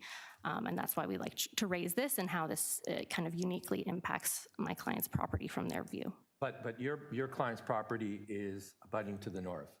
It is abutting to the north, correct? All right, thank you. Yeah, okay, any question to the speaker? Oh, all right, so very quick, I know that you have mentioned that, but you said that there will be, with this addition, there will be an impact to your client 38. Besides, what is exactly the impact? Is it a visual one, or you just feel that it's too big, or whether it is actually a physical impact? Yeah. Certainly, thank you, Madam Chair. Yes, I think the impact is both visual and in terms of the kind of felt-built form relationship between these 2 properties. Currently, my client looks out to as you can see, it drops down, so what is a 2-story addition? So it's the site, it's most impact for her thing, that it's a big thing coming up. Yes, the site as well as the kind of presence of there now being a large 4-story building kind of imposing upon her backyard. Mm-hmm. Thank you. That's why I want to clear. Yeah, thank you. Any question? Okay, thank you very much. Yes. So we have the next speaker. Yeah. To you, Madam Chair, we have a speaker from 17 Scarborough Road. We have tried multiple attempts to reach, but we were not successful. The speaker was in interest. Yeah. So we can move forward with the agent. Do we? Oh, you can bring back the agent because we cannot contact those 2 people, right? Sorry, 1 speaker. That's fine. Yeah. Sorry. Can't. So the agent is online, right? Yes, through Madam Chair. Yeah, Yeah, the okay. agent is online. Thank you. Yes, good afternoon, Madam Chair. Are we ready for my rebuttal? Yeah, so you have 5 minutes to do that. You have heard the issue, right? So yeah. Yes. Okay. Yes. Okay, so I believe right now we're on my slide presentation. So perhaps we can go to slide number 1, please. Staff, can you kindly?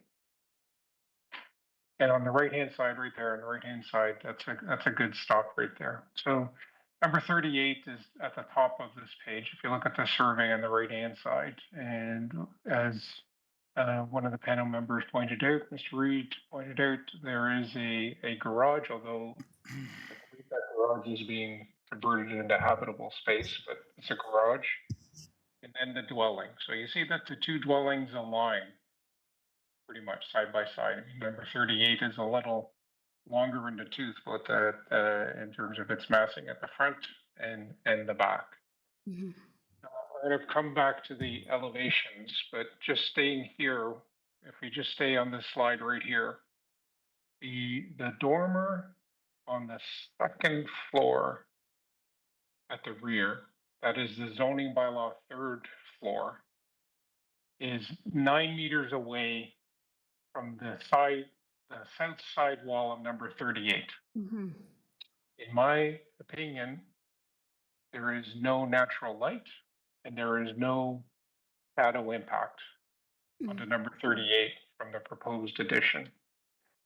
The top floor, the third floor dormer in the middle of the dwelling on the subject site is over 12.5 meters away. There is no natural light and there is no direct shadow impact to the north. Heritage staff have weighed in and they have a condition. And that condition is that prior to the issuance of a building permit drawings, including plans, elevations, and details shall be submitted to the satisfaction of heritage planning and a heritage permit shall be obtained.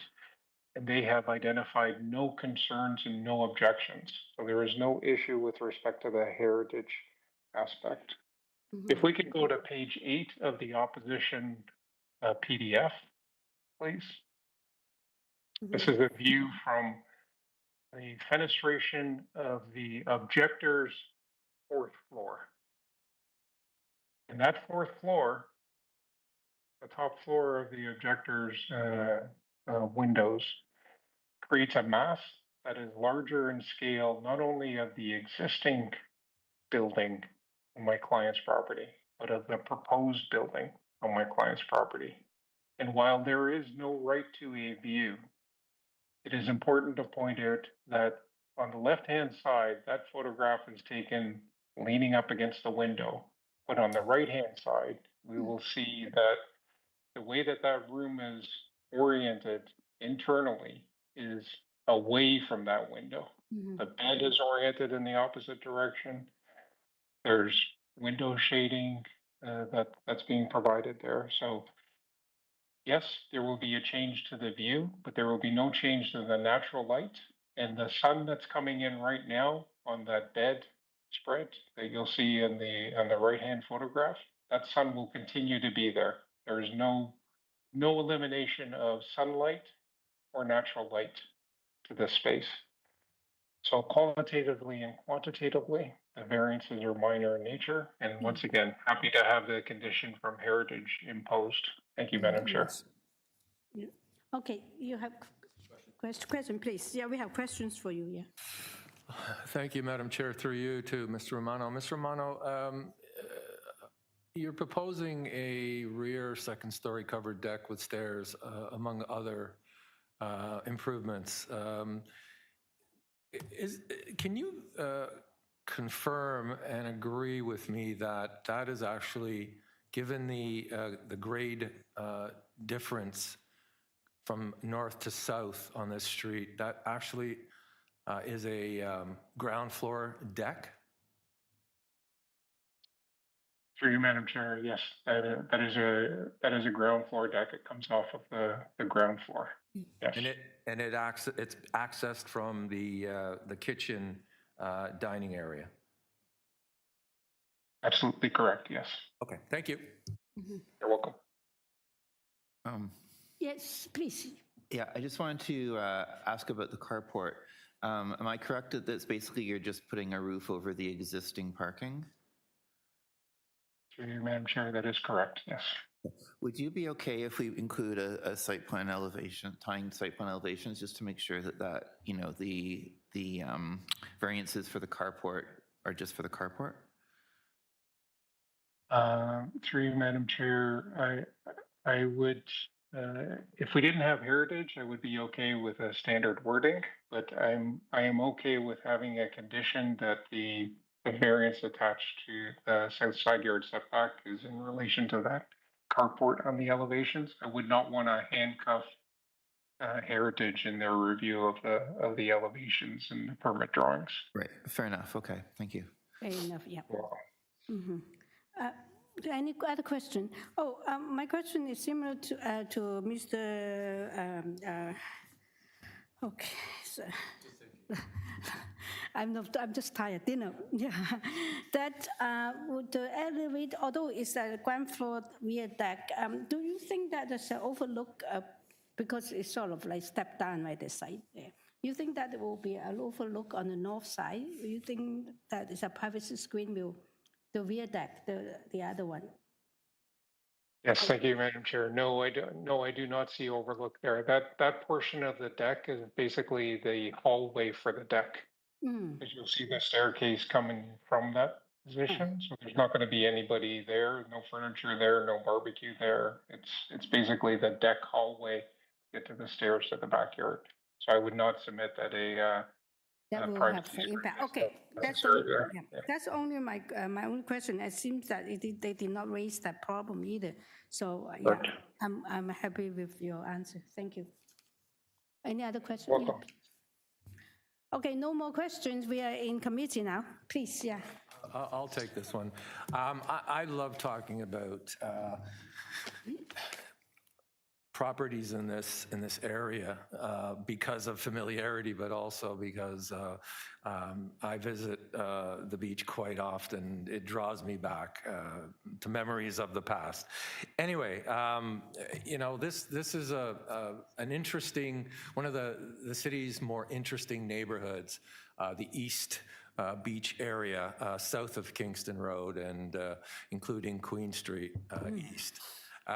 This street, Kingswood, is really no different from any of the north-south streets that go from Kingston Road south to Queen Street and beyond. No different from Willow, no different from Silver Birch, Scarborough Road, Neville Park, and even Victoria Park. And I see these streets, and specifically Kingswood, as having grand old homes. Although it's an eclectic street, as is the neighborhood in terms of architectural style and size of homes. Anyway, I won't bore you with my eloquence in terms of my interest in this area, but I think this proposal is certainly an improvement to that which which was filed initially. City Heritage has already reviewed the proposal and has recommended one condition. I mentioned about the proposed rear second-story deck, which is actually given the slope of this street. And if you want to get exercise and your aerobics up, try running or walking from Queen Street north to Kingston Road on any of these streets, and you'll be in great shape. But that rear deck is really a ground floor deck in reality.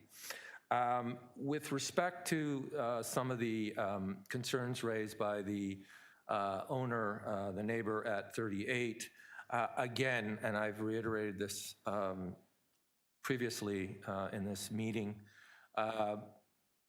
the rule is that it's not that there be no impact, but that the imputed impact rise to a level of adverse undue impact.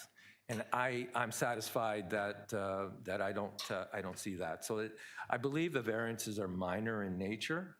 I believe that the proposal, the massing is appropriately applied to the overall site, and I am prepared to move a motion approving the application and the 3 variances being requested, subject to the one condition, which is from City Heritage.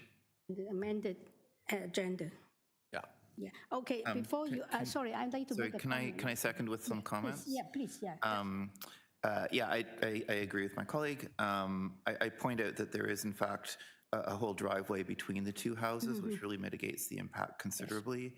The views that we saw were actually from an extension that's similar to what our proponent is asking for, so it doesn't seem unreasonable to have the similar extension. There's no right to a view. I understand the you know, it's a hard loss, but it's not unreasonable.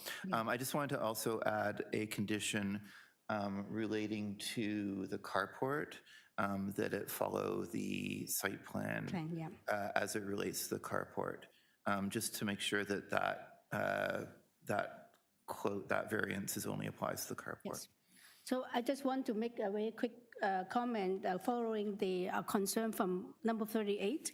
I do we don't all notice that there's a garage and also there's a little walkway, so there's quite a distance. And I just want to mention that, that's why I asked the actual impact. It seems that it's the visual impact that it seems to affect them more.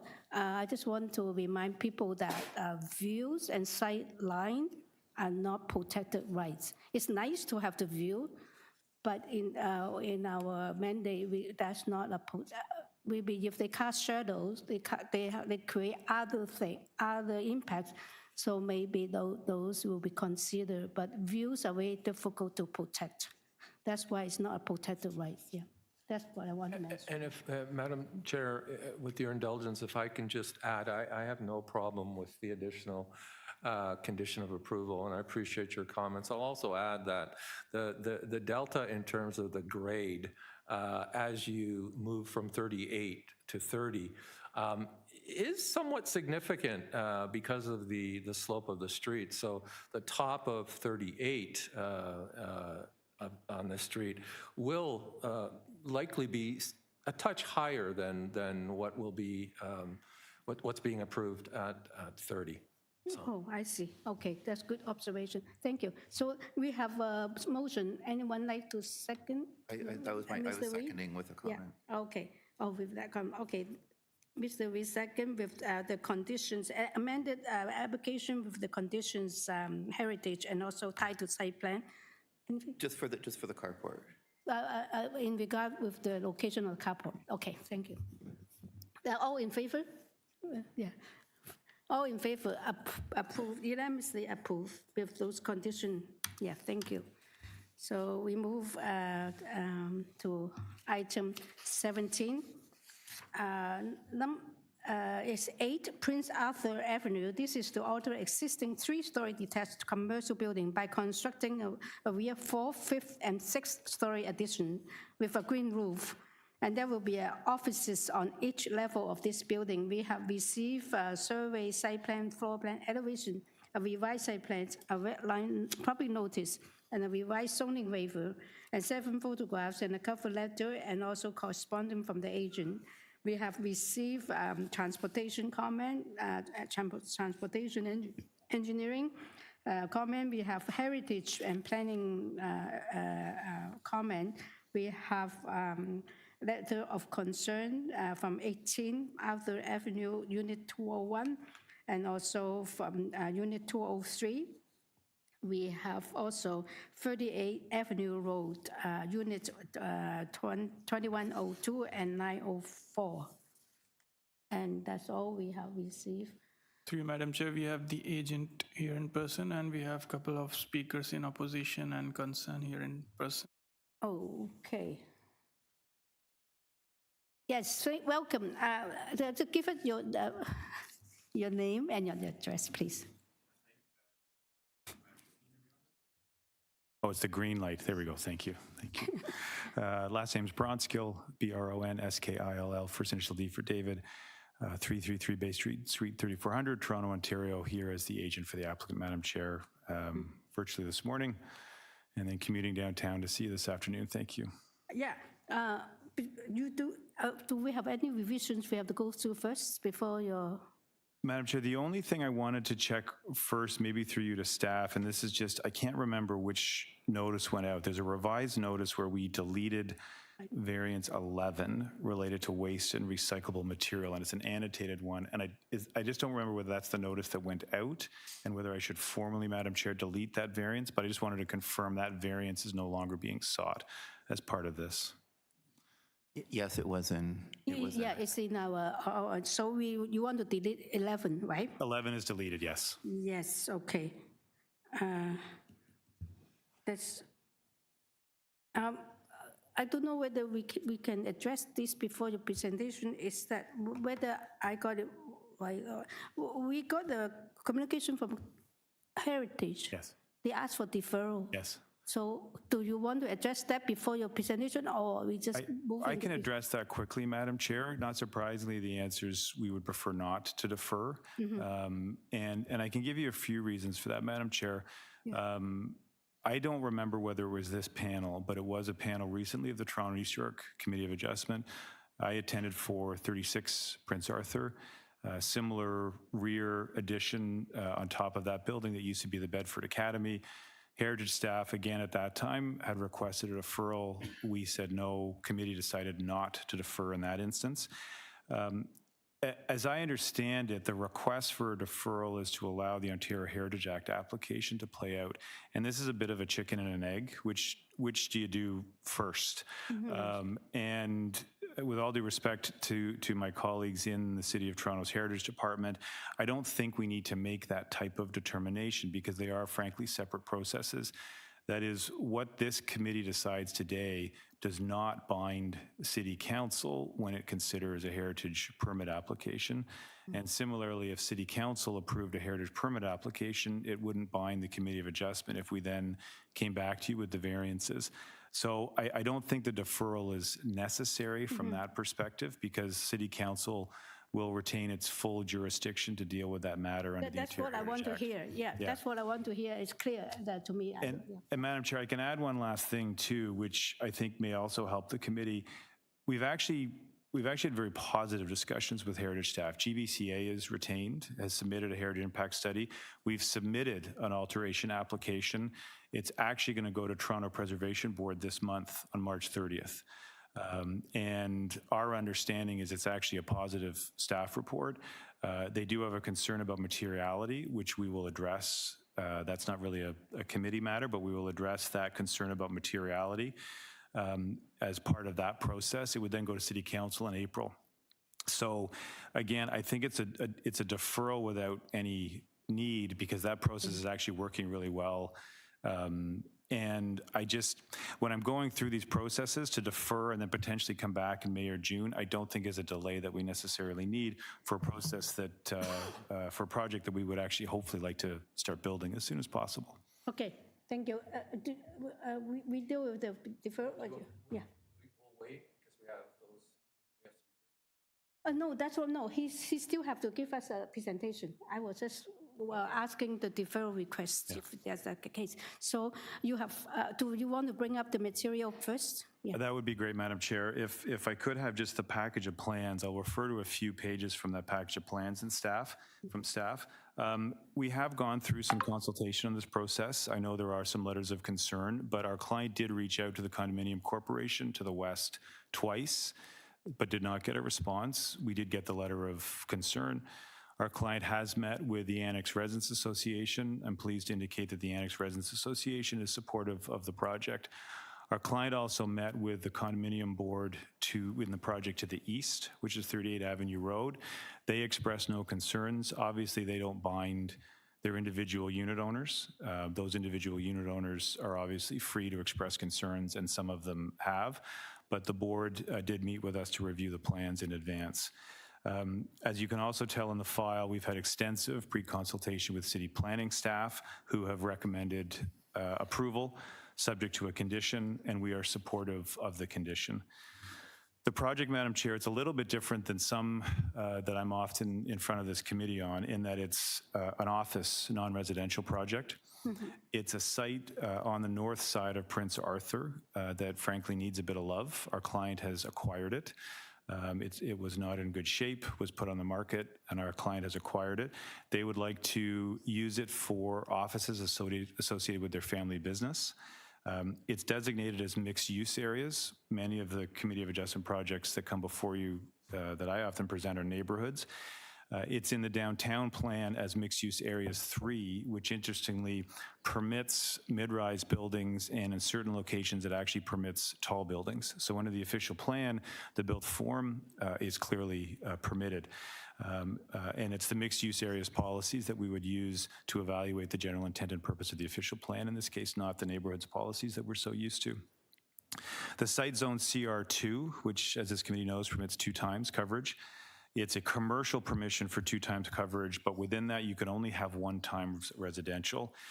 The application seeks to increase that 2 times to 2.54, but we're only seeking an increase in the corresponding non-residential permission. So it's it is what you see is what you're going to get. This isn't a bait and switch to try and get more residential. We are only seeking non-residential. We're not increasing the 1x residential permission that's on the site today. So it really would be non-residential. As you can see there on the screen, it's a good image to sort of to show where the additional massing is positioned on the rear of the building, pushed back from the front facade. The setbacks, Madam Chair, through you to the committee, on the west side are 1.38 meters above the height, above the heritage building. That's that dashed line. It's essentially a square that you can see with a little bulge out north being to the top of the screen.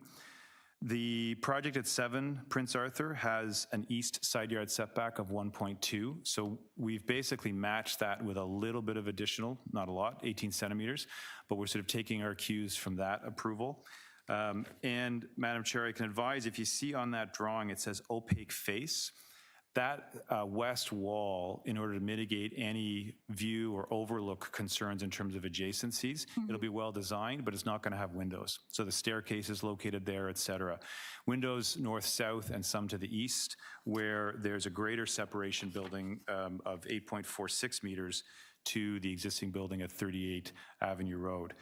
So it's a 2.58 separation between 7 Prince Arthur and what we're proposing. We think it works in terms of how it's been designed. And as you can see, there's a notch there on 7 Prince Arthur. And maybe if staff could just go back up one page in the package, it'll just reorient you a little bit, because now north's going to be to the top, east is going to be to the right. You can see that 7 Prince Arthur then notches out further beyond the north property line of our client's property. And so those units that are facing east in that situation will have unimpacted views. Most of the units in the 7 Prince Arthur that are adjacent to our client have windows in that notched area north and south. So they're going to continue to have views in those directions. But it's also, frankly, just a function of the lotting pattern here and what was approved on that site that we're picking up on our site. At 1.2 meters, that is not something you would typically have in terms of a residential condominium project. As the committee knows, you'd have about 5.5 meters. So it's a compromise setback on that project. We're just picking it up on our project, but then mitigating any view impacts by having an opaque face. And that's why planning staff have recommended the condition. It's an important condition to ensure that we don't put windows on that west face. And so it is a really important condition. Madam Chair, that's a description overall. I'm happy to take any questions, but we think it's an exciting project to actually have office on this stretch of Prince Arthur. Yes, thank you. So you want to ask the questions now? Or we can just, can we just listen to the oppositions first? I'm in the committee's hands. I'm happy to do it now or later. Yeah, okay. To you, Madam Chair. Speakers who are, okay. Yes, hi. Good afternoon, Madam Chair, committee members. My name is Leo Longo. I'm a lawyer at Aird and Burles. My client resides on the top floor of the condominium to the west of the subject property. My client owns the entire 7th floor and has exclusive access to the rooftop, which is flat. What is the address of your client? Fidani is the client's name, F-I-D-A-N-I. It's just on the west, the property on the west, on the east side of the property?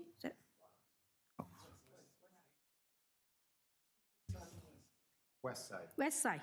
That's what I want. Okay, so Suite 701 for the building to the west. So the client has the entire 7th floor where he, family, and kids live, and they have exclusive access to the flat 8th floor roof where they have a swimming pool, 3 amenity areas, and it's their backyard is up on top of the roof. They're concerned primarily about privacy and overlook. And I'd like to compliment the applicant for attempting to address that. I'd like to make further comments on that. I should note, Madam Chair, as well, I was retained on Monday. On Tuesday afternoon, I contacted the agent architect with a detailed message. I'd like to meet with you to discuss the issue that my clients have. I didn't hear back, and now I see Mr. Bronskill is here, who's someone I've worked with for many, many years. If I could ask staff to turn to the west elevation that is proposed, I would have preferred a deferral to speak with Mr. Bronskill and the agent to deal with these things. Committee may, at the end of this submission, think a deferral might be warranted. But what I address primarily, if the committee is going to grant approval, I'd ask for the following conditions be imposed. Condition 1, that there be no wall openings on the west elevation above the 3rd floor. The applicant doesn't propose any, so this should be an easy condition to impose. Okay. Condition number 2, that the west building elevation is clad in an opaque finish so that it prevents overlook and also light reflection or refraction back into my client's amenity area and unit. They are proposing metal cladding as opposed to glazing. That's good. They don't want to have overlook. I would ask that the second condition be, however, that the west elevation be clad in an opaque finish, preventing any overlook and light reflection. The third condition, again, at the top of this 6th floor is a green roof. There is a guardrail that's 1.4 meters high, and it too is not going to be glazing, it's going to be metal, so it's opaque. I would ask that what I've asked for condition 2 also apply to this guardrail, that it be opaque to prevent overlook and light reflection. And one final point about and this will be my third, as part of my third condition, not that it just be opaque, that you can't see through it, but that the height of it be raised to 2 meters rather than 1.4 meters. My point, committee members, is if you're not putting building openings in, if you're not putting glazing in, you're acknowledging privacy is a concern. Why put a 4.5-foot wall that anyone could just look over? Do the job and let's have a 2-meter wall. Here are my final 2 requests. If I could ask for the south elevation, which is where there is glazing proposed. You will see, that's a good one to go to right there. My 4th request for a condition is the most westerly spandrel of windows on that south facade be of a glass that doesn't allow overlook. So you've done a great job on the west elevation. On the south elevation, just the most westerly portion where it's glass, keep it glass, but make it opaque in some fashion so that light can go in, but people can't look out into the, as you can see, there are balconies and terraces all along my client's structure, not only their floor, 7th and the rooftop, but at 3, 4, and 5. The final one might be a stretch for a condition, and I don't know if the committee does this, but privacy is clearly the concern. I'm not sure how this building is being constructed, but if scaffolding is going to be used in order to build this building, is it possible for the committee to impose a condition that the scaffolding be covered so that there's no privacy or overlook during construction? Those are my submissions. I'd be happy to speak with Mr. Bronskill to pursue this further. I'd be happy to answer any questions. Yes, I only have one question. You're asking for the privacy guards to raise to 2 meters. Do you realize that you need to be almost 7 feet tall to be able to look through a 2 meter tall? Well, I know 6 feet is 1.8 meters. What my suggestion is, What about just 1.8 or 1.65? 1.8 is 6 feet. I thought 2 meters would be appropriate, and colleagues of mine have So it's been the able to eye, secure it's that. the eye level. in the I'm talking future. about the eye level, right? Yeah. Your eyes are shorter than, that's way short for me, but I just thought 2 meters is a little bit excessive. That's what I'm trying to say. Maybe 1.8 or 1.65 is probably appropriate for most people's Nothing less height. than 1.8, please. Okay, 1.8, all right. But then we still have to get the response from the applicant. It's not, he said, okay. Thank you so much. Any questions for this speaker? Okay. Thank you for your. Thank you very much, yeah.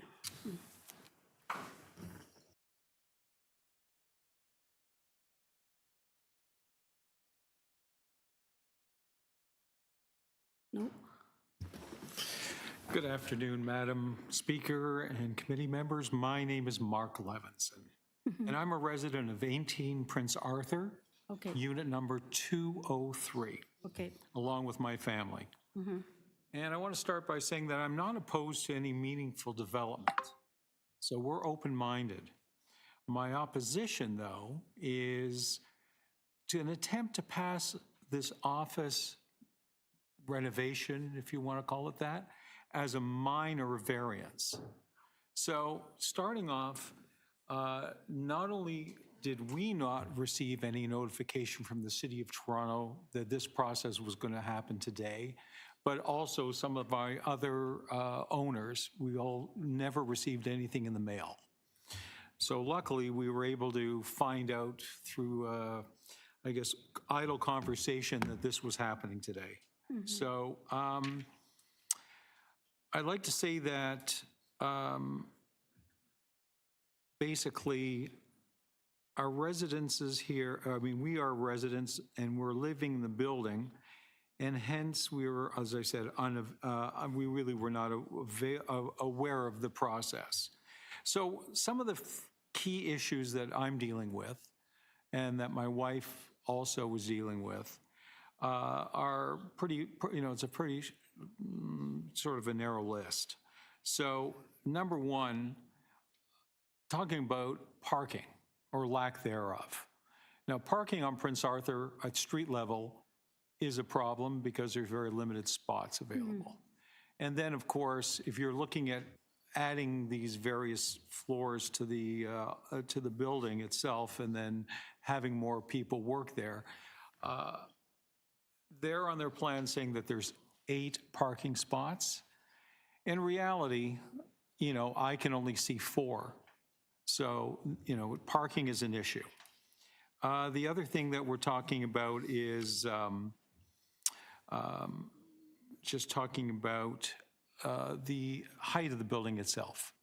So this addition at the back, which I understand is an existing structure that was built possibly in the 70s. Now they're looking at adding 4 floors.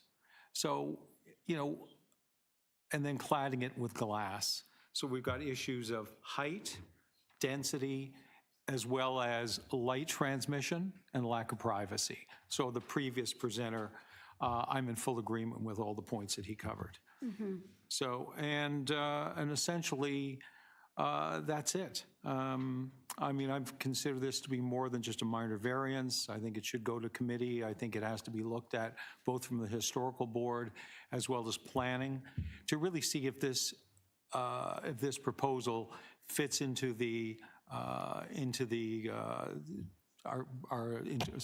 our neighborhood. Anyway, that's pretty much it. Thank you so much for your time and your patience. That's why we may have questions for you. Yeah, sure. Go ahead. Thank you, Madam Chair, through you to the deputant. Have you seen the community planning staff report?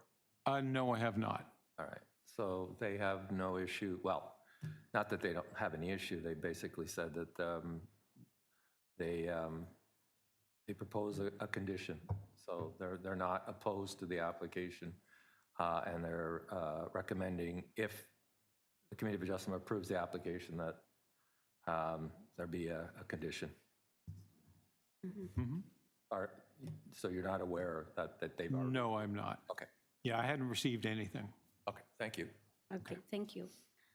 Thank you very much, yeah. Thank you. We have the next speaker.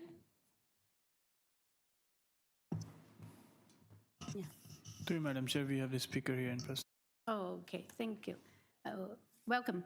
Yeah, please. Okay, so good afternoon, Madam Chair and members of the Committee of Adjustment. My name is Julia Robinson. My address is 38 Avenue Road, Suite 904. Okay. And I am a resident of 38 Avenue Road and also representing, as a board member, representing residents of that building. Just to put it in context, 38 Avenue Road is a condominium building. It's located next door to 8 Prince Arthur, and it's on the east side. The rear of 8 Prince Arthur backs onto our garage entrance driveway, and the east side of 8 Prince Arthur is directly adjacent to our south driveway and to residence units. So there are 5 major variances that I'm objecting to with 8 Prince Arthur, basically relating to height and setbacks. The first one is the proposed building will have a height of 23 meters. This is an additional height of 11 meters over the permitted height of 12 meters. Excuse me, the proposed building roof structure height would be 13.7 meters and would exceed the maximum permitted height by 5 meters. And the building rooftop safety railing height would be 12.4 meters over the maximum permitted height of 3 meters. This is a pretty significant extra height of 9.4 meters. The next concern is on setbacks. The proposed building will sit directly on the rear north lot line instead of at the permitted minimum setback allowance of 7.5 meters. So this virtually eliminates any rear setback, and the proposed building will eliminate side setbacks on both sides, the east and west sides. The other concerns are that the proposed building would sit adjacent to residence windows and primary living spaces of the units on the east side of our building. Overall negative impacts for residents include loss of privacy, light pollution, shadowing, massing, overbuilding, and incompatibility with the surrounding streetscape. And basically, Prince Arthur Avenue is recognized within the East Annex Heritage Conservation District Plan. The proposed additional imposing 3-story glass office building, when viewed from the street, overwhelms the Heritage House in front, unlike other similar glass builds in the area. So given the above, I would argue that the variances are not minor in nature, but major.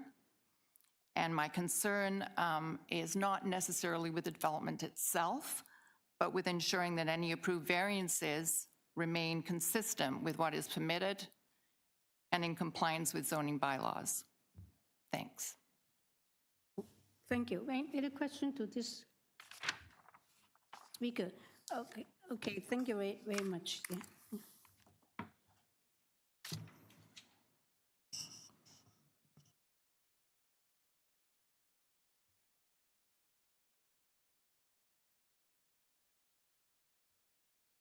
Hello, my name is Susan Creever, and I'm an owner at the Prince Arthur, the condominium building at 38 Avenue Road, directly in the neighborhood affected by the proposed alterations at 8 Prince Arthur. My suite number is 610. 610, you're on 610. Okay. I would like to explain why I believe the requested variances do not meet the test of being minor and why the proposal does not represent appropriate development for this site. First, these variances cannot reasonably be considered minor. The proposal seeks a total floor space index of 2.54 times the area of the lot. When the permitted coverage is 2 times, that represents a 27% increase beyond what the zoning allows. The permitted height for a roof structure is 5 meters above the building, yet the proposed roof structure height is 13.73 meters, which is a 174% increase. The maximum permitted height for a rooftop safety railing is 3 meters above the maximum building height. The proposal includes a rooftop railing height of 12.36 meters above that limit, an increase of 312%. Finally, the maximum permitted building height is 12 meters, while the proposal calls for a height of 22.98 meters, nearly double what is permitted. When taken together, these are not small adjustments. They are substantial departments from the zoning bylaw. In addition, the proposal effectively eliminates the rear setback, creating what amounts to a zero rear lot line condition. This is not a minor modification. It fundamentally changes the relationship between this building and neighborhood properties, and it risks setting a precedent for similar overdevelopment in the neighborhood. Second, I am concerned about privacy and the scale of development on a small lot adjacent to residential properties. This is a heritage commercial building with a proposed additional 3 floors immediately beside existing homes and condominium units. The new construction would sit extremely close to windows and primary living spaces, spaces where residents live their daily lives. The impacts are not theoretical. They include shadowing, light spill, and the loss of privacy. These are real and meaningful effects on the people who already live in this community, and they deserve careful consideration. My final concern relates to how this proposal fits within the existing character of the street. Other development projects along Prince Arthur have been designed with care to integrate with the streetscape. They respect the established lot coverage, setbacks, and scale outlined in the zoning bylaws. By contrast, this proposal does not blend with the surrounding context, but instead looms behind the heritage house in front of it. For these reasons, I respectfully submit that cumulatively, the requested variances are not minor, and the proposal is not desirable for the appropriate development of the site. I am not opposing the renovation or improvement of the existing building. However, I respectfully ask the committee to ensure that any changes remain consistent with what is appropriate for this site and compliant with the zoning bylaws. Thank you for your time and consideration. Thank you. Can I ask you a question? You're at 38 Avenue Road. How many stories on that, on the side of Prince Arthur? There How are tall the building is? 2 buildings. Yeah, the tallest building?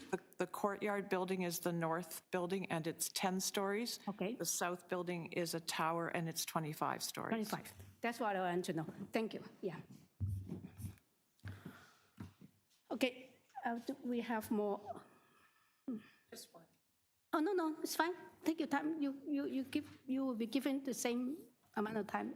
Don't rush. Yeah. I won't be long. I'll be very quick since my colleagues have covered pretty well everything that we have talked about.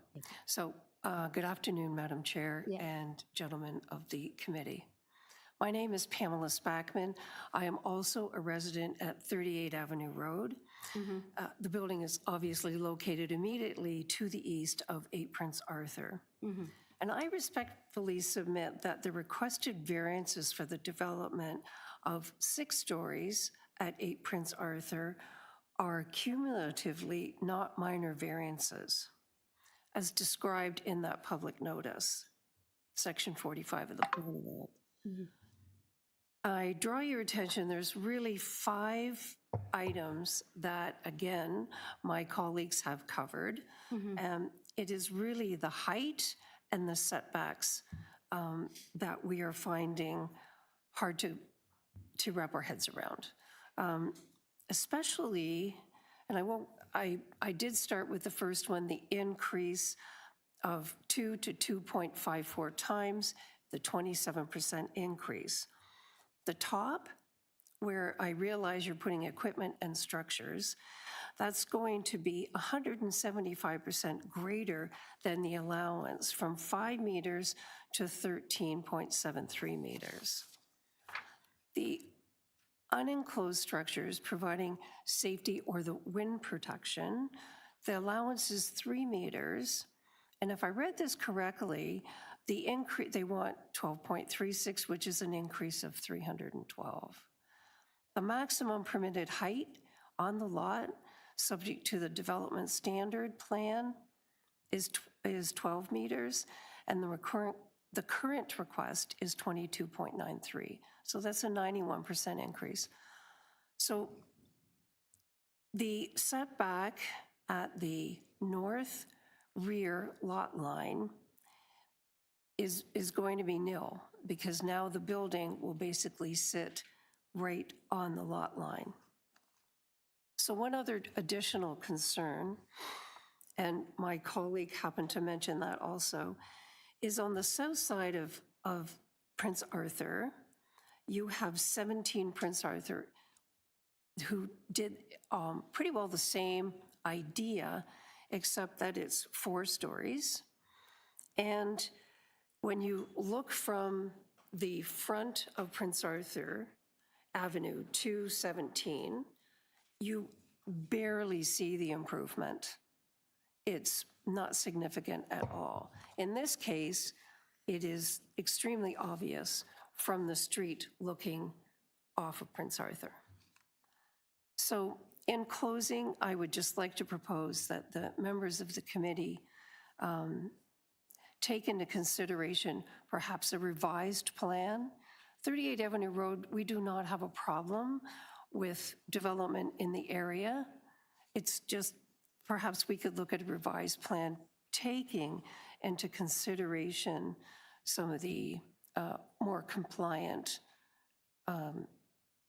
situations that are in place now. So thank you for your time and your consideration on this matter. Let me see whether they have questions. Okay, no, thank you. Yeah. Thank you. Through you, Madam Chair, we are done with our registered speakers. Is there anyone here in person to speak for this item? Through you, Madam Chair, we have done with our speaker list. We can now call the agent back. Oh, call it, no online, right? No online speakers, okay. No online speakers. Hi, Mr. Bronski, can I ask you one question before you respond to because it seems to be set a sort of framework is important. We all understand what committee adjustment does do. I was just wondering why this will not go through rezoning. And it seems that some of the things we're asking to do is quite Madam Chair, we had a conversation with city planning staff. so I want to know, They agree that these are variances. They are in fact supportive of the variances.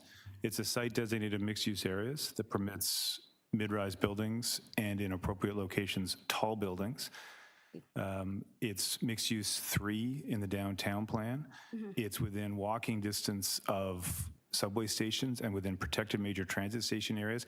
Under the city initiated zoning process for this site, as a result of the minister's decision on August 15th of last year, this is a site that'll either have 6 or 8 times FSI as a permission on it.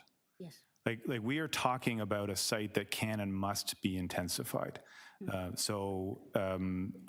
don't know what would happen through a rezoning process. We have planning staff support. Heritage is closing out. We've met with transportation staff. We've met with engineering staff. We reached out. I'm a bit surprised that there's someone here pretending to speak for the board when we met with the board of the condominium corporation to the east, and we were talking about the green wall and materiality and improving garbage storage locations. So to have somebody here speaking on their behalf, I'm just shocked, Madam Chair. But community consultation is often what people suggest, right, would occur I understand. as part of a rezoning process. We did that. Yeah. I am satisfied with your answer, that part. So, I mean, you will be given 5 minutes to respond to the issues. No, I was just responding to the idea, Madam Chair, and sorry to interrupt you, of what might be achieved through a rezoning. Sometimes people say it's community consultation. That's why we sent things to the board of the Condominium Corp to the west. That's why we met with the board of the Condominium Corp to the east. That's why we sent mailings to the landowners directly to the north and didn't hear back. That's why we engaged with the Annex Residents Association, who I know very well, and had a Zoom meeting with their board and got their support. It's why we did pre-consultation with city planning staff and got their support. And it's why we've engaged with Heritage staff through the Heritage Act process. Like, this is what the process we've done is not much different than a rezoning process, in all honesty. Okay, so you're ready to use your 5 minutes to Thank you, Madam Chair. for the rebuttal? Okay, thank you. And Madam Chair, in terms of, I thank my friend Mr. Longo for, he actually provided me with the conditions. And I think some of what he is asking for on behalf of his client, and maybe if staff have drawing A201A, It's a proposed south elevation with 10 Prince Arthur, and it just will give the committee a little bit of an idea of both the proposal and then Mr. Longo's clients, as I understand it, both owning. Is that 8201? That one works, that one there. You can sort of see the two buildings in context. We're a little bit lower to the top of the guard, and then there's a bit of that mechanical on top. And as I understand it, Mr. Longo's client would have the top floor there, and then I think amenity on the roof of that as well. So I understand the concerns. The west building elevation does not have openings, and that's why planning staff recommended that we have to proceed substantially in accordance with that plan. I am not opposed to belts and suspenders. So a proposed condition that says the west building elevation have no openings above the third floor, that's what we're proposing. I am fine with that type of condition because it should be what you see is what you get. Mr. Longo suggested that the west building elevation be clad in an opaque finish. I already took the committee to that one plan that said opaque. It's hard for me to take back that word now. I have no problem with that condition. My only hesitation is the buildings department. The proposed condition then says preventing any overlook and light reflection.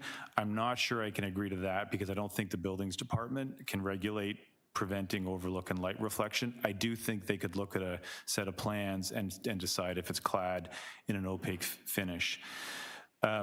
I'm happy to increase the roof's guard wall, Madam Chair, to 1.8 meters. I do have to ask, though, the committee's indulgence in something on that. Variance 6 talks about the rooftop safety railing. And I only realized this just as I was coming up, Madam Chair. It's measured, it says it exceeds by 12.36 meters. It doesn't mean that the railing is 12.36 meters. It means that the top of the railing is 12.36 meters above the permitted height. I would need, Madam Chair, the committee to increase that 12.36 because the railing is at 1.4. If I went to 1.8, I would need to go to 12.76 if my math is right. We cannot do that, right? Yep. Yeah. No, we cannot do that. I understand. Yeah. That's why I'm just flagging. Yeah. I'm open to that. I don't think I can because it presents the very notice problem there. I would just say, Madam Chair, at 1.4, I think the intention is it does, even if you're 6 feet and looking down, having the rail does stop you. You would have to go right to the edge and peer over it and look down. So I think that privacy concern is likely addressed, but we would also undertake, and I'm saying it here on the public record, to have further conversations with Mr. Longo's client, Mr. Fidani, about that interface and whether there are other things we can do there too. Maybe it's up there in addition to the green roof that we make sure that someone can't go right to the edge. Yes. It could be on that green roof that we install some landscape planters up against the guardrail so that you've got the 1.4 plus spacing so someone can't look over. And so we would certainly undertake to have that conversation with them. And I did text with my client just in terms of that break. I can't agree to the scaffolding condition. I don't think that's proper for the committee. And Madam Chair, I don't agree with the western portion of the south elevation needing to be opaque because just the way the site plan is set up, I don't think someone's going to be able to get to that window and be able to turn and see 90 degrees. You'd have to actually be able to put your head out and look west to be able to see. So I don't think we need to have opaque materials on the south elevation. I think as long as the western elevation has no openings and has an opaque finish, I think that concern would be implemented. So I am supportive of those two conditions. And then, Madam Chair, I would just, in terms of the relationship to the east, Madam Chair, I did show you on the site plan that it's an 8.46 distance from this proposed six-story office building that will obviously operate during the day.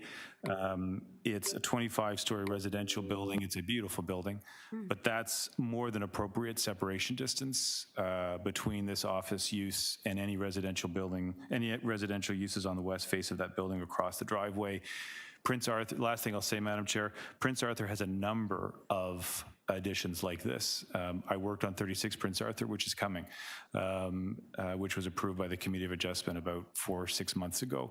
This is an excellent use of Prince Arthur. It's a beautiful street. The architect, I think, is proposing something that will be exquisite. I think the building at 10 Prince Arthur, which is built at 7 stories, is exquisite. And I think this is what should happen on this street. Yeah, thank you. Any questions? Yeah, we have questions. Thank you. I have some. Yeah, please go ahead, Mr. Lombardi. Yes, through you, Madam Chair. Good afternoon, Mr. Bronskill. It's nice to see a familiar face. I just wanted to talk about that railing and that area above at the top of the 6th floor. I noticed that on the illustration, the colored illustration. A100. What's the intent of that area up there? Through you, Madam Chair, as per the plans, the intent is that it's a green roof. Is there going to be any access to it in terms of amenity area? The plans don't have any amenity area on it, sir. There is access for maintenance to be up there. Sure. So I don't want to say there's no access. No, I understand. Yeah. Okay, and sticking with that illustration, can you explain, so in terms of opaque versus glazing versus glass, that south elevation, there's see-through on that elevation, right? When you're inside that building. Yes, that is curtain wall glazing that you would see there. Yes, so you could see out and you could see in. But after our discussion, or the discussion today, the west elevation above the 3rd floor and the east elevation, what material will that be? It's shown currently as a metal opaque. I don't have any more details other than that, sir. Yeah. But it's opaque, no openings, and a metal system that would be installed. Okay. Lastly, and it's nice to see Mr. Longo here too. Mr. Longo, Mr. Bronskill have been before the T-Lab when I was chair many, many times. Sometimes before me, but a lot of times before other members. And, if nothing else, I try to be consistent when I'm adjudicating matters of land use planning applications, subject to Section 45 of the Planning Act. And I've made this statement before at T-Lab, and I'll make it here. Heritage is planning, but planning isn't heritage. Now, having said that, we all acknowledge that as part of our analysis of applications before the Committee of Adjustment, provincial policy, planning policy requires that built heritage resources must be considered.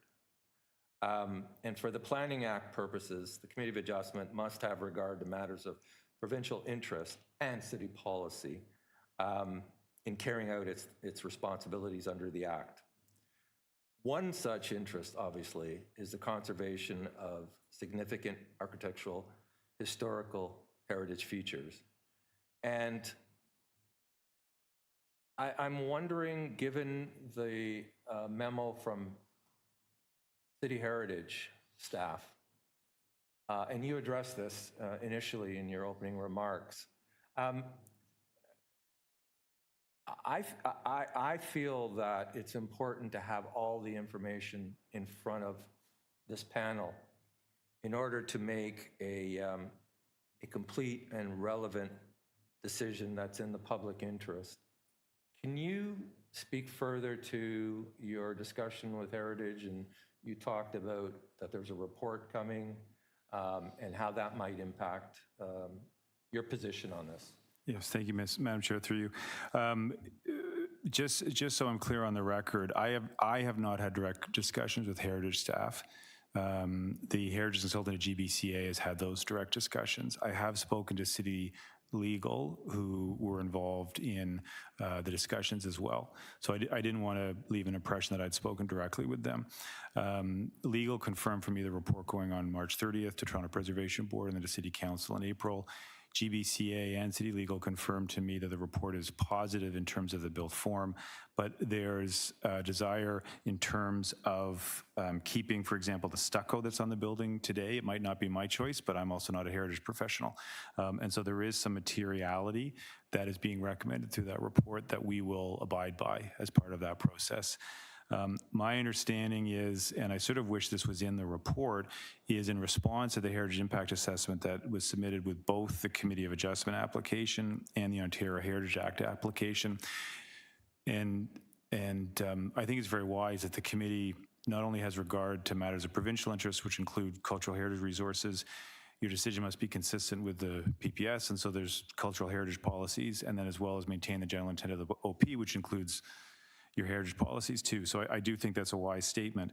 That report goes through how this proposed addition sits on this heritage building and concludes that those things are met. My understanding is that's been accepted.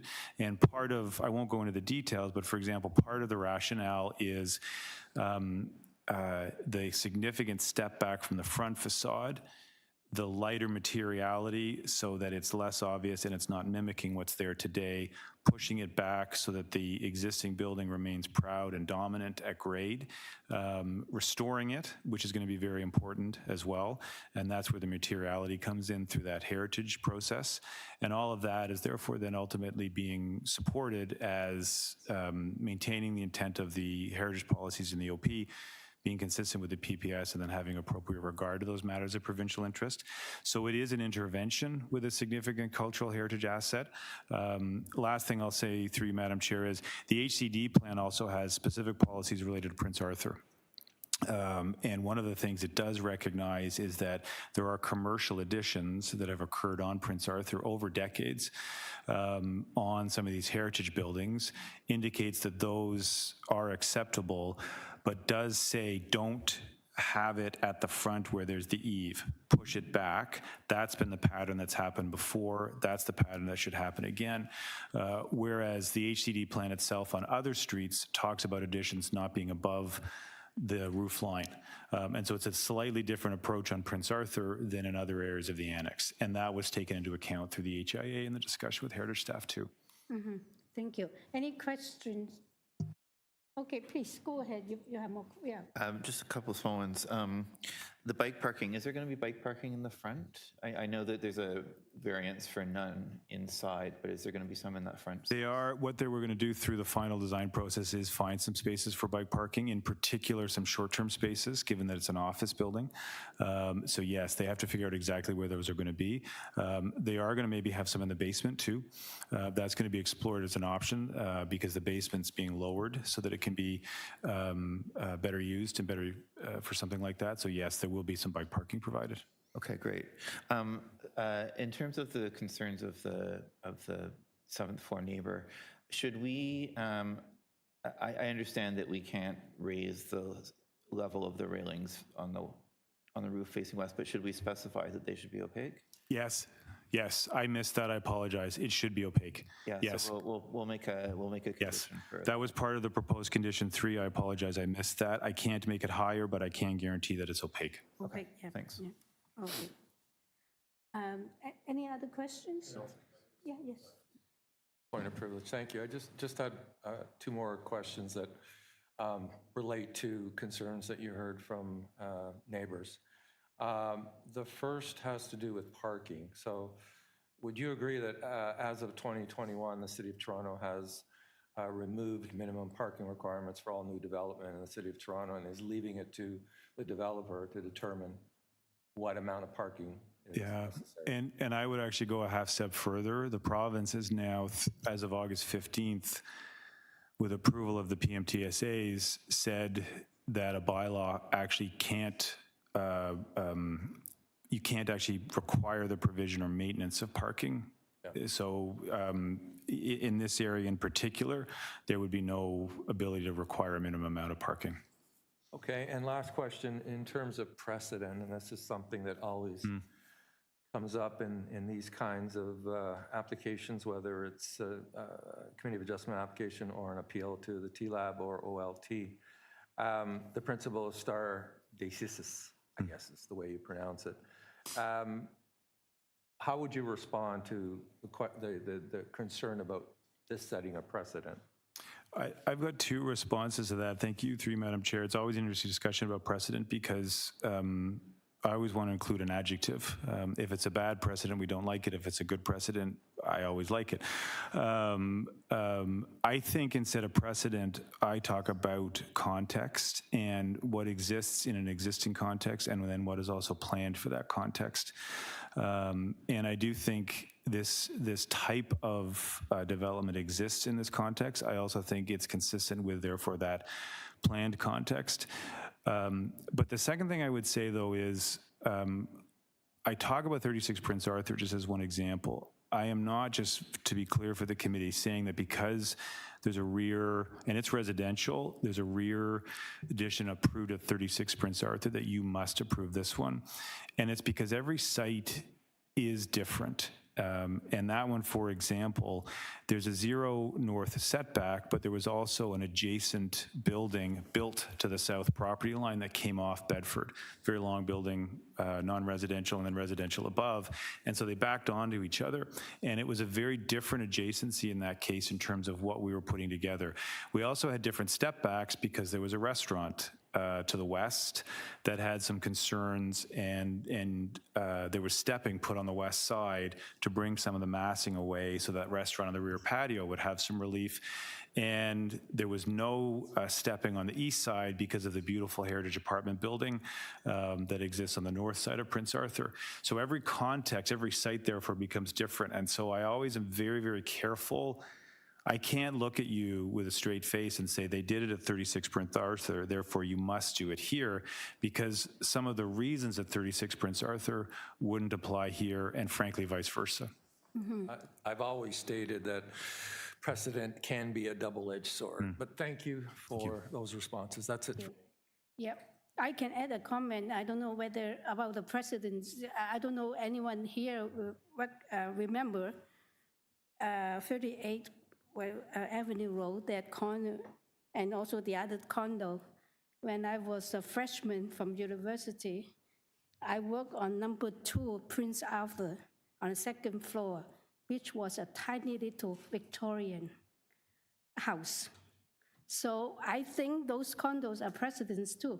So back at that time. So I mean, it's changed a lot, and we cannot really see whether we still spend a long time to consider something as good precedents, or that, because the whole context also changed.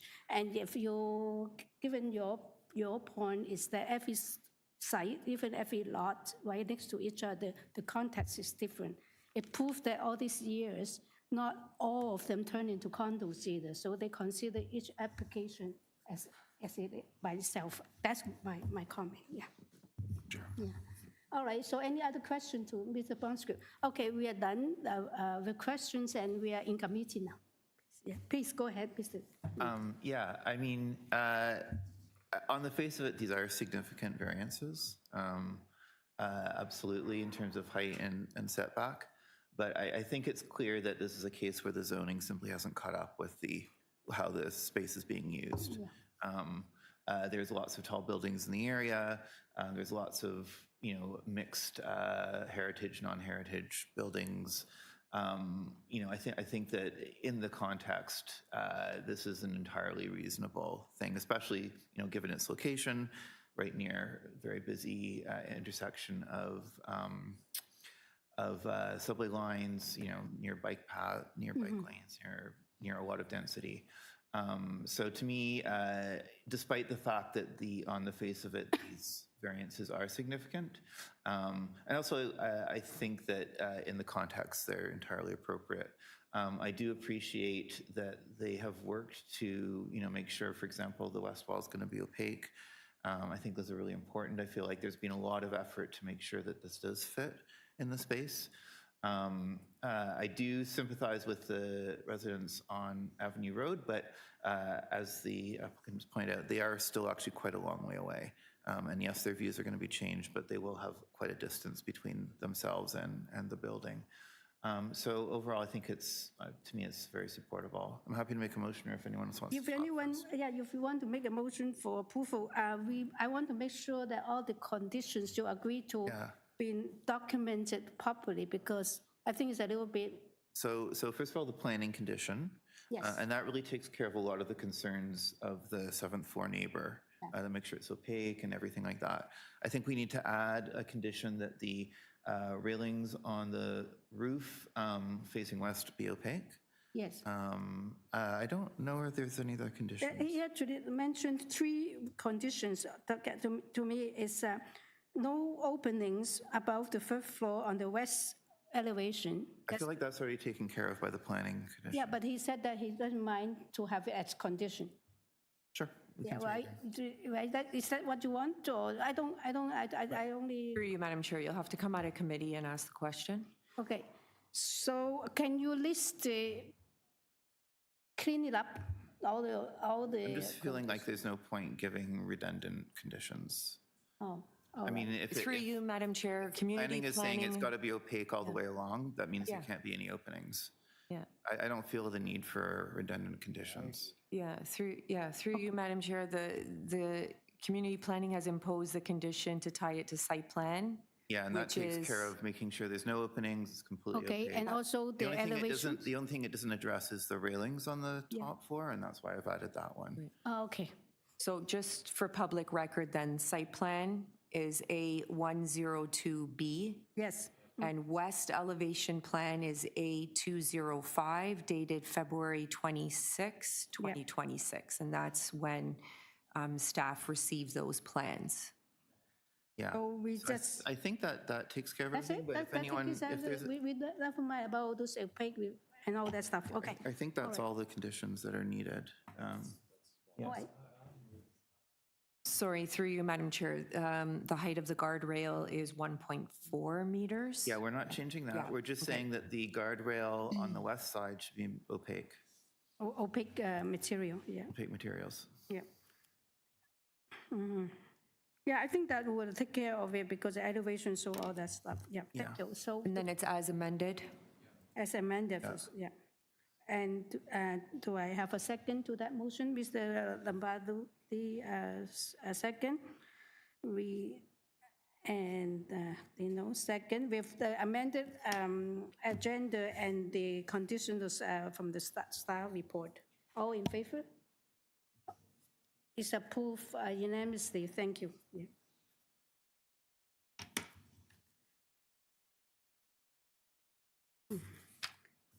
Okay. Item 18. 50. No, I have to find it. Oh, yeah, I have to look. Yeah. Item 18 is 50 Glenwood Avenue is to alter the existing 2-story detached dwelling by constructing a one-story rear addition with a ground floor deck. Through you, Madam Chair, if you may. For those that are still in the room, conversations outside of the committee room as we're still in hearing. Thank you. Thank you.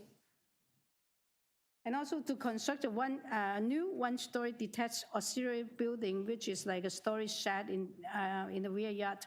The lawfully existing parking in the rear will be removed, and there will be no parking spaces on this lot. We received a survey site plan, floor plan elevations, and 4 photographs from the agent, and also comment from transportation engineering, and staff report from urban forestry. And we have received support on Glenwood Avenue is 45, 43, and 44. And they are seeking 6 variances, and we're ready for the agent. Through Madam Chair, we have the agent online and no registered speaker for this item. No opposition, okay. Hello, my name is Austin Emino of 82 Formosa Drive in Richmond Hill, Okay. and I'm the designer and agent for the owners. Oh, all right, thank you.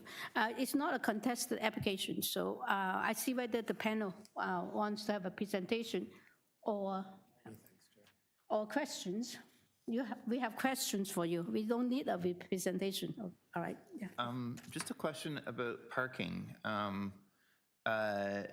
So you're taking it, there is an existing parking pad at the back, but you're planning to take it out?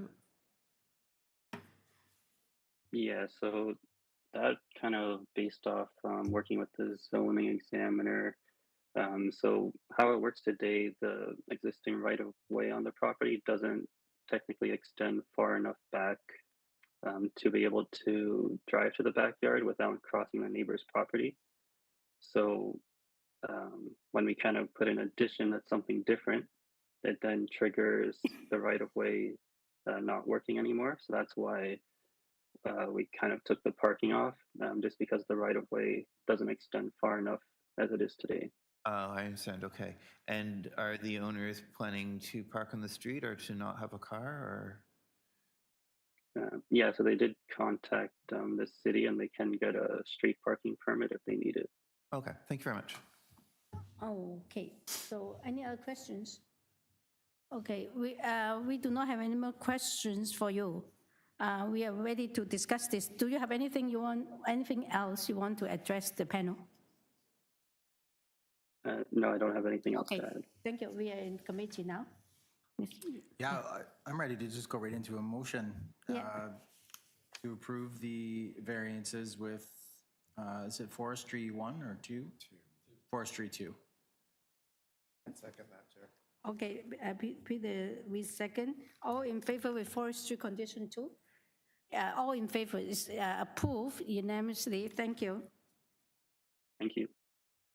Well, we shall compensate on the time that we spent on the last item, right? Okay, item number 19 is 244 Queen Street West. Queen Street East. To alter the existing 3-story mixed-use building by constructing a 1-story rear addition with a basement, and also to expand the commercial units to provide a new internal connection to the ground floor between the main buildings and the auxiliary building at the back. Also is to construct a new rooftop deck about a 1-story addition with access rear staircases to the rear laneway, rear second level and 3rd story with a balcony. And also to convert the existing 3-story mixed-use building with a rear 2-story auxiliary building into a commercial development. And the commercial units will remain within the basement, ground floor, and of the main building. And also a total of 2 residential dwellings will be removed. And we have received the minute of the last hearing, a copy of a revised site plan, floor plan elevations and cover letter, and also presentation material from the agent. And we have Metrolinx comments. We have a letter of interest with no surname provided from 242 Queen Street East. And this is, they only asking for 1 variance, and we're ready for the applicant. Welcome. Thank you, Madam It's a Chair. long introduction for your project. Okay. Thank you. Yeah, it was quite a bit. There's been a lot of work that's gone in with staff on this. My name is Ukkivi, spelled U-U-K-K-I-V-I, and R is my initial rival. I'm the lawyer for the owners at 244 Queen East. This is a property that is between Sherbourne and Seton, and I'm ready to make my submissions. I understand that there is one person of interest. I'm not sure if there's an intention or a speaker on this. Yeah, do we? Through Madam Chair, we don't have speakers for this item. Oh, we don't. So in theory, there's no opposition.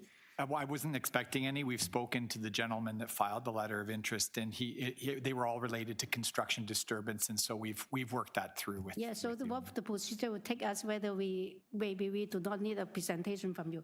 I'm going to.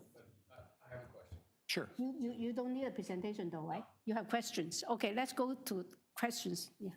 Thank you, Madam Chair, through you. Just your slide deck presentation on page 8. Yep. I think there's an error. It says requested variance for non-residential FSI increase, 1.16. So that's the difference you're talking about? Sorry, yeah, that's the difference. We're looking for 2.16, which is a difference of 1.16. Okay. Yeah, it was probably a poor choice of language, and I apologize, I didn't review it. No, not a problem. That's it. Yes, please. So this is Heritage listed, but we didn't get anything from Heritage, which is unusual. I was just wondering if you'd talked to Heritage. We have, but because we're not making any changes to the front facade at all, which is the only portion I understand that has any problems, we're actually adding on into the back. There isn't going to be any Heritage problems, but this was one of the discussions that we had with staff. So we will be consulting with Heritage in pursuing this to make sure that to the extent we need any permits, we will be obtaining those. But we don't anticipate there to be that requirement because we aren't making any changes to the front of the street. Okay, thank you. And, all right. Okay, we do not have any more questions, so now we're in committee. You have a, yeah. Thank you. Please, yeah. Unless my colleague, any colleagues? Okay. I'm prepared to support this. This stretch of Queen Street East, first of all, it's within the Moss Park PMTSA, which is a subset of an MTSA with more specific policies, which support, of course, increased densities. This stretch of Queen Street East is also designated a priority retail street within a mixed-use area designation in the downtown secondary plan. So I think this is an appropriate proposal. It requires only one variance. So I'm prepared to move a motion approving the application, granting the one variance, subject, there are no conditions, there's just the Metrolinx comments, and I assume you're aware of those. Yep. So there are no conditions of approval, so Yep. that's my motion. So I need a second, please. Sure, I'll second. Yeah, Peter, we second. All in favor, no conditions? Okay, unanimously approved. Thank you for Thank you, coming. members of the committee. Yeah. Okay, the last item for today is 20. Item 20 is 64 BALMORAL Avenue. This is to alter the existing 2.5-story detached dwelling by constructing a rear second-story addition and also to reconstruct a portion of the front lower level of the for the use of an integral garage. We have minutes from the last public hearing and a copy of survey site plan, floor plans, elevations, and 5 photographs and cover letters from the agent. We also receive correspondence from Councillor Josh Matlow and also support from 66 BALMORAL Avenue. And welcome. Through you, Madam Chair, we have the agent here in person and no registered speaker for this. There's no other, this is the only. Item. Okay, thank you. So you do not have any oppositions then? Good afternoon, Madam Chair, committee members, and staff. My name's Tony Diodati. I am located at 134 Park Lawn Road. I am here as the agent and architect for 64 BALMORAL in support of this application. Okay, thank you. You're seeking 3 variances. Let us see, because no one is opposing this, I'm going to check. Do you need a presentation? Okay, do we have questions? Okay, it seems that we do not have any questions either. We have reviewed your application, we got the material. So we're ready to make a decision. Do you have something you want to address the panel before? I have nothing further to add unless you have any further questions. Oh, so you have, yeah, he will have a question, but do you have something you want to address us? No? Let's go through the question first. I'm happy to answer the questions.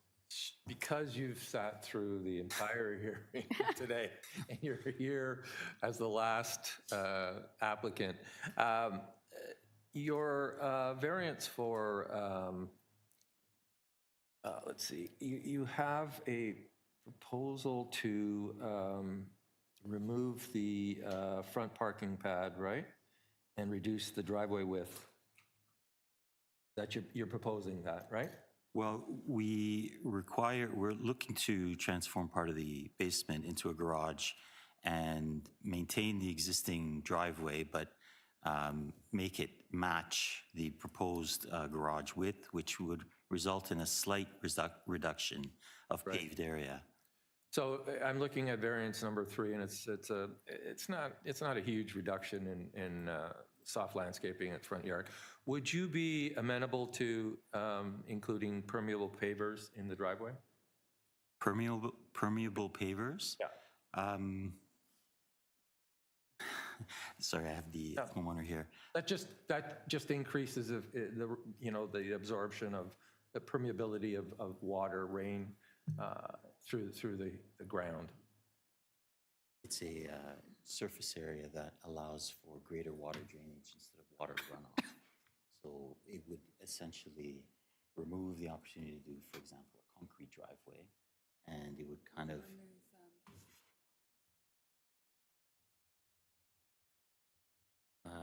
that would cause a problem.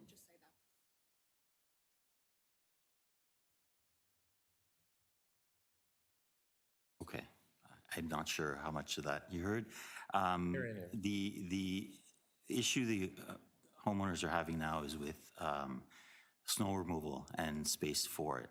So a way to kind of help mitigate that and not cause further problems for other adjacent neighbors and is to incorporate some